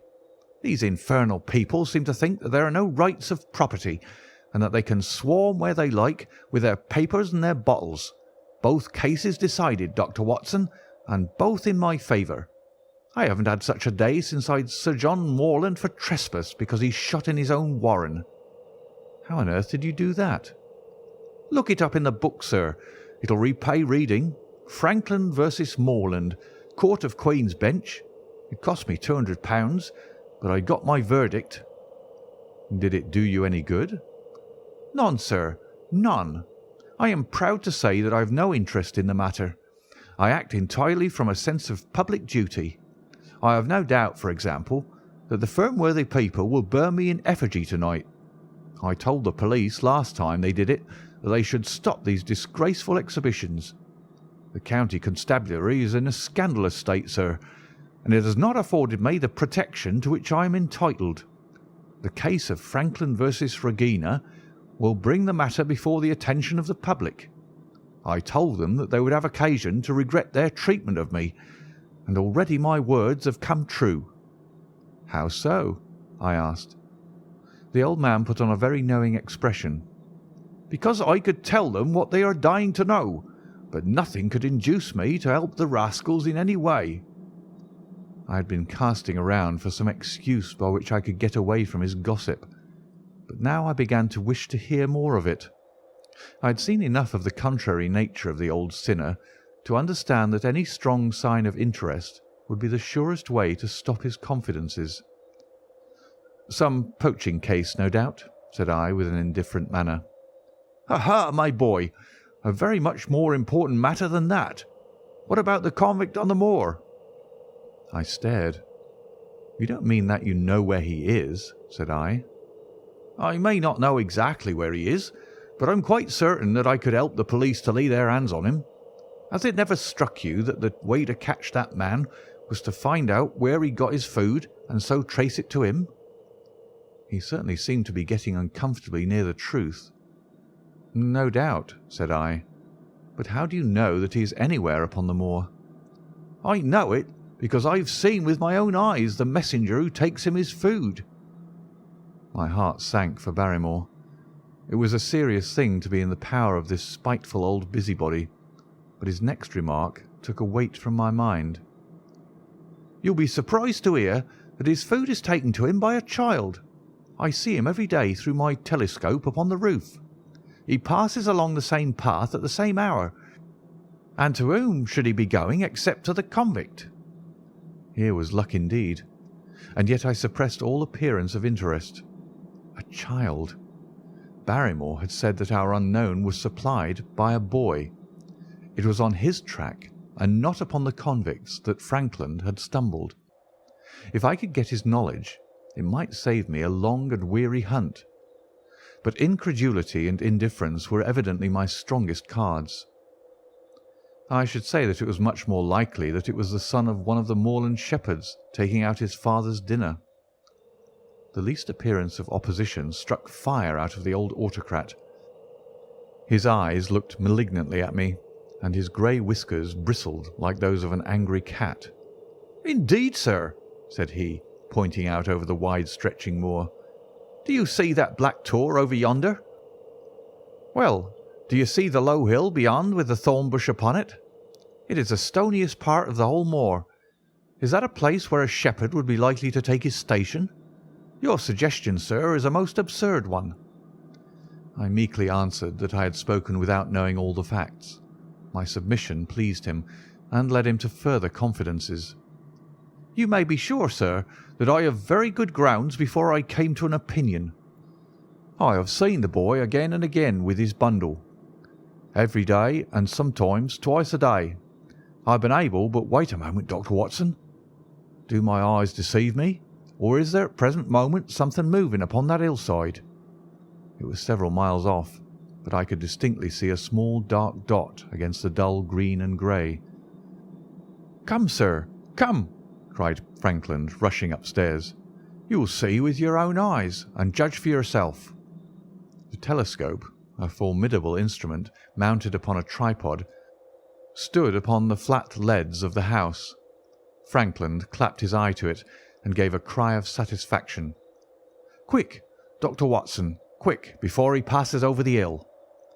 There he was, sure enough, a small urchin with a little bundle upon his shoulder, toiling slowly up the hill. When he reached the crest, I saw the ragged, uncouth figure outlined for an instant against the cold blue sky. He looked round him with a furtive and stealthy air, as one who dreads pursuit. Then he vanished over the hill. "Well, am I right?" "Certainly there is a boy who seems to have some secret errand." "And what that errand is, even a county constable could guess. But not one word shall they have from me, and I bind you to secrecy also, Dr. Watson. Not a word, you understand?" "Just as you wish." "They have treated me shamefully, shamefully. When the facts come out in Frankland versus Regina, I venture to think that a thrill of indignation will run through the country. Nothing would induce me to help the police in any way. For all they cared, it might have been me instead of my effigy which these rascals burned at the stake. Surely you are not going? You will help me to empty the decanter in honour of this great occasion." But I resisted all his solicitations, and succeeded in dissuading him from his announced intention of walking home with me. I kept the road as long as his eye was on me, and then I struck off across the moor and made for the stony hill over which the boy had disappeared. Everything was working in my favour, and I swore that it should not be through lack of energy or perseverance that I should miss the chance which fortune had thrown in my way. The sun was already sinking when I reached the summit of the hill, and the long slopes beneath me were all golden green on one side and grey shadow on the other. A haze lay low upon the farthest skyline, out of which jutted the fantastic shapes of Belliver and Vixen Tor. Over the wide expanse there was no sound and no movement. One great grey bird, a gull or curlew, soared aloft in the blue heaven. He and I seemed to be the only living things between the huge arch of the sky and the desert beneath it. The barren scene, the sense of loneliness, and the mystery and urgency of my task all struck a chill into my heart. The boy was nowhere to be seen, but down beneath me in a cleft of the hills there was a circle of the old stone huts, and in the middle of them there was one which retained sufficient roof to act as a screen against the weather. My heart leapt within me as I saw it. This must be the burrow where the stranger lurked. At last my foot was on the threshold of his hiding place. His secret was within my grasp. As I approached the hut, walking as warily as Stapleton would do when with poised net he drew near the settled butterfly, I satisfied myself that the place had indeed been used as a habitation. A vague pathway among the boulders led to the dilapidated opening which served as a door. All was silent within. The unknown might be lurking there, or he might be prowling on the moor. My nerves tingled with the sense of adventure. Throwing aside my cigarette, I closed my hand upon the butt of my revolver, and, walking swiftly up to the door, I looked in. The place was empty, but there were ample signs that I had not come upon a false scent. This was certainly where the man lived. Some blankets rolled in a waterproof lay upon the very stone slab upon which Neolithic man had once slumbered. The ashes of a fire were heaped in a rude grate. Beside it lay some cooking utensils and a bucket half full of water. A litter of empty tins showed that the place had been occupied for some time, and I saw, as my eyes became accustomed to the checkered light, a pannikin and a half-full bottle of spirits standing in the corner. In the middle of the hut, a flat stone served the purpose of a table, and upon this stood a small cloth bundle, the same, no doubt, which I had seen through the telescope upon the shoulder of the boy. It contained a loaf of bread, a tin tongue, and 2 tins of preserved peaches. As I set it down again, after having examined it, my heart leapt to see that beneath it there lay a sheet of paper with writing upon it. I raised it, and this was what I read, roughly scrawled in pencil. Dr. Watson has gone to Coombe Tracey. For a minute I stood there with the paper in my hands, thinking out the meaning of this curt message. It was I, then, and not Sir Henry, who was being dogged by this secret man. He had not followed me himself, but he had set an agent, the boy perhaps, upon my track, and this was his report. Possibly I had taken no steps since I had been upon the moor which had not been observed and reported. Always there was this feeling of an unseen force, a fine net drawn round us with infinite skill and delicacy, holding us so lightly that it was only at some supreme moment that one realized that one was indeed entangled in its meshes. If there was one report, there might be others, so I looked around the hut in search of them. There was no trace, however, of anything of the kind, nor could I discover any sign which might indicate the character or intentions of the man who lived in this singular place, save that he must be of Spartan habits and cared little for the comforts of life. When I thought of the heavy rains and looked at the gaping roof, I understood how strong and immutable must be the purpose which had kept him in that inhospitable abode. Was he our malignant enemy, or was he by chance our guardian angel? I swore that I would not leave the hut until I knew. Outside the sun was sinking low and the west was blazing with scarlet and gold. Its reflection was shot back in ruddy patches by the distant pools which lay amid the great Grimpen Mire. There were the 2 towers of Baskerville Hall, and there a distant blur of smoke which marked the village of Grimpen. Between the two, behind the hill, was the house of the Stapletons. All was sweet and mellow and peaceful in the golden evening light. And yet, as I looked at them, my soul shared none of the peace of nature, but quivered at the vagueness and the terror of that interview which every instant was bringing nearer. With tingling nerves, but a fixed purpose, I sat in the dark recess of the hut, and waited with sombre patience for the coming of its tenant. And then at last I heard him. Far away came the sharp clink of a boot striking upon a stone, then another, and yet another, coming nearer and nearer. I shrank back into the darkest corner and cocked the pistol in my pocket, determined not to discover myself until I had an opportunity of seeing something of the stranger. There was a long pause which showed that he had stopped. Then once more the footsteps approached, and a shadow fell across the opening of the hut. "It is a lovely evening, my dear Watson," said a well-known voice. "I really think that you will be more comfortable outside than in." End of chapter 11.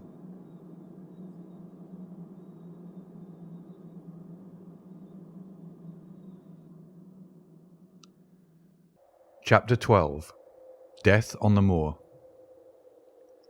For a moment or two I sat breathless, hardly able to believe my ears. Then my senses and my voice came back to me, while a crushing weight of responsibility seemed in an instant to be lifted from my soul. That cold, incisive, ironical voice could belong to but one man in all the world. "Holmes!" I cried. "Holmes!" "Come out," said he, "and please be careful with the revolver." I stooped under the rude lintel, and there he sat upon a stone outside, his grey eyes dancing with amusement as they fell upon my astonished features. He was thin and worn, but clear and alert, his keen face bronzed by the sun and roughened by the wind. In his tweed suit and cloth cap he looked like any other tourist upon the moor, and he had contrived, with that cat-like love of personal cleanliness which was one of his characteristics, that his chin should be as smooth and his linen as perfect as if he were in Baker Street. "I never was more glad to see anyone in my life," said I, as I wrung him by the hand. "Or more astonished, eh?"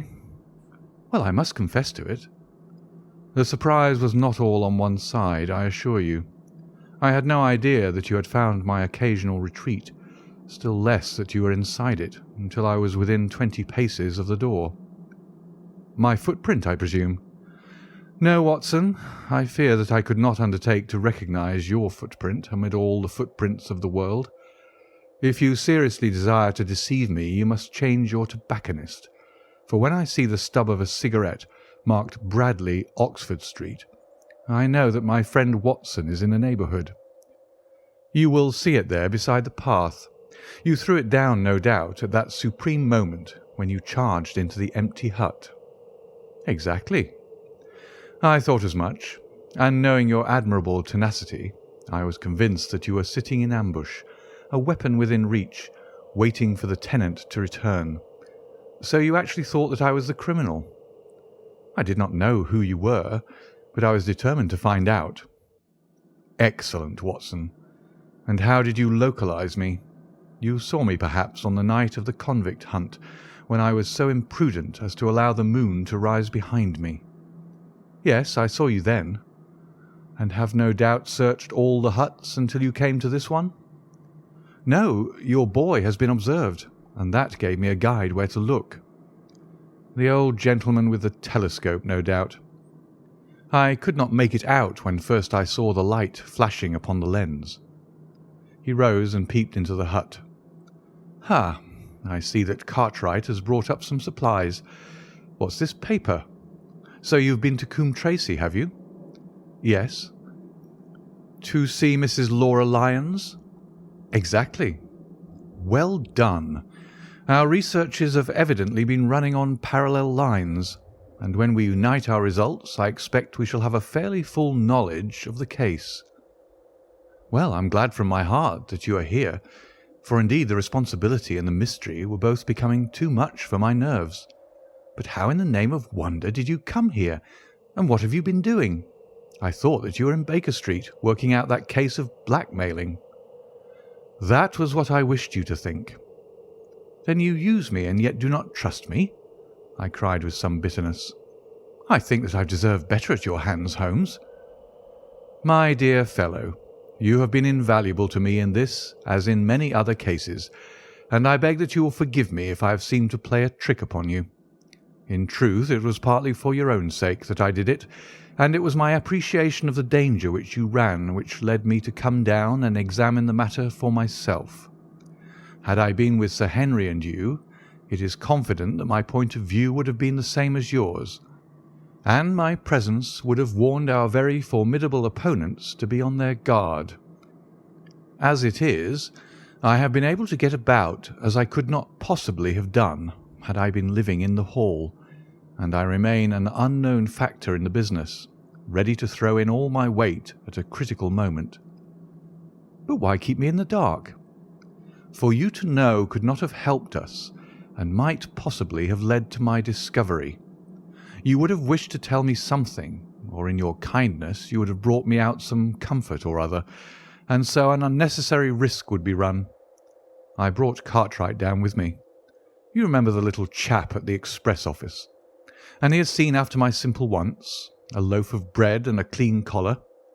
What does man want more? He has given me an extra pair of eyes upon a very active pair of feet, and both have been invaluable. Then my reports have all been wasted. My voice trembled as I recalled the pains and the pride with which I had composed them. Holmes took a bundle of papers from his pocket. Here are your reports, my dear fellow, and very well thumbed, I assure you. I made excellent arrangements, and they were only delayed one day upon their way. I must compliment you exceedingly upon the zeal and the intelligence which you have shown over an extraordinarily difficult case. I was still rather raw over the deception which had been practised upon me, but the warmth of Holmes's praise drove my anger from my mind. I felt also in my heart that he was right in what he had said, and that it was really best for our purpose that I should not have known that he was upon the moor. "That's better," said he, seeing the shadow rise from my face. "And now, tell me the result of your visit to Mrs. Laura Lyons. It was not difficult for me to guess that it was to see her that you had gone, for I am already aware that she is the one person in Coombe Tracey who might be of service to us in the matter. In fact, if you had not gone today, it is exceedingly probable that I should have gone tomorrow." The sun had set and dusk was settling over the moor. The air had turned chill, and we withdrew into the hut for warmth. There, sitting together in the twilight, I told Holmes of my conversation with the lady. So interested was he that I had to repeat some of it twice before he was satisfied. "This is most important," said he when I had concluded. "It fills up a gap which I had been unable to bridge in this most complex affair. You are aware, perhaps, that a close intimacy exists between this lady and the man Stapleton." "I did not know of a close intimacy." "There can be no doubt about the matter. They meet, they write, there is a complete understanding between them. Now this puts a very powerful weapon into our hands. If I could only use it to detach his wife." "His wife?" "I am giving you some information now in return for all that you have given me. The lady who has passed here as Miss Stapleton is in reality his wife." "Good heavens, Holmes! Are you sure of what you say? How could he have permitted Sir Henry to fall in love with her?" "Sir Henry's falling in love could do no harm to anyone except Sir Henry. He took particular care that Sir Henry did not make love to her, as you have yourself observed. I repeat that the lady is his wife, and not his sister."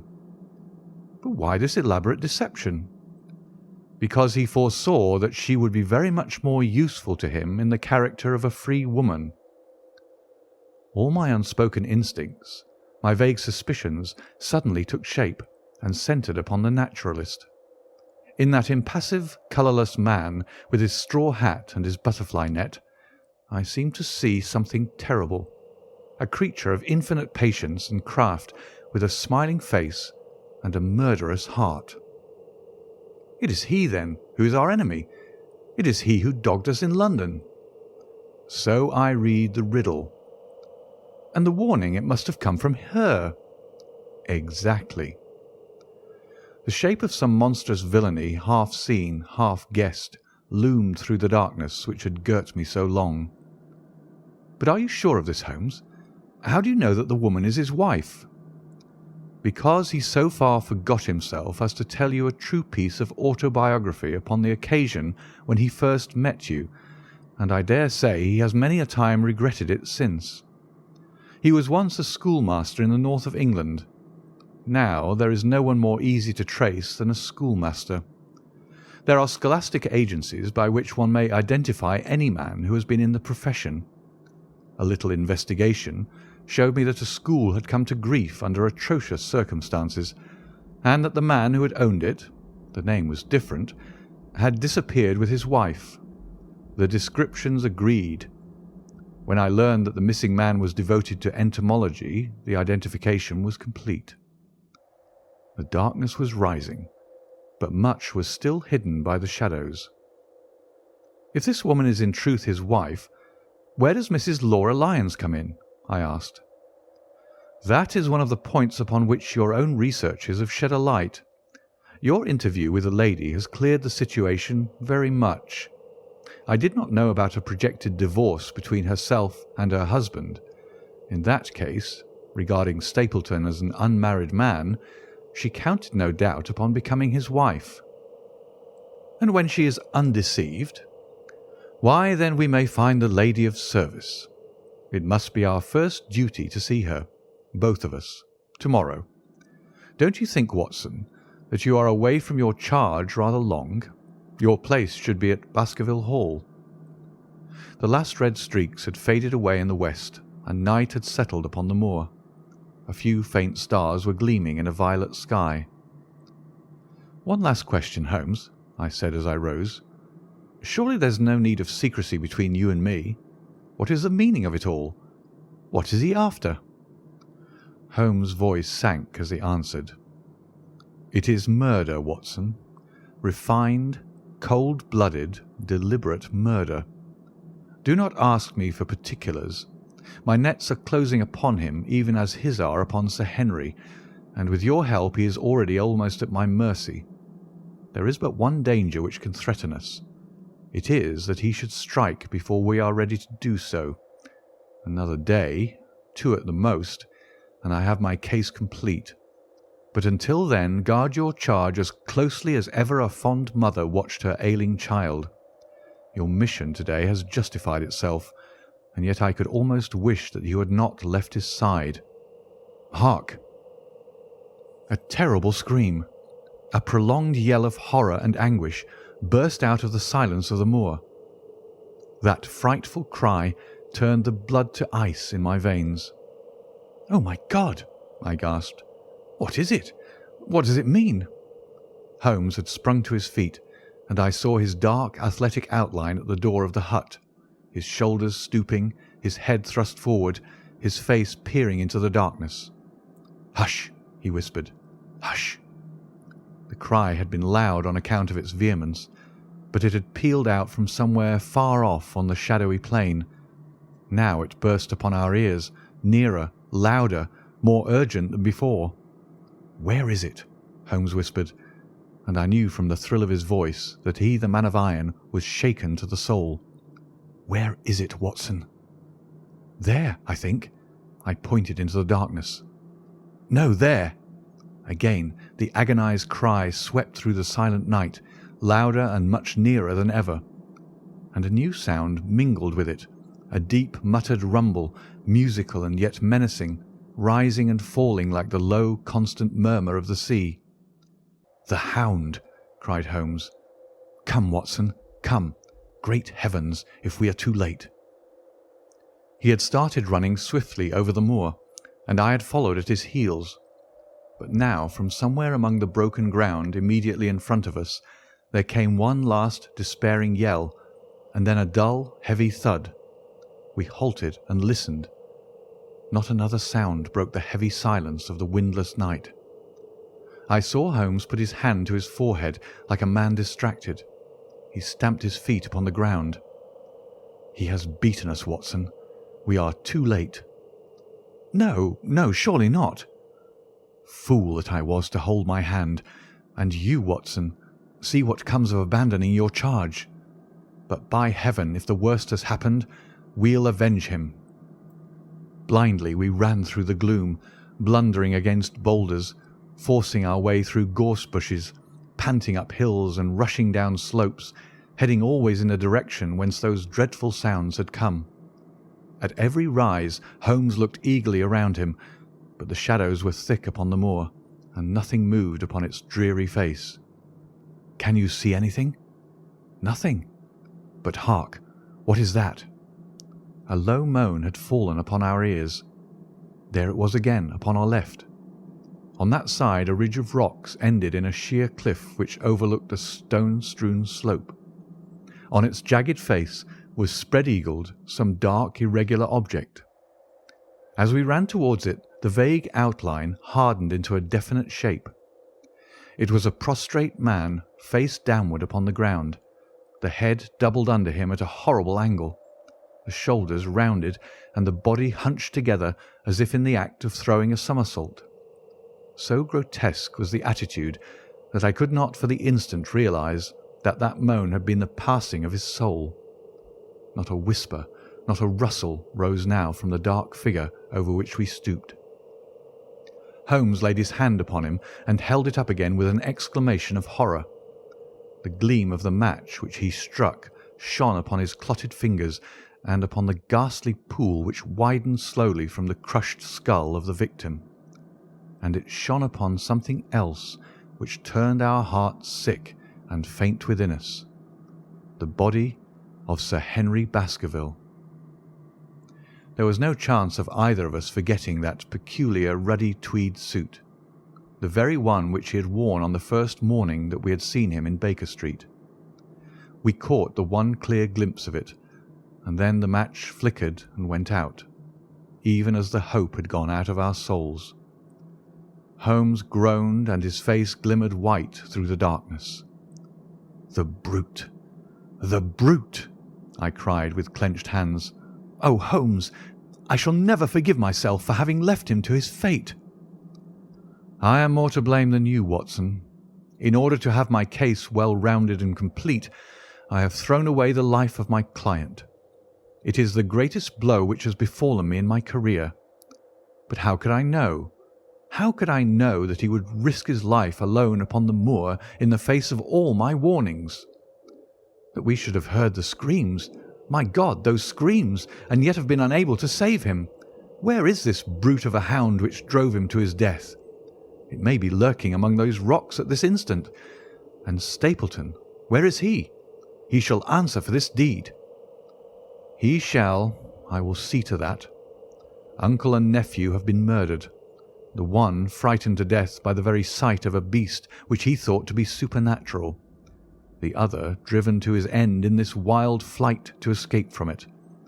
But now we have to prove the connection between the man and the beast.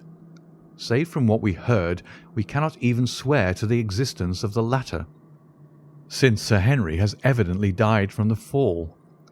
But by heavens, cunning as he is, the fellow shall be in my power before another day is passed." We stood with bitter hearts on either side of the mangled body, overwhelmed by this sudden and irrevocable disaster which had brought all our long and weary labours to so piteous an end. Then, as the moon rose, we climbed to the top of the rocks over which our poor friend had fallen, and from the summit we gazed out over the shadowy moor, half silver and half gloom. Far away, miles off in the direction of Grimpen, a single steady yellow light was shining. It can only come from the lonely abode of the Stapletons. With a bitter curse, I shook my fist at it as I gazed. Why should we not seize him at once? Our case is not complete. The fellow is wary and cunning to the last degree. It is not what we know, but what we can prove. If we make one false move, the villain may escape us yet. What can we do? There will be plenty for us to do tomorrow. Tonight we can only perform the last offices to our poor friend." Together we made our way down the precipitous slope and approached the body, black and clear against the silvered stones. The agony of those contorted limbs struck me with a spasm of pain and blurred my eyes with tears. "We must send for help, Holmes. We cannot carry him all the way to the Hall. Good heavens, are you mad?" He had uttered a cry and bent over the body. Now he was dancing and laughing and wringing my hand. Could this be my stern, self-contained friend? These were hidden fires indeed. "A beard! A beard! The man has a beard!" "A beard? It is not the baronet. It is— why, it is my neighbour, the convict." With feverish haste we had turned the body over, and that dripping beard was pointing up to the cold, clear moon. There could be no doubt about the beetling forehead, the sunken animal eyes. It was indeed the same face which had glared upon me in the light of the candle from over the rock, the face of Selden, the criminal. Then, in an instant, it was all clear to me. I remembered how the baronet had told me that he had handed his old wardrobe to Barrymore. Barrymore had passed it on in order to help Selden in his escape. Boots, shirt, cap, it was all Sir Henry's. The tragedy was still black enough, but this man had at least deserved death by the laws of his country. I told Holmes how the matter stood, my heart bubbling over with thankfulness and joy. "Then the clothes have been the poor devil's death," said he. "It is clear enough that the Hound has been laid on from some article of Sir Henry's, the boot which was abstracted in the hotel in all probability, and so ran this man down. There is one very singular thing, however. How came Selden, in the darkness, to know that the Hound was on his trail?" "He heard him. To hear a hound upon the moor would not work a hard man like this convict into such a paroxysm of terror that he would risk recapture by screaming wildly for help. By his cries he must have run a long way after he knew the animal was on his track. How did he know? A greater mystery to me is why this hound, presuming that all our conjectures are correct— I presume nothing. Well then, why this hound should be loose tonight? I suppose that it does not always run loose upon the moor. Stapleton would not let it go unless he had reason to think that Sir Henry would be there. My difficulty is the more formidable of the two, for I think that we shall very shortly get an explanation of yours, while mine may remain forever a mystery. The question now is, what shall we do with this poor wretch's body? We cannot leave it here to the foxes and the ravens. I suggest that we put it in one of the huts until we can communicate with the police." "Exactly.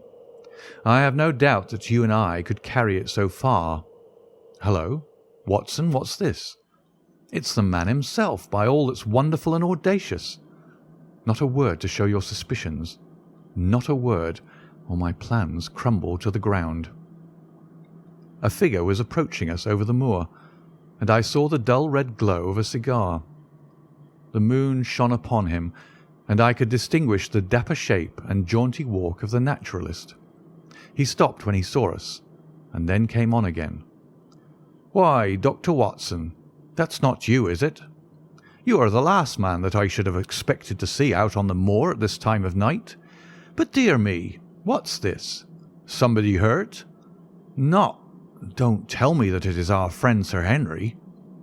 He hurried past me and stooped over the dead man. I heard a sharp intake of his breath, and the cigar fell from his fingers. Who's this?" he stammered. "It is Selden, the man who escaped from Princetown." Stapleton turned a ghastly face upon us, but by a supreme effort he had overcome his amazement and his disappointment. He looked sharply from Holmes to me. "Dear me, what a very shocking affair. How did he die?" "He appears to have broken his neck by falling over these rocks. My friend and I were strolling on the moor when we heard a cry." "I heard a cry also. That was what brought me out. I was uneasy about Sir Henry." Why about Sir Henry in particular? I could not help asking. Because I had suggested that he should come over. When he did not come, I was surprised, and I naturally became alarmed for his safety when I heard cries upon the moor. By the way," his eyes darted again from my face to Holmes's, "did you hear anything else besides a cry?" "No," said Holmes. "Did you?" "No." "What do you mean, then?" "Oh, you know the stories that the peasants tell about a phantom hound, and so on. It is said to be heard at night upon the moor. I was wondering if there were any evidence of such a sound tonight." "We heard nothing of the kind," said I. "And what is your theory of this poor fellow's death?" "I have no doubt that anxiety and exposure have driven him off his head. He has rushed about the moor in a crazy state, and eventually fallen over here and broken his neck." "That seems the most reasonable theory," said Stapleton, and he gave a sigh which I took to indicate his relief. "What do you think about it, Mr. Sherlock Holmes?" My friend bowed his compliments. "You are quick at identification," said he. "We have been expecting you in these parts since Dr. Watson came down. You are in time to see a tragedy." "Yes, indeed. I have no doubt that my friend's explanation will cover the facts. I will take an unpleasant remembrance back to London with me tomorrow." "Oh, you return tomorrow?" "That is my intention." "I hope your visit has cast some light upon these occurrences which have puzzled us." Holmes shrugged his shoulders. "One cannot always have the success for which one hopes. An investigator needs facts and not legends or rumours. It has not been a satisfactory case." My friend spoke in his frankest and most unconcerned manner. Stapleton still looked hard at him. Then he turned to me. "I would suggest carrying this poor fellow to my house, but it would give my sister such a fright that I do not feel justified in doing it. I think that if we put something over his face, he will be safe until morning." And so it was arranged. Resisting Stapleton's offer of hospitality, Holmes and I set off to Baskerville Hall, leaving the naturalist to return alone. Looking back, we saw the figure moving slowly away over the broad moor, and behind him that one black smudge on the silvered slope, which showed where the man was lying who had come so horribly to his end. End of chapter 12.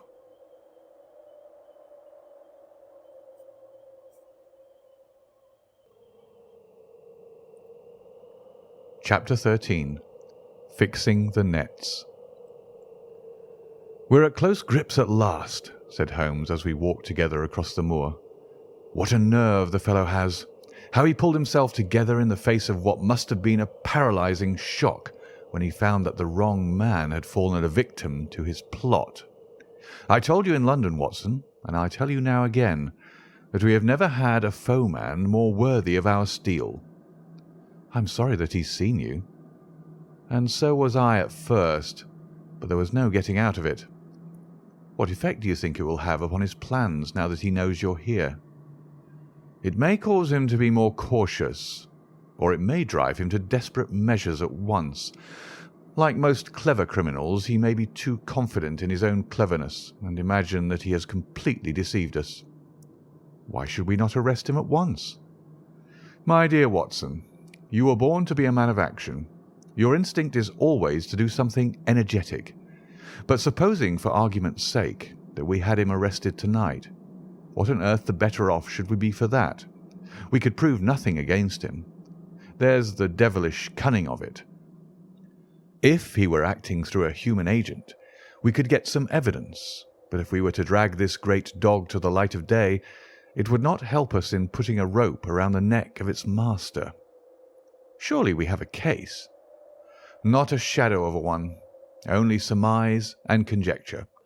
We should be laughed out of court if we came with such a story and such evidence." "There is Sir Charles's death." "Found dead without a mark upon him. You and I know that he died of sheer fright, and we know also what frightened him. But how are we to get 12 stolid jurymen to know it? What signs are there of a hound? Where are the marks of the fangs? Of course, we know that a hound does not bite a dead body, and that Sir Charles was dead before ever the brute overtook him. But we have to prove all this, and we are not in a position to do it.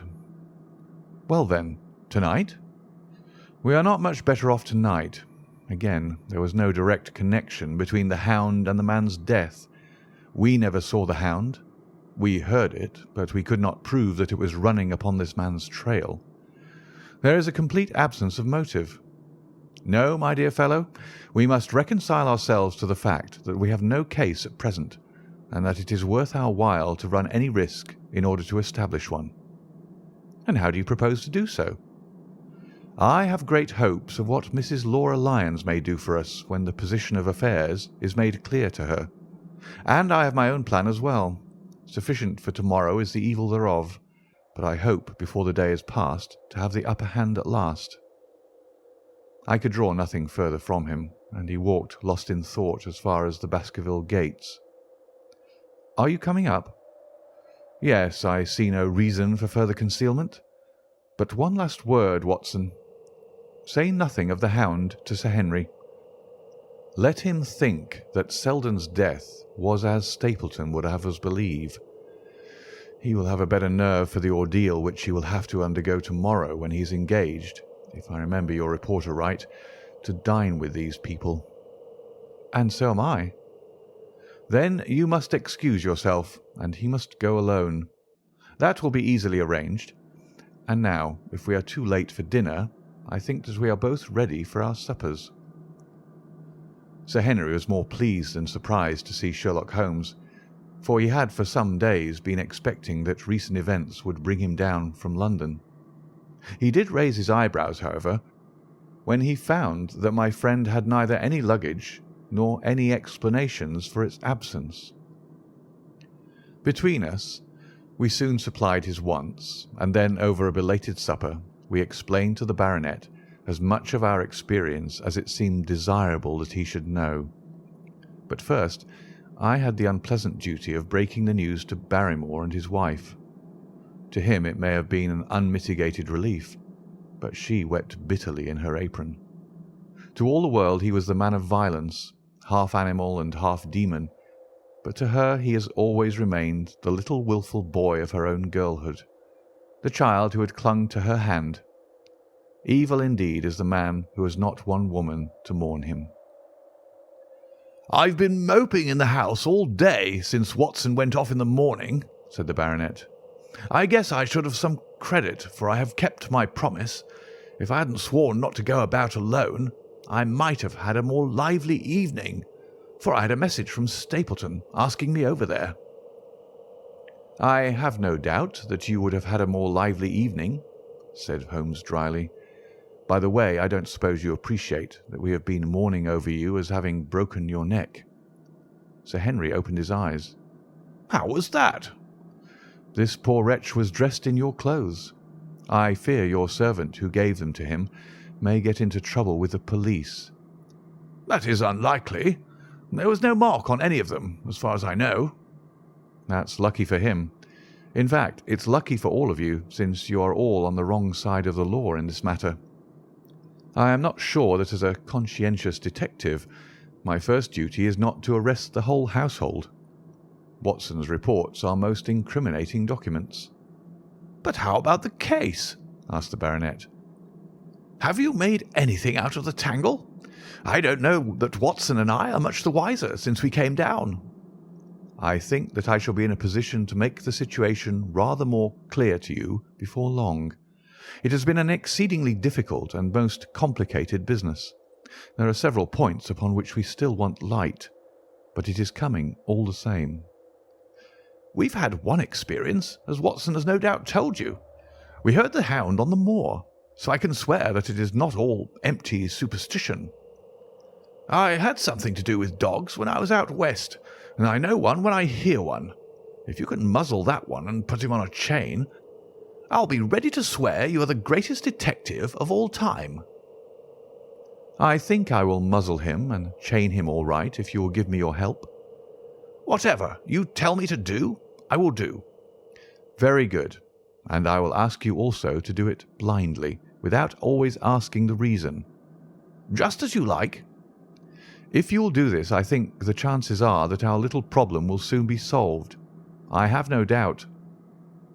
He stopped suddenly and stared fixedly up over my head into the air.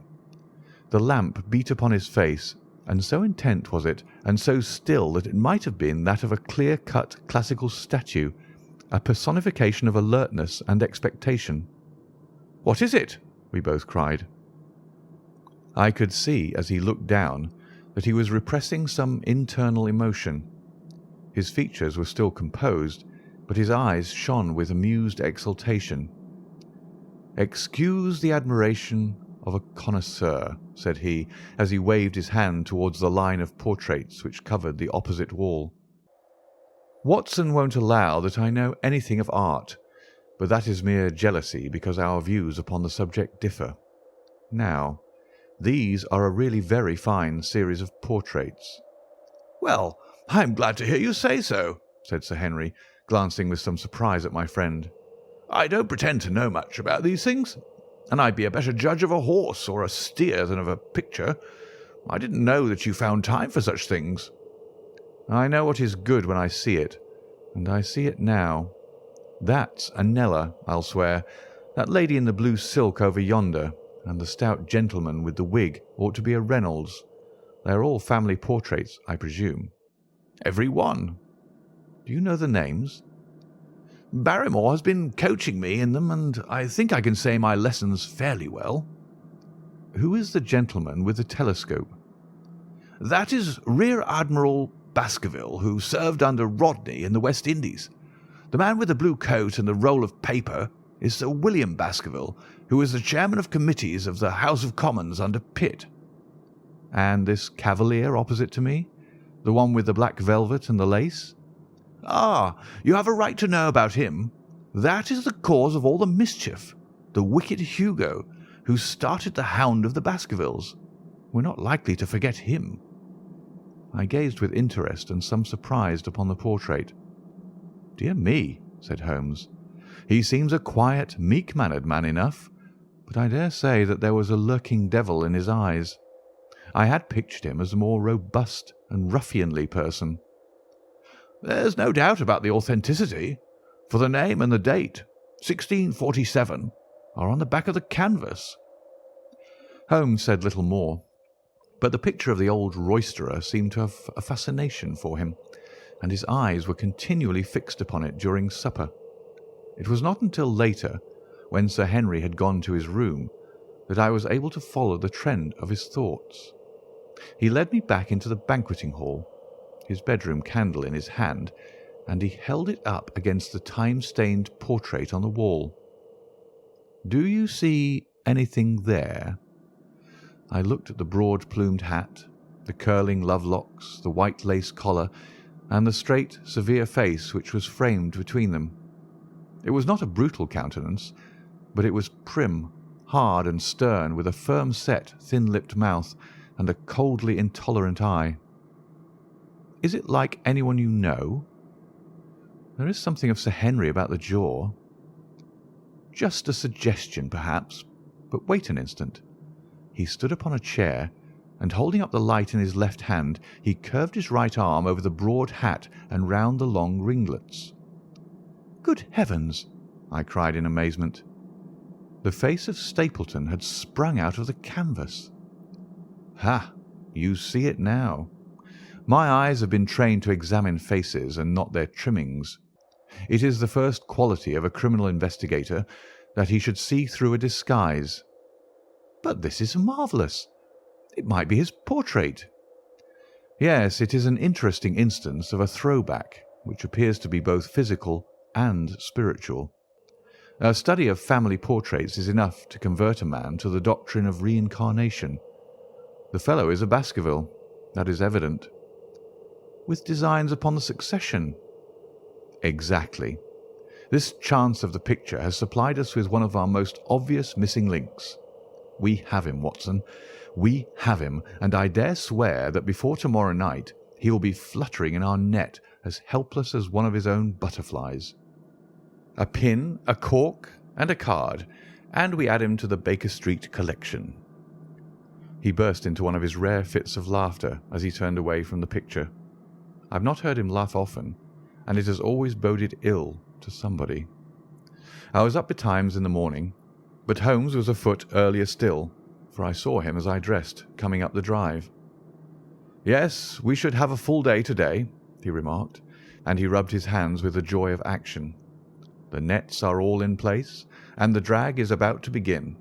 We'll know before the day is out whether we have caught our big, lean-jawed pike, or whether he has got through the meshes. Have you been on the moor already?" "I have sent a report from Grimpen to Princetown as to the death of Selden. I think I can promise that none of you will be troubled in the matter, and I have also communicated with my faithful Cartwright, who would certainly have pined away at the door of my hut as a dog does at his master's grave, if I had not set his mind at rest about my safety." "What is the next move?" "To see Sir Henry. Ah, here he is." "Good morning, Holmes," said the baronet. "You look like a general who's planning a battle with his chief of the staff." "That is the exact situation. Watson was asking for orders." "And so do I." "Very good. You are engaged, as I understand, to dine with our friends the Stapletons tonight." "I hope that you'll come also. They're very hospitable people, and I am sure that they would be very glad to see you." "I fear that Watson and I must go to London." "To London?" "Yes, I think that we should be more useful there at the present juncture." The baronet's face perceptibly lengthened. "I hoped that you were going to see me through this business.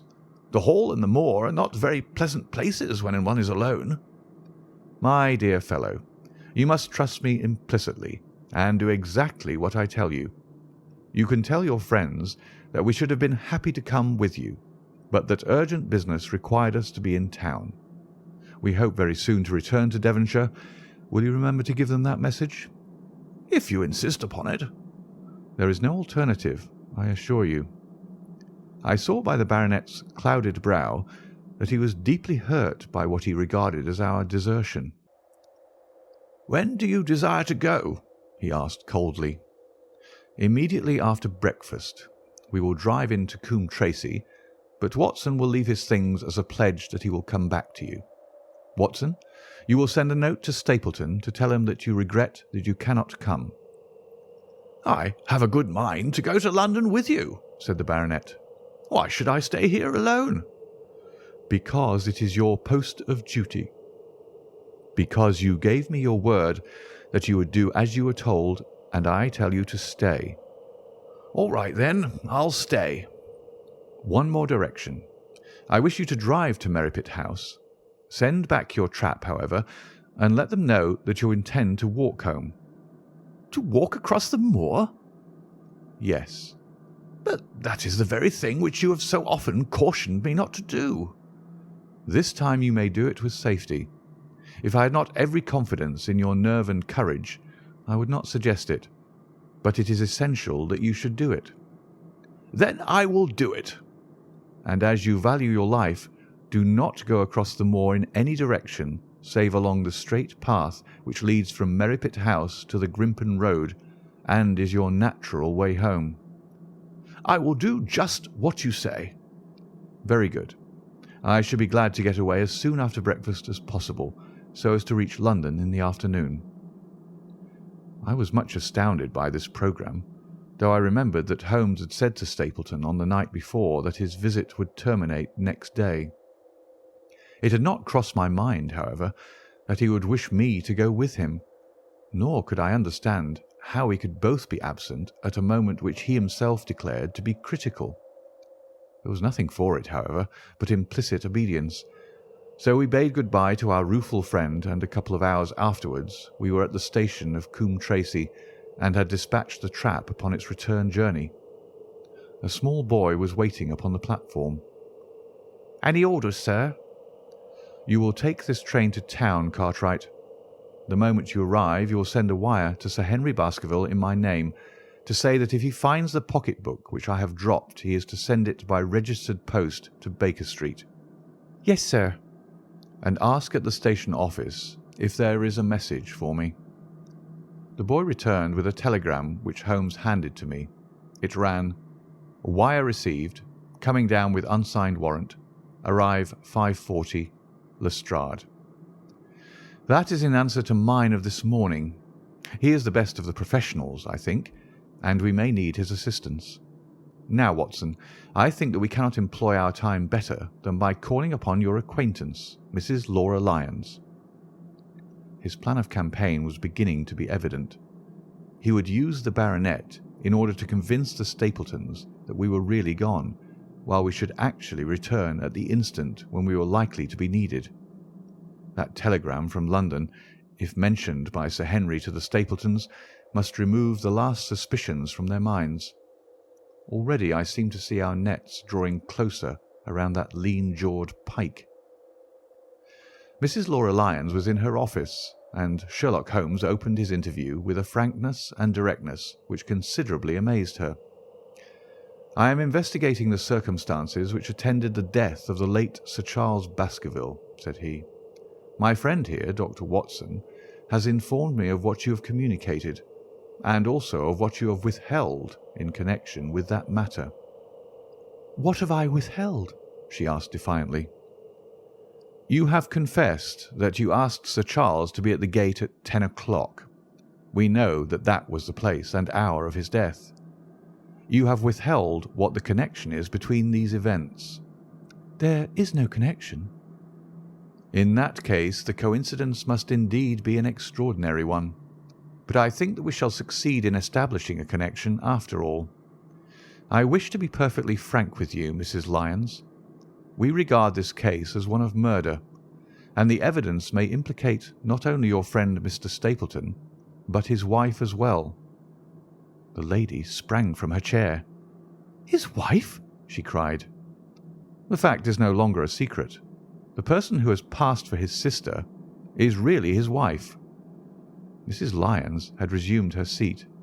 Her hands were grasping the arms of her chair, and I saw that the pink nails had turned white with the pressure of her grip. "His wife?" she said again. "His wife? He is not a married man."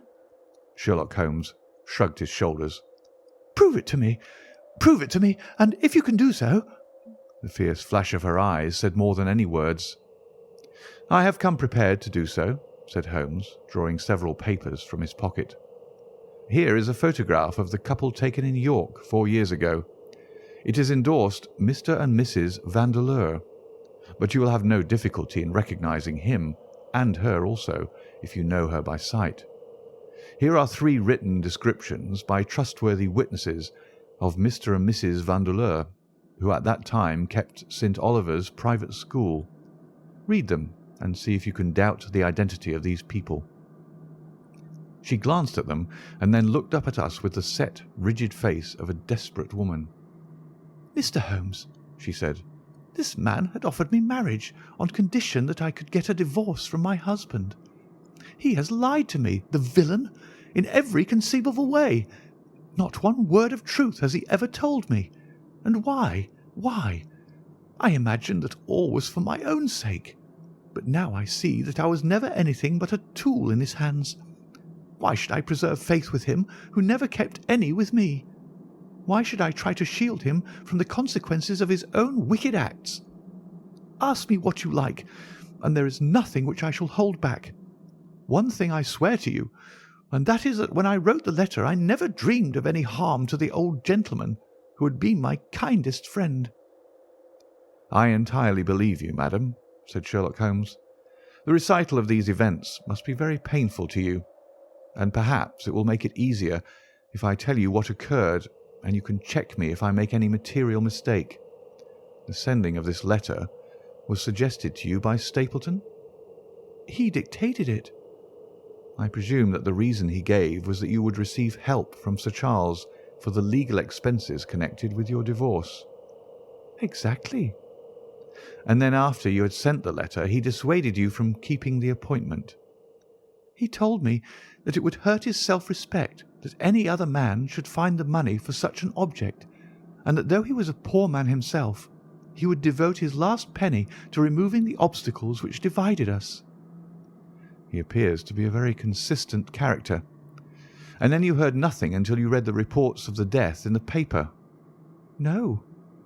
"And he made you swear to say nothing about your appointment with Sir Charles?" "He did. He said that the death was a very mysterious one, and that I should certainly be suspected if the facts came out. He frightened me into remaining silent." "Quite so. But you had your suspicions." She hesitated and looked down. "I knew him," she said, "but if he had kept faith with me I should always have done so with him." "I think that on the whole you have had a fortunate escape," said Sherlock Holmes. "You have had him in your power, and he knew it, and yet you are alive. You have been walking for some months very near to the edge of a precipice. We must wish you good morning now, Mrs. Lyons, and it is probable that you will very shortly hear from us again." "Our case becomes rounded off, and difficulty after difficulty thins away in front of us," said Holmes, as we stood waiting for the arrival of the express from town. "I shall soon be in the position of being able to put into a single connected narrative one of the most singular and sensational crimes of modern times. Students of criminology will remember the analogous incidents in Godno, in Little Russia, in the year '66, and of course there are the Anderson murders in North Carolina. But this case possesses some features which are entirely its own. Even now we have no clear case against this very wily man, but I shall be very much surprised if it is not clear enough before we go to bed this night." The London express came roaring to the station, and a small, wiry bulldog of a man had sprung from a first-class carriage. We all three shook hands, and I saw at once from the reverential way in which Lestrade gazed at my companion that he had learned a good deal since the days when they had first worked together. I could well remember the scorn which the theories of the reasoner used then to excite in the practical man. "Anything good?" he asked. "The biggest thing for years," said Holmes. "We have 2 hours before we need think of starting. I think we might employ it in getting some dinner, and then, Lestrade, we will take the London fog out of your throat by giving you a breath of the pure night air of Dartmoor. Never been there? Ah, well, I don't suppose you will forget your first visit." End of chapter 13.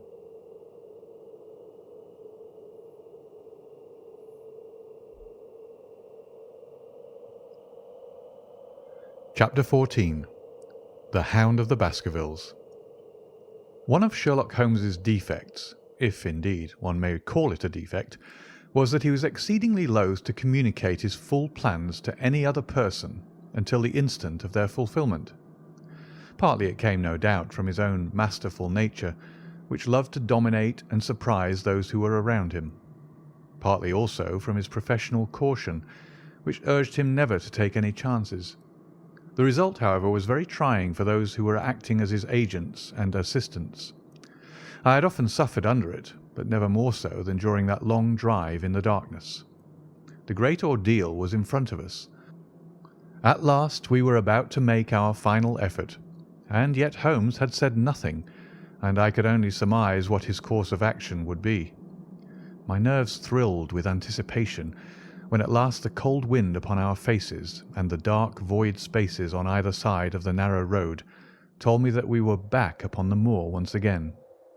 Every stride of the horses and every turn of the wheels was taking us nearer to our supreme adventure. Our conversation was hampered by the presence of the driver of the hired wagonette, so that we were forced to talk on trivial matters when our nerves were tense with emotion and anticipation. It was a relief to me, after that unnatural restraint, when we were at last past Franklin's house and knew that we were drawing near to the hall and to the scene of action. We did not drive up to the door, but got down near the gate of the avenue. The wagonette was paid off and ordered to return to Coombe Tracey forthwith, while we started to walk to Merripit House. "Are you armed, Lestrade?" The little detective smiled. "As long as I have my trousers, I have a hip pocket, and as long as I have my hip pocket, I have something in it." "Good. My friend and I are also ready for emergencies. "You're mighty close about this affair, Mr. Holmes. What's the game now?" "A waiting game." "My word, it does not seem a very cheerful place," said the detective with a shiver, glancing round him at the gloomy slopes of the hill and at the huge lake of fog which lay over the Grimpen Mire. "I see the lights of a house ahead of us." "That is Merripit House and the end of our journey. I must request you to walk on tiptoe and not talk above a whisper." We moved cautiously along the track as if we were bound for the house, but Holmes halted us when we were about 200 yards from it. "This will do," said he. "These rocks upon the right make an admirable screen." "We are to wait here?" "Yes, we shall make our little ambush here. Get into this hollow, Lestrade. You have been inside the house, have you not, Watson? Can you tell the position of the rooms? What are those latticed windows at this end?" "I think they are the kitchen windows." "And the one beyond, which shines so brightly?" That is certainly the dining room." "The blinds are up. You know the lie of the land best. Creep forward quietly and see what they are doing. But for heaven's sake, don't let them know that they are watched." I tiptoed down the path and stooped behind the low wall which surrounded the stunted orchard. Creeping in its shadow, I reached a point whence I could look straight through the uncurtained window. There were only two men in the room, Sir Henry and Stapleton. They sat with their profiles toward me on either side of the round table. Both of them were smoking cigars, and coffee and wine were in front of them. Stapleton was talking with animation, but the baronet looked pale and distrait. Perhaps the thought of that lonely walk across the ill-omened moor was weighing heavily upon his mind. As I watched them, Stapleton rose and left the room, while Sir Henry filled his glass again and leaned back in his chair, puffing at his cigar. I heard the creak of a door and the crisp sound of boots upon the gravel. The steps passed along the path on the other side of the wall under which I crouched. Looking over, I saw the naturalist pause at the door of an outhouse in the corner of the orchard. A key turned in a lock, and as he passed in there was a curious scuffling noise from within. He was only a minute or so inside, and then I heard the key turn once more, and he passed me and re-entered the house.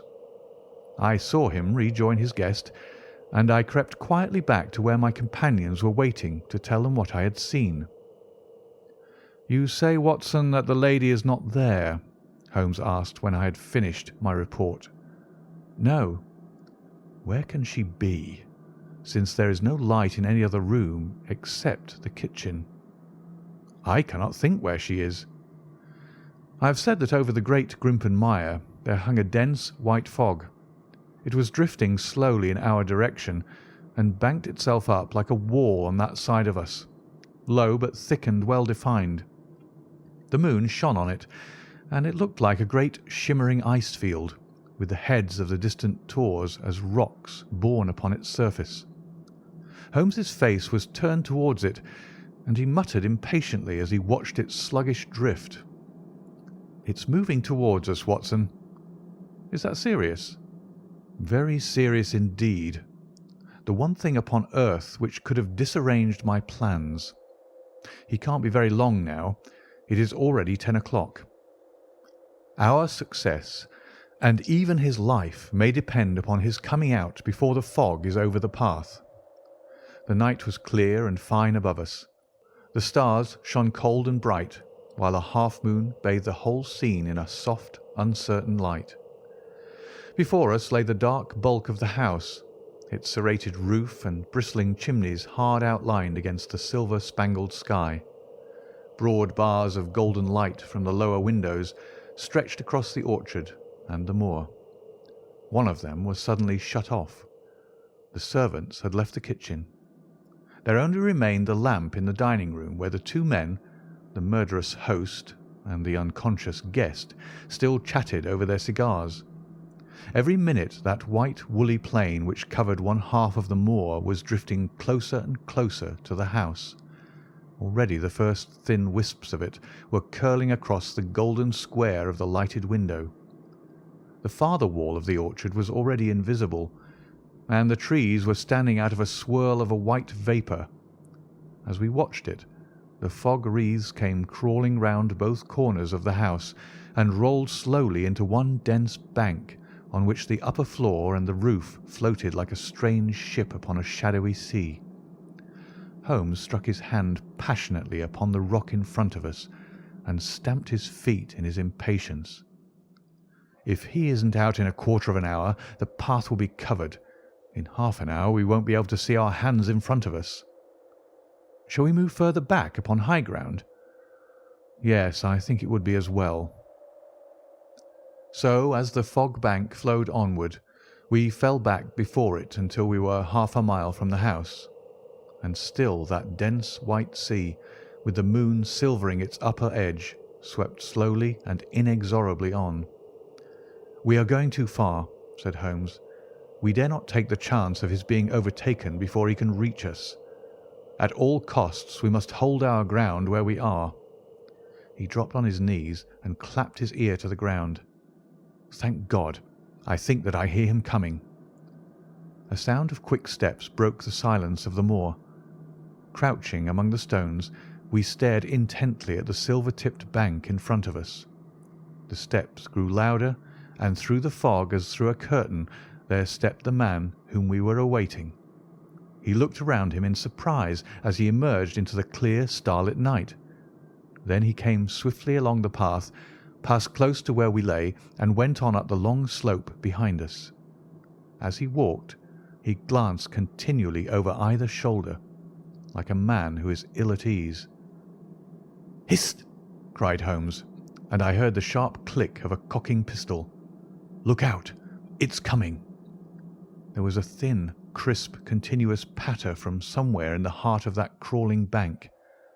The cloud was within 50 yards of where we lay, and we glared at it, all three uncertain what horror was about to break from the heart of it.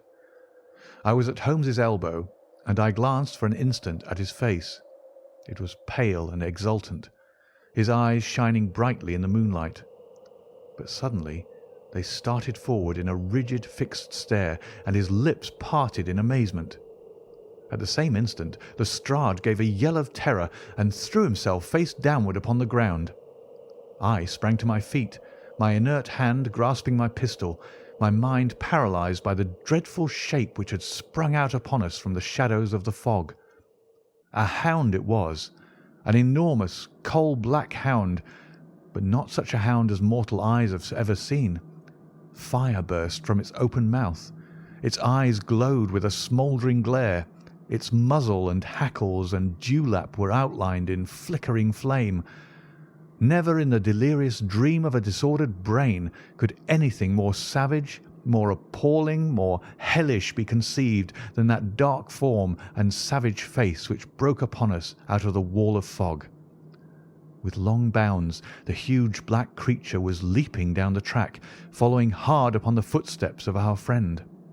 So paralysed were we by the apparition that we allowed him to pass before we had recovered our nerve. Then Holmes and I both fired together, and the creature gave a hideous howl which showed that one at least had hit him. He did not pause, however, but bounded onward.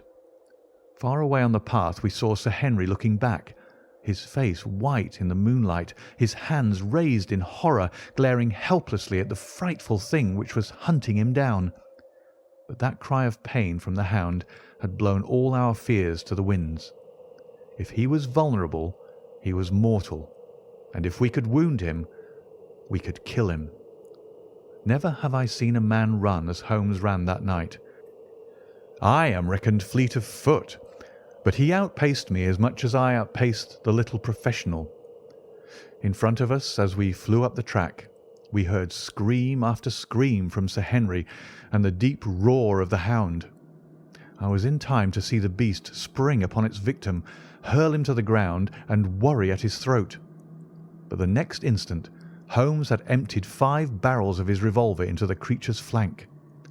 With a last howl of agony and a vicious snap in the air, it rolled upon its back, 4 feet pawing furiously, and then fell limp upon its side.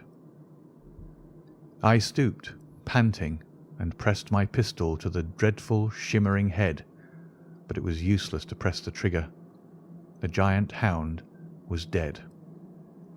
Sir Henry lay insensible where he had fallen.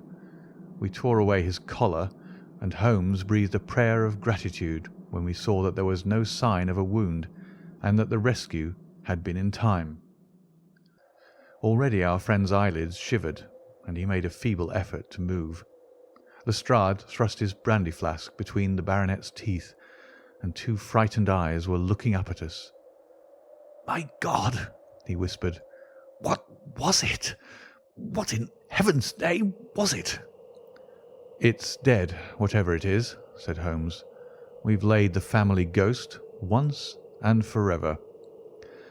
In mere size and strength it was a terrible creature which was lying stretched before us. It was not a pure bloodhound, and it was not a pure mastiff, but it appeared to be a combination of the two, gaunt, savage, and as large as a small lioness. Even now, in the stillness of death, the huge jaws seemed to be dripping with a bluish flame, and the small, deep-set, cruel eyes were ringed with fire. I placed my hand upon the glowing muzzle, and as I held them up my own fingers smouldered and gleamed in the darkness. "Phosphorus," I said. "A cunning preparation of it," said Holmes, sniffing at the dead animal. "There is no smell which might have interfered with his power of scent. We owe you a deep apology, Sir Henry, for having exposed you to this fright. I was prepared for a hound, but not for such a creature as this, and the fog gave us little time to receive him." "You have saved my life." "Having first endangered it. Are you strong enough to stand?" "Give me another mouthful of that brandy, and I shall be ready for anything. So, now, if you will help me up, what do you propose to do?" "To leave you here. You are not fit for further adventures tonight. If you will wait, one or other of us will go back with you to the hall." He tried to stagger to his feet, but he was still ghastly pale and trembling in every limb. We helped him to a rock where he sat shivering with his face buried in his hands. "We must leave you now," said Holmes. "The rest of our work must be done, and every moment is of importance. We have our case, and now we only want our man. It's 1,000 to 1 against our finding him at the house," he continued as we retraced our steps swiftly down the path. "Those shots must have told him that the game was up." "We were some distance off, and this fog may have deadened them." "He followed the hound to call him off, of that you may be certain. No, he's gone by this time, but we'll search the house and make sure." The front door was open, so we rushed in and hurried from room to room, to the amazement of a doddering old manservant who met us in the passage. There was no light save in the dining room, but Holmes caught up the lamp and left no corner of the house unexplored. No sign could we see of the man whom we were chasing. On the upper floor, however, one of the bedroom doors was locked. "There's someone in here," cried Lestrade. "I can hear movement. Open this door." A faint moaning and rustling came from within. Holmes struck the door just over the lock with the flat of his foot, and it flew open. Pistol in hand, we all three rushed into the room. But there was no sign within it of that desperate and defiant villain whom we expected to see. Instead, we were faced by an object so strange and so unexpected that we stood for a moment staring at it in amazement. The room had been fashioned into a small museum, and the walls were lined by a number of glass-topped cases full of that collection of butterflies and moths, the formation of which had been the relaxation of this complex and dangerous man.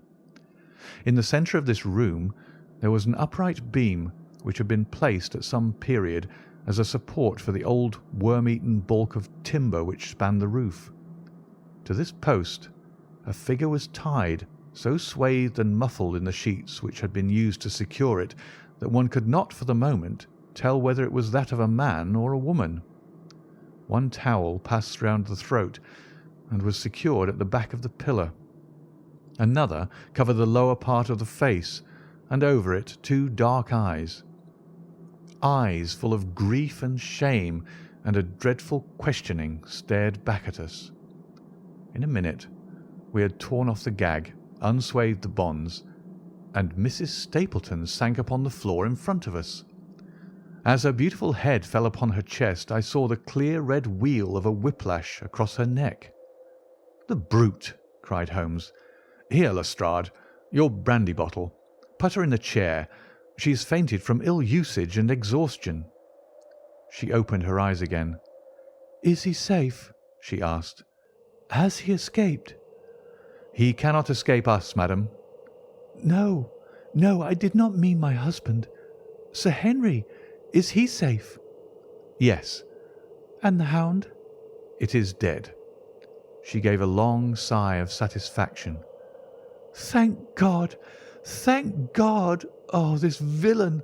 See how he has treated me!"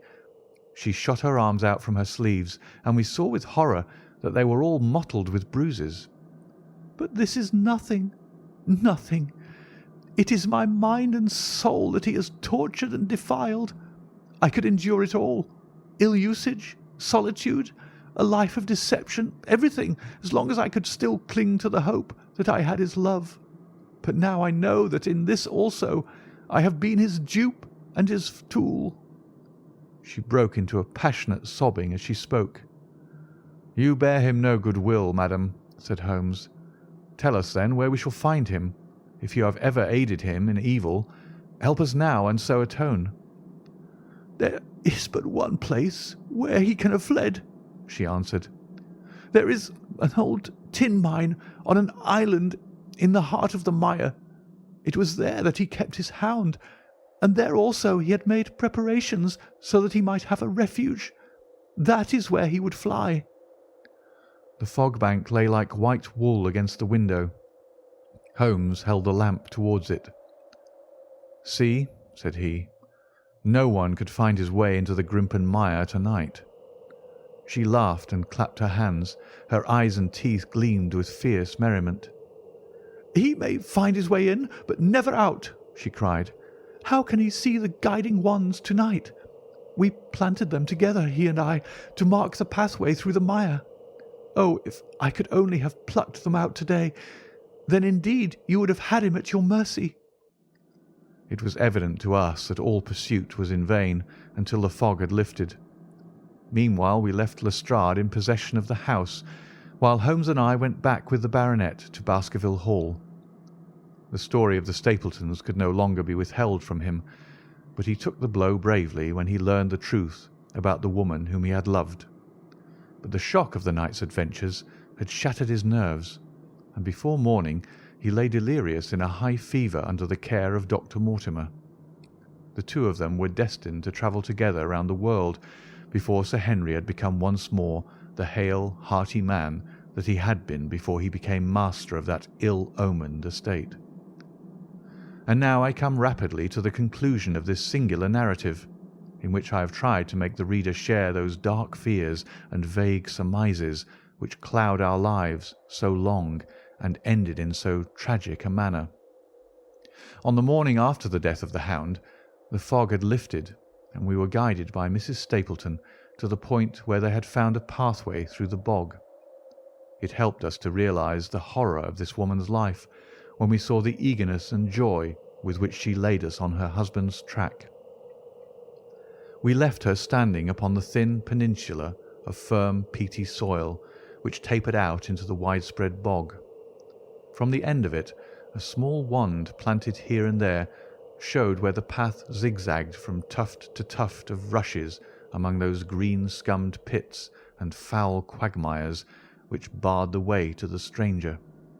Rank reeds and lush, slimy water plants sent an odour of decay and a heavy miasmatic vapour onto our faces, while a false step plunged us more than once thigh-deep into the dark, quivering mire which shook for yards in soft undulations around our feet. Its tenacious grip plucked at our heels as we walked, and when we sank into it, it was as if some malignant hand was tugging us down into those obscene depths, so grim and purposeful was the clutch in which it held us. Once only we saw a trace that someone had passed that perilous way before us.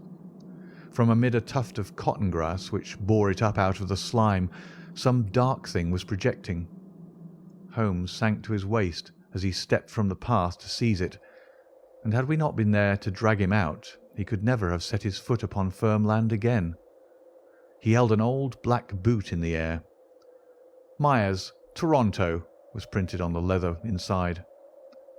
"It is worth a mud bath," said he. "It is our friend Sir Henry's missing boot." Thrown here by Stapleton in his flight. Exactly. He retained it in his hand after using it to set the Hound upon the track. He fled when he knew the game was up, still clutching it, and he hurled it away at this point of his flight. We know at least that he came so far in safety.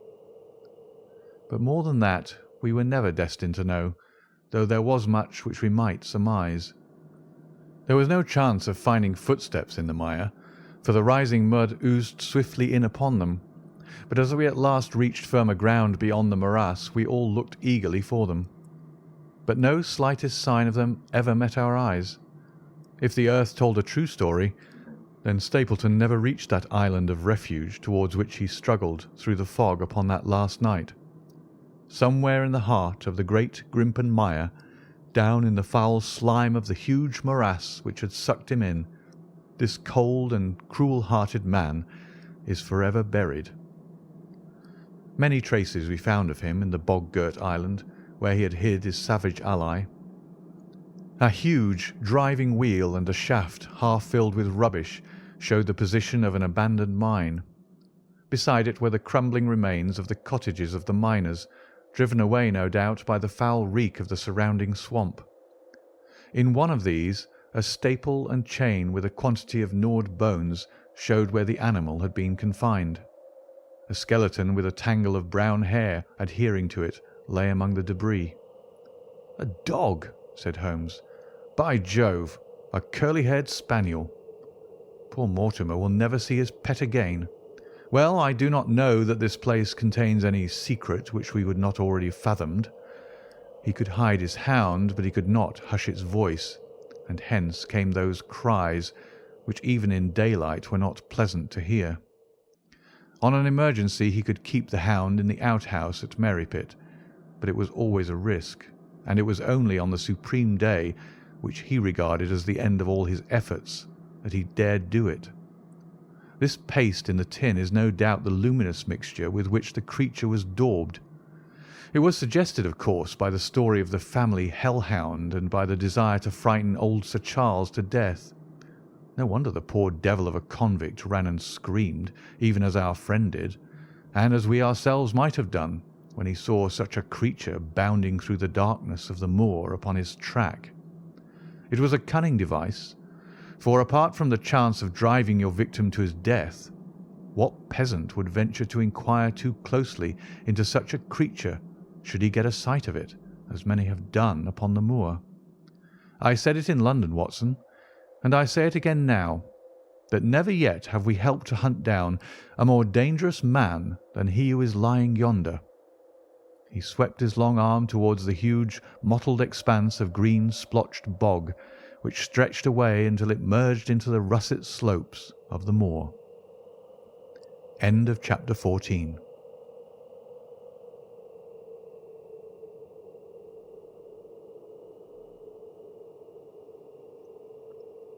Chapter 15. A Retrospection.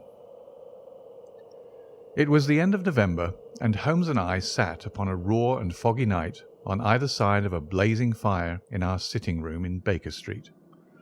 Since the tragic upshot of our visit to Devonshire, he had been engaged in two affairs of the utmost importance, in the first of which he had exposed the atrocious conduct of Colonel Upward in connection with the famous card scandal of the Nonpareil Club, while in the second he had defended the unfortunate Madame Montpensier from the charge of murder which hung over her in connection with the death of her stepdaughter, Mademoiselle Carrère, the young lady who, as it will be remembered, was found 6 months later alive and married in New York.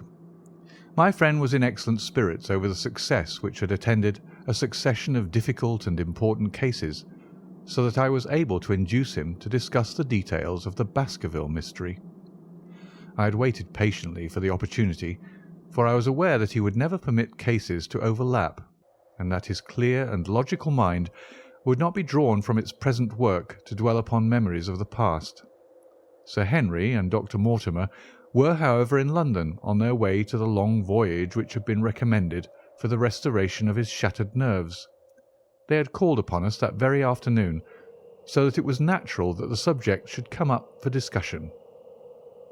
"The whole course of events," said Holmes, "from the point of view of the man who called himself Stapleton, was simple and direct, although to us, who had no means in the beginning of knowing the motives of his actions, and could only learn part of the facts, it all appeared exceedingly complex. I have had the advantage of 2 conversations with Mrs. Stapleton, and the case has now been so entirely cleared up that I am not aware that there is anything which has remained a secret to us. You will find a few notes upon the matter under the heading B in my indexed list of cases. Perhaps you'd kindly give me a sketch of the course of events from memory." "Certainly, though I cannot guarantee that I carry all the facts in my mind. Intense mental concentration has a curious way of blotting out what has passed. The barrister who has his case at his fingers' ends and is able to argue with an expert upon his own subject finds that a week or 2 of the courts will drive it all out of his head once more. So each of my cases displaces the last, and Mademoiselle Carrère has blurred my recollection of Baskerville Hall. To-morrow some other little problem may be submitted to my notice, which will in turn dispossess the fair French lady and the infamous Upward. So far as the case of the Hound goes, however, I will give you the course of events as nearly as I can, and you will suggest anything which I may have forgotten. My inquiries show beyond all question that the family portrait did not lie, and that this fellow was indeed a Baskerville. He was a son of that Roger Baskerville, the younger brother of Sir Charles, who fled with a sinister reputation to South America, where he was said to have died unmarried.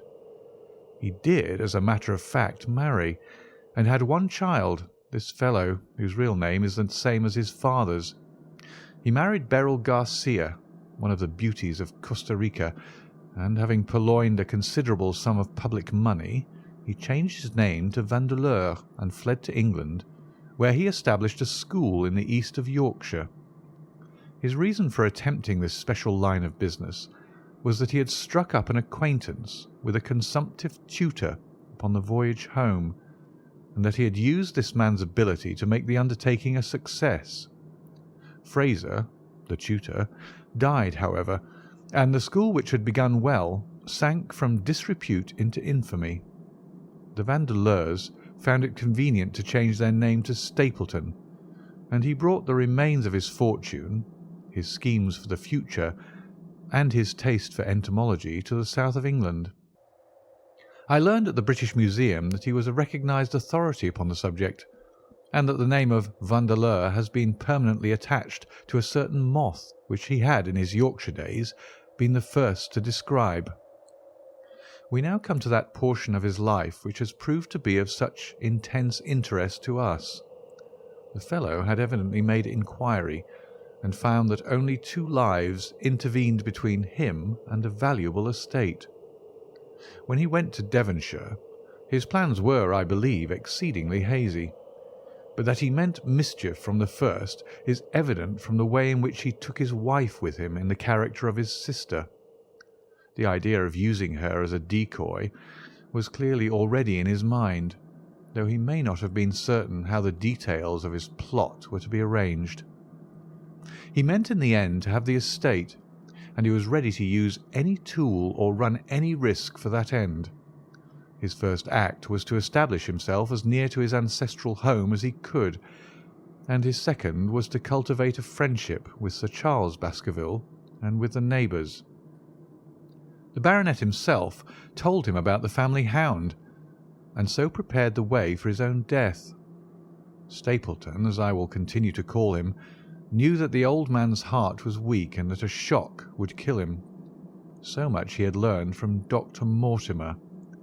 He had heard also that Sir Charles was superstitious, and had taken this grim legend very seriously. His ingenious mind instantly suggested a way by which the baronet could be done to death, and yet it would be hardly possible to bring home the guilt to the real murderer. Having conceived the idea, he proceeded to carry it out with considerable finesse. An ordinary schemer would have been content to work with a savage hound. The use of artificial means to make the creature diabolical was a flash of genius upon his part. The dog he brought in London from Ross and Mangles, the dealers in Fulham Road. It was the strongest and most savage in their possession. He brought it down by the North Devon line and walked a great distance over the moor so as to get it home without exciting any remarks. He had already on his insect hunts learned to penetrate the Grimpen mire, and so had found a safe hiding place for the creature. Here he kennelled it and waited his chance. But it was some time coming. The old gentleman could not be decoyed outside of his grounds at night. Several times Stapleton lurked about with his hound, but without avail. It was during these fruitless quests that he, or rather his ally, was seen by peasants, and that the legend of the demon dog received a new confirmation. He had hoped that his wife might lure Sir Charles to his ruin, but here she proved unexpectedly independent. She would not endeavour to entangle the old gentleman in a sentimental attachment which might deliver him over to his enemy. Threats, and even, I am sorry to say, blows refused to move her. She would have nothing to do with it, and for a time Stapleton was at a deadlock. He found a way out of his difficulties through the chance that Sir Charles, who had conceived a friendship for him, made him the minister of his charity in the case of this unfortunate woman, Mrs. Laura Lyons. By representing himself as a single man, he acquired complete influence over her, and he gave her to understand that in the event of her obtaining a divorce from her husband, he would marry her. His plans were suddenly brought to a head by his knowledge that Sir Charles was about to leave the Hall on the advice of Dr. Mortimer, with whose opinion he himself pretended to coincide. He must act at once, or his victim might get beyond his power. He therefore put pressure upon Mrs. Lyons to write this letter, imploring the old man to give her an interview on the evening before his departure for London. He then, by a specious argument, prevented her from going, and so had the chance for which he had waited. Driving back in the evening from Coombe Tracey, he was in time to get his hound, to treat it with his infernal paint, and to bring the beast round to the gate at which he had reason to expect that he would find the old gentleman waiting. The dog, incited by his master, sprang over the wicket gate and pursued the unfortunate baronet, who fled screaming down the yew alley. In that gloomy tunnel it must indeed have been a dreadful sight to see that huge black creature, with its flaming jaws and blazing eyes, bounding after its victim. He fell dead at the end of the alley from heart disease and terror. The hound had kept upon the grassy border while the baronet had run down the path, so that no track but the man's was visible. On seeing him lying still, the creature had probably approached to sniff at him, but finding him dead, had turned away again. It was then that it left the print which was actually observed by Dr. Mortimer. The hound was called off and hurried away to its lair in the Grimpen mire, and a mystery was left which puzzled the authorities, alarmed the countryside, and finally brought the case within the scope of our observation. So much for the death of Sir Charles Baskerville. You perceive the devilish cunning of it, for really it would be almost impossible to make a case against the real murderer. His only accomplice was one who could never give him away, and the grotesque, inconceivable nature of the device only served to make it more effective. Both of the women concerned in the case, Mrs. Stapleton and Mrs. Laura Lyons, were left with a strong suspicion against Stapleton, Mrs. Stapleton knew that he had designs upon the old man, and also of the existence of the Hound. Mrs. Lyons knew neither of these things, but had been impressed by the death occurring at the time of an uncancelled appointment which was only known to him. However, both of them were under his influence, and he had nothing to fear from them. The first half of his task was successfully accomplished, but the more difficult still remained. It is possible that Stapleton did not know of the existence of an heir in Canada. In any case, he would very soon learn it from his friend Dr. Mortimer, and he was told by the latter all details about the arrival of Henry Baskerville. Stapleton's first idea was that this young stranger from Canada might possibly be done to death in London without coming down to Devonshire at all. He distrusted his wife ever since she had refused to help him in laying a trap for the old man, and he dared not leave her long out of his sight for fear he should lose his influence over her. It was for this reason that he took her to London with him. They lodged, I find, at the Mexborough Private Hotel in Craven Street, which was actually one of those called upon by my agent in search of evidence. Here he kept his wife, imprisoned in her room while he, disguised in a beard, followed Dr. Mortimer to Baker Street, and afterwards to the station and to the Northumberland Hotel. His wife had some inkling of his plans, but she had such a fear of her husband, a fear founded upon brutal ill-treatment, that she dare not write to warn the man whom she knew to be in danger. If the letter should fall into Stapleton's hands, her own life would not be safe. Eventually, as we know, she adopted the expedient of cutting out the words which would form the message and addressing the letter in a disguised hand. It reached the baronet and gave him the first warning of his danger. It was very essential for Stapleton to get some article of Sir Henry's attire, so that in case he was driven to use the dog, he might always have the means of setting him upon his track. With characteristic promptness and audacity, he set about this at once, and we cannot doubt that the boots or chambermaid of the hotel was well bribed to help him in his design. By chance, however, the first boot which was procured for him was a new one, and therefore useless for his purpose. He then had it returned and obtained another, a most instructive incident, since it proved conclusively to my mind that we were dealing with a real hound, as no other supposition could explain this anxiety to obtain an old boot, and this indifference to a new one. The more outre and grotesque an incident is, the more carefully it deserves to be examined, and the very point which appears to complicate a case is, when duly considered and scientifically handled, the one which is most likely to elucidate it. Then we had the visit from our friends next morning, shadowed always by Stapleton in the cab. From his knowledge of our rooms and of my appearance, as well as from his general conduct, I am inclined to think that Stapleton's career of crime has been by no means limited to this single Baskerville affair. It is suggestive that during the last 3 years there have been 4 considerable burglaries in the West Country, for none of which was any criminal ever arrested. The last of these, at Folkestone Court in May, was remarkable for the cold-blooded pistoling of the page, who surprised the masked and solitary burglar. I cannot doubt that Stapleton recruited his waning resources in this fashion, and that for years he had been a desperate and dangerous man. We had an example of his readiness of resource that morning when he got away from us so successfully, and also of his audacity in sending back my own name to me through the cabman. From that moment he understood that I had taken over the case in London, and that therefore there was no chance for him there. He returned to Dartmoor and awaited the arrival of the baronet. "One moment," said I. "You have no doubt described the sequence of events correctly, but there's one point which you have left unexplained. What became of the Hound when its master was in London?" "I have given some attention to this matter, and it is undoubtedly of importance.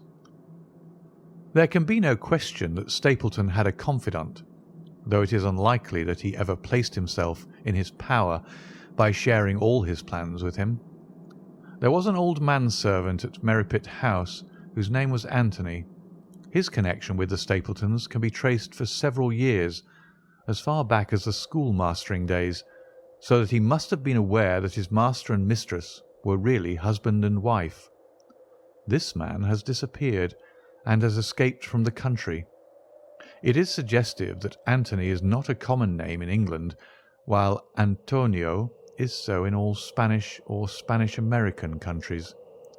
The man, like Mrs. Stapleton herself, spoke good English, but with a curious lisping accent. I have myself seen this old man cross the Grimpen Mire by the path which Stapleton had marked out. It is very probable, therefore, that in the absence of his master it was he who cared for the hound, though he may never have known the purpose for which the beast was used. The Stapletons then went down to Devonshire, whither they were soon followed by Sir Henry and you. One word now as to how I stood myself at that time. It may possibly recur to your memory that when I examined the paper upon which the printed words were fastened, I made a close inspection for the watermark.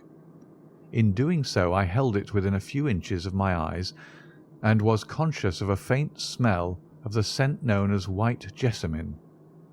There are 75 perfumes, which is very necessary that a criminal expert should be able to distinguish from each other, and cases have more than once within my own experience depended upon their prompt recognition. The scent suggested the presence of a lady, and already my thoughts began to turn towards the Stapletons. Thus I had made certain of the hound, and had guessed at the criminal before ever we went to the West Country. It was my game to watch Stapleton. It was evident, however, that I could not do this if I were with you, since he would be keenly on his guard. I deceived everybody, therefore, yourself included, and I came down secretly when I was supposed to be in London. My hardships were not so great as you imagined, though such trifling details must never interfere with the investigation of a case. I stayed for the most part at Coombe Tracey, and only used the hut upon the moor when it was necessary to be near the scene of action.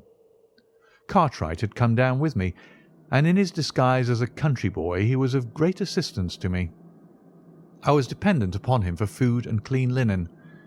When I was watching Stapleton, Cartwright was frequently watching you, so that I was able to keep my hand upon all the strings. I have already told you that your reports reached me rapidly, being forward instantly from Baker Street to Coombe Tracey. They were of great service to me, and especially that one incidentally truthful piece of biography of Stapleton's. I was able to establish the identity of the man and the woman, and knew at last exactly how I stood. The case had been considerably complicated through the incident of the escaped convict and the relations between him and the Barrymores. This also you cleared up in a very effective way, though I had already come to the same conclusions from my own observations. By the time that you discovered me upon the moor, I had a complete knowledge of the whole business, but I had not a case which could go to a jury. Even Stapleton's attempt upon Sir Henry that night, which ended in the death of the unfortunate convict, did not help us much in proving murder against our man. There seemed to be no alternative but to catch him red-handed, and to do so we had to use Sir Henry, alone and apparently unprotected, as a bait. We did so, and at the cost of a severe shock to our client, we succeeded in completing our case and driving Stapleton to his destruction. That Sir Henry should have been exposed to this is, I must confess, a reproach to my management of the case, but we had no means of foreseeing the terrible and paralysing spectacle which the beast presented, nor could we predict the fog which enabled him to burst upon us at such short notice. We succeeded in our object at a cost, which both the specialist and Dr. Mortimer assure me will be a temporary one. A long journey may enable our friend to recover not only from his shattered nerves, but also from his wounded feelings. His love for the lady was deep and sincere, and to him the saddest part of all this black business was that he should have been deceived by her. It only remains to indicate the part which she had played throughout. There can be no doubt that Stapleton exercised an influence over her which may have been love, or may have been fear, or very possibly both, since they are by no means incompatible emotions. It was at least absolutely effective. At his command, she consented to pass as his sister, though he found the limits of his power over her when he endeavoured to make her the direct accessory to murder. She was ready to warn Sir Henry so far as she could without implicating her husband, and again she tried to do so. Stapleton himself seems to have been capable of jealousy, and when he saw the baronet paying court to the lady, even though it was part of his own plan, still he could not help interrupting with a passionate outburst which revealed the fiery soul which his self-contained manner so cleverly concealed. By encouraging the intimacy he made it certain that Sir Henry would frequently come to Merripit House, and that he would sooner or later get the opportunity which he desired. On the day of the crisis, however, his wife turned suddenly against him.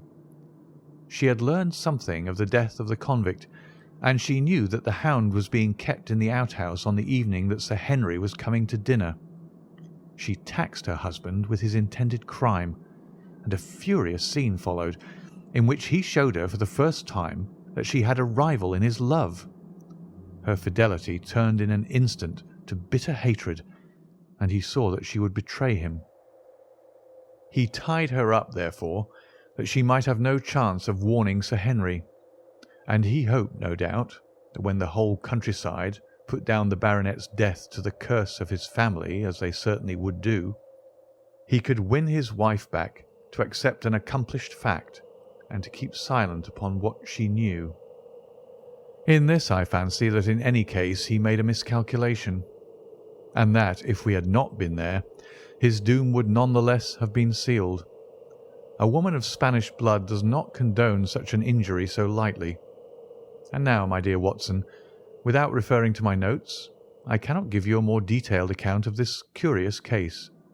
I do not know that anything essential has been left unexplained.